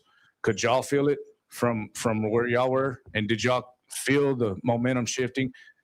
And the other parts of that question, did y'all feel something when Lindsey went down? Yeah, so I was going to say, once the crowd started getting into the game and we knew that we were doing our job defensively and we noticed that we had them on their heels because they're not used to that. They'll have a turnover here and there, but when you're seeing it back to back to back and then stops, yeah, they felt it. They felt adversity for the first time all season. And so once the crowd got into it, and usually it's their crowd fueling them up, so they're not used to that either as far as the opposing team having their crowd fueling them up. They're over here calling timeouts, and it helped us. But at the end of the day, like you said, once J-Mo went down, I felt like a little bit of our momentum that we had did shift back. They, utilized that to their advantage, attacked us to that side of the field, and that's where they got their touchdown from. But at the end of the day, like I was saying last time when we talked about one Tyler went down, next man up. You got to be ready. You got to be ready to play ball. At the end of the day, it's professional football. It don't matter who go down. Of course, I'm keeping my prayers. He's a great player. We need him as far as when it comes to this defense. But at the end of the day, we got to be ready to Kansas City playing football until the clock hits 0. That's real. I just want to, give a big shout out to the parents and everybody that did come out and support. know what I'm saying, to the new league. That's real big because we do, hear our names and we hear the crowd and, the calls going back and forth, and it's energized when we make a play. So that was real good. And, when J-Mo went down, it kind of like, try to line us up like, okay, come on, we got to still fight. Like this comp, but we're better. Like we're going out with that mindset. We're better. Like we got to switch things around. So I play safety. It's like, okay, now I got to shift my whole game and go to corner. So, you know what I'm saying? So it's kind of like making a sacrifice, like even though I play corner, like, but just be there for your brother. So we just here for each other for real. The competition, they got some great athletes over there. I mean, number 5, 15, those guys can play. Number 12, the guy in the backfield, he's real shifty. How is it playing against a team that can attack you from all parts of the field? And how hard is it to shut somebody down like that? You already know a lot of those guys are NFL caliber players or play that level, CFL, UFL. And so essentially for us, all it makes us do is step our game up. Like, last week, I feel like we kind of played down to the team that we were playing. And then this week, like I said, we came out slow and realized, we got to play to their level. Like we have the guys capable. It may not be in the resume, but at the end of the day, we're here to play football. And so as you can see, like we started hunkering down as far as defensively, started getting more turnovers. And we realized there's nothing really more special than them. Like they play football just like us. They're also in the COFL just like us. Man to man, buckle up. Like let's play. We're gonna find out who's better. And they did get us, but there were times, like I said, where we were showing them like we can play with y'all too. Like it's not just like, oh, we only got a couple guys who play the next level. Like no, like we can play with you. We're gonna show that on our film, and that's what we did today. Honestly, coming from a safety point of view, it just take a different level of focus. Like, we know they got guys like 5, 15, 11. Like, so we got to know, okay, he lines up over here. Okay, we got scat backs in the backfield. Just knowing, like, different details of their team and what they're good at, we got to adjust to that. Like, we already played them before, so let's, just a little more focus, and just communicate and run to the ball. That's all you can do and just play by play. If we had one more shot, what happens? Man, we have one more shot. They're going to start taking us a lot more seriously. And we already know that at the beginning of the game on both sides of the ball, we got to come out ready to go. We can't come out expecting like, oh, it's going to be like the last game. I know, like, we know we can hang with them now. They know that we get competition. Shoot, they're on the field saying, hey, we appreciate y'all for the comp. For real talk. No one in this league all year has scored more than a touchdown. We scored 3 on them today. So I know it's the last game. And like Coach Blackshear was saying, I wish we had another opportunity like for the championship game. But like I said, this tells us that we can play. Now, we got a lot of guys who can play here. One more shot, I say everything in the back end lockdown. Like, y'all got y'all blows, y'all got y'all freebies. One more shot, we'll do it. You know what I'm saying? But shout out to them boys. Good comp in the league. You know what I'm saying? Mike, what question do you want to ask Kobe? Yeah, you guys made their offense uncomfortable, arguably for the first time this season, and we saw the frustration and sort of the undisciplinedness with the penalties that they were having. Were you guys able to keep that foot on the gas and sort of force them, into a spot where, again, they just weren't comfortable, having offenses move up and down the field on them?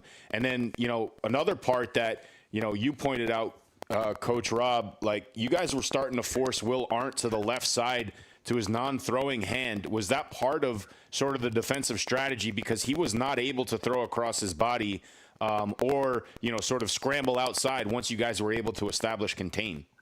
Okay, long question. He said, were y'all aware that Arndt was not as good rolling to his left and rushing him on his right, trying to get him on his weak hand? Were y'all aware that he couldn't throw on the run and touch the latter part of the field? Yeah, I mean, I was going to say just in general, like when he throws the ball, there's not a lot of zip on it. He does give it some hang time. And so especially when he's running outside the pocket, whether it's play action or we got him outside running around, I felt like we felt at times the D-line was doing a great job putting pressure on him and giving the back end some time, to come down and make a play. And that's where a lot of the picks came from, was essentially, him just having to throw it up. That's how JoJo got his pick. And so for us, it wasn't more so like, oh, we need to have him rolling out, but it was more so just keep applying pressure. Keep applying that pressure. Like, keep on letting them know, like, we're not done. We're not going to give up just because y'all up right now and it look like we're not going to win. No, like, we're going to show y'all, like, it don't matter till the clock hits 0. We're going to give y'all a ball game. What's the other part of the question? Coach, you could actually give him the headset if you wanted to. It's probably easier. And just, you're going to have to tell him he's going to have to mute that mic and unmute the other one. Just talking there. Yes, sir. I hear you. Can you hear me there? Yes, sir. Okay. Calvin, it's been an absolute pleasure, team. You know, defensively speaking, though, I mean, you guys have really been the nucleus of everything positive that ever turned into any momentum swings. You know, obviously going into a game like this with the talent, you know, I personally think the game was won in the trenches. The D-line stepped up huge. Will Green was a monster in the middle. Kajigal was making plays. And then, you know, you really can't say enough about what Praise does on the outside in.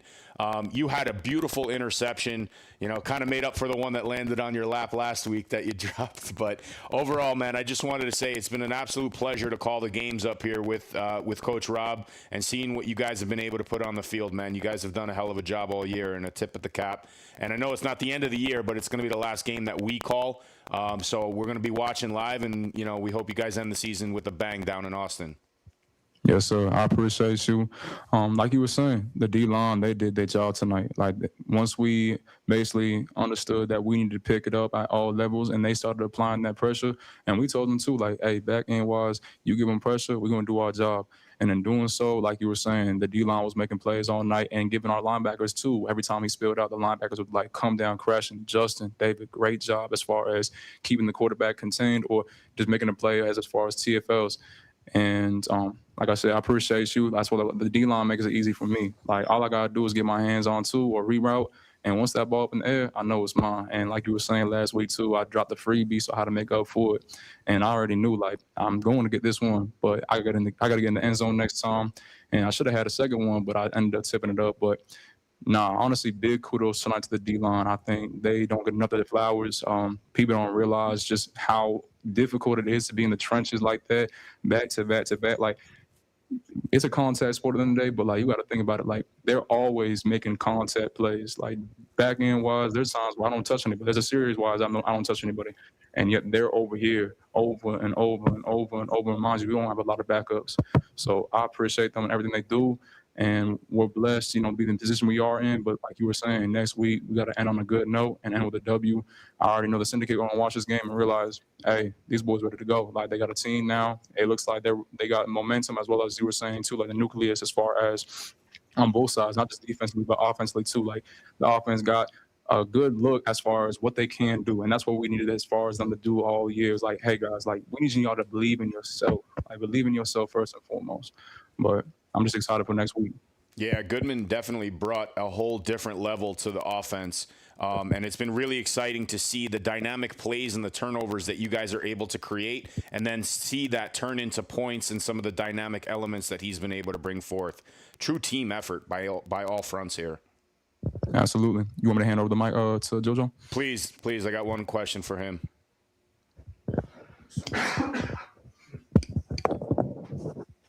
JoJo, it's been a pleasure, man, and congrats on the pick today. I mean, you played really well against, you know, a pretty stout wide receiver core and a very dangerous offense that's been a threat in this league all season. I want to talk about, you know, your sort of involvement in this league or in this team since you joined. You kind of joined around the same time as Lindsey, and you guys have both brought a different element to this defensive backfield.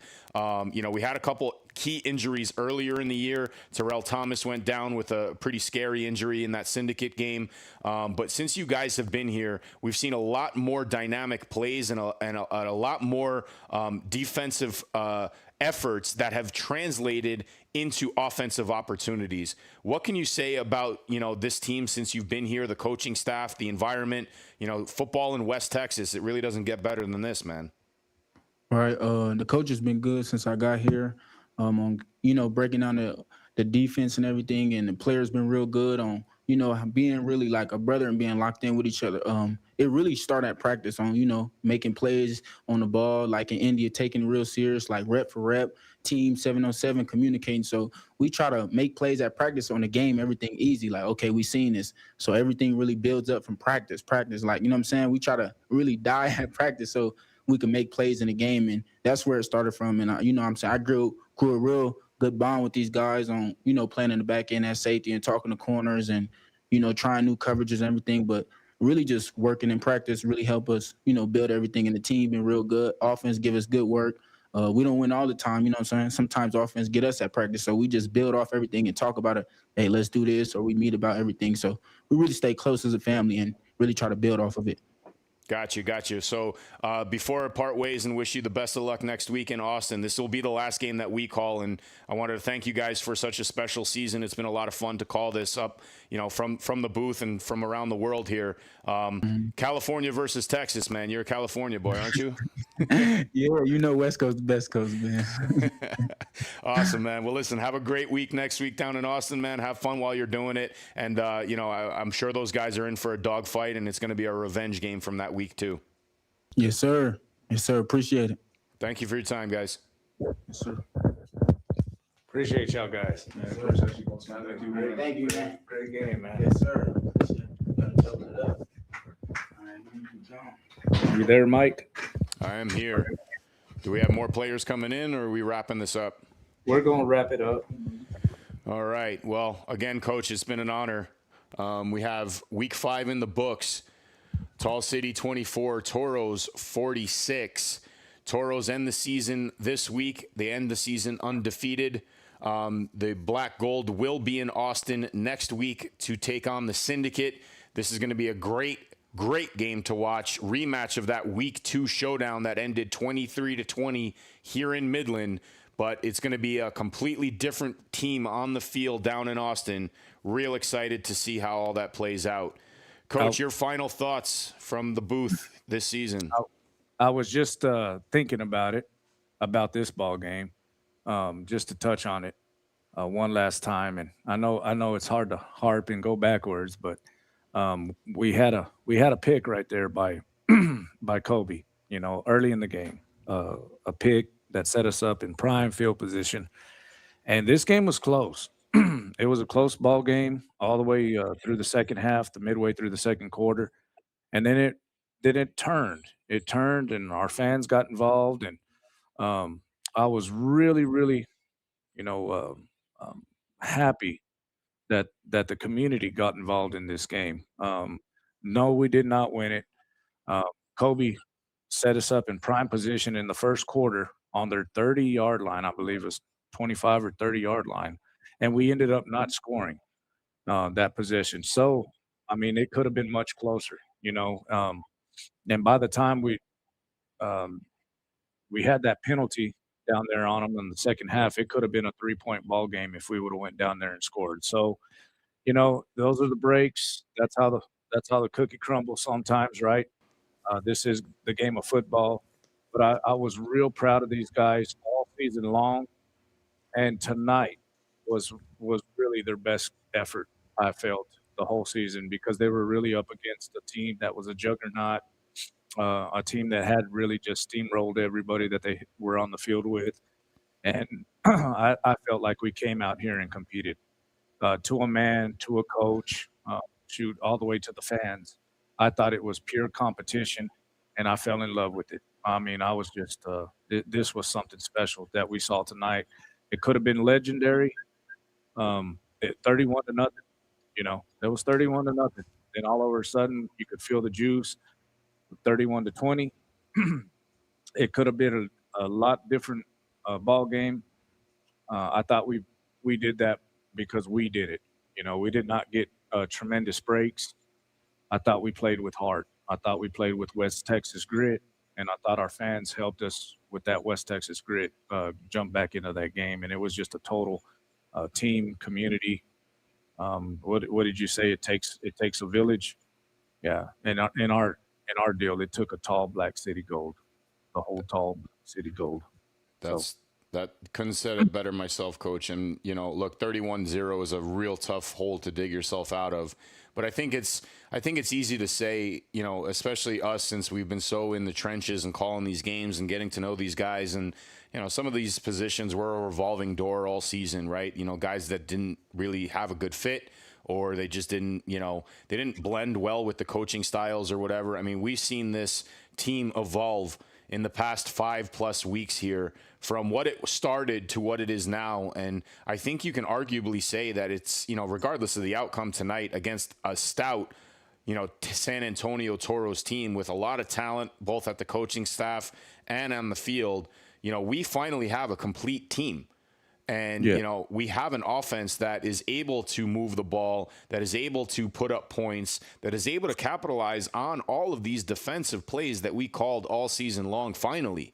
They're not just going to get it back out there, turn the ball over, and then go ask their defense to go do it again.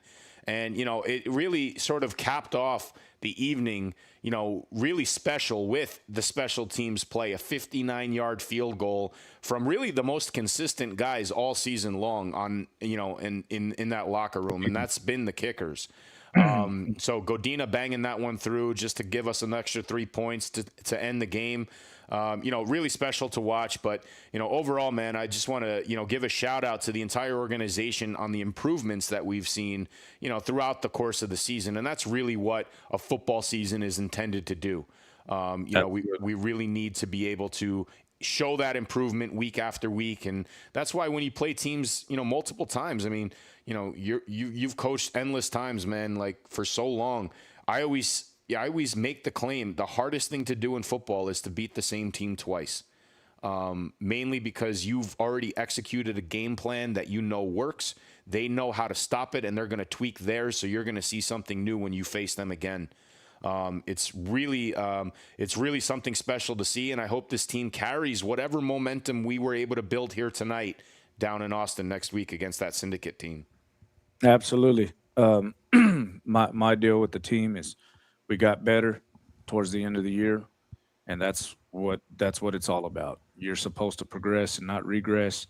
I think these coaches did a tremendous job getting these players to respond, especially after a 31-0 first quarter that we seemingly couldn't get out of, right? They did. They responded, and just looking inside their hearts, they gave us a picture of what their insides were. And that is the measure of a man. And I'll tell you one thing, they got some football players on this Tall City team. They showed their character tonight. I thought it was beautiful. It was the best game I thought we played all year. So absolutely. And we're going to get to see them on America's birthday next week, July 4th, Showdown, 250th birthday of the United States. Happy July 4th to everybody. We thank the Midland, the Permian Basin, and all the fans that have tuned in both in the stadium and on this broadcast throughout the season. This is Coach Rob Hernandez and Mike Neubauer signing off. We wish everyone a very pleasant evening, great week, holiday week ahead, and God bless you for the rest of the summer. God bless.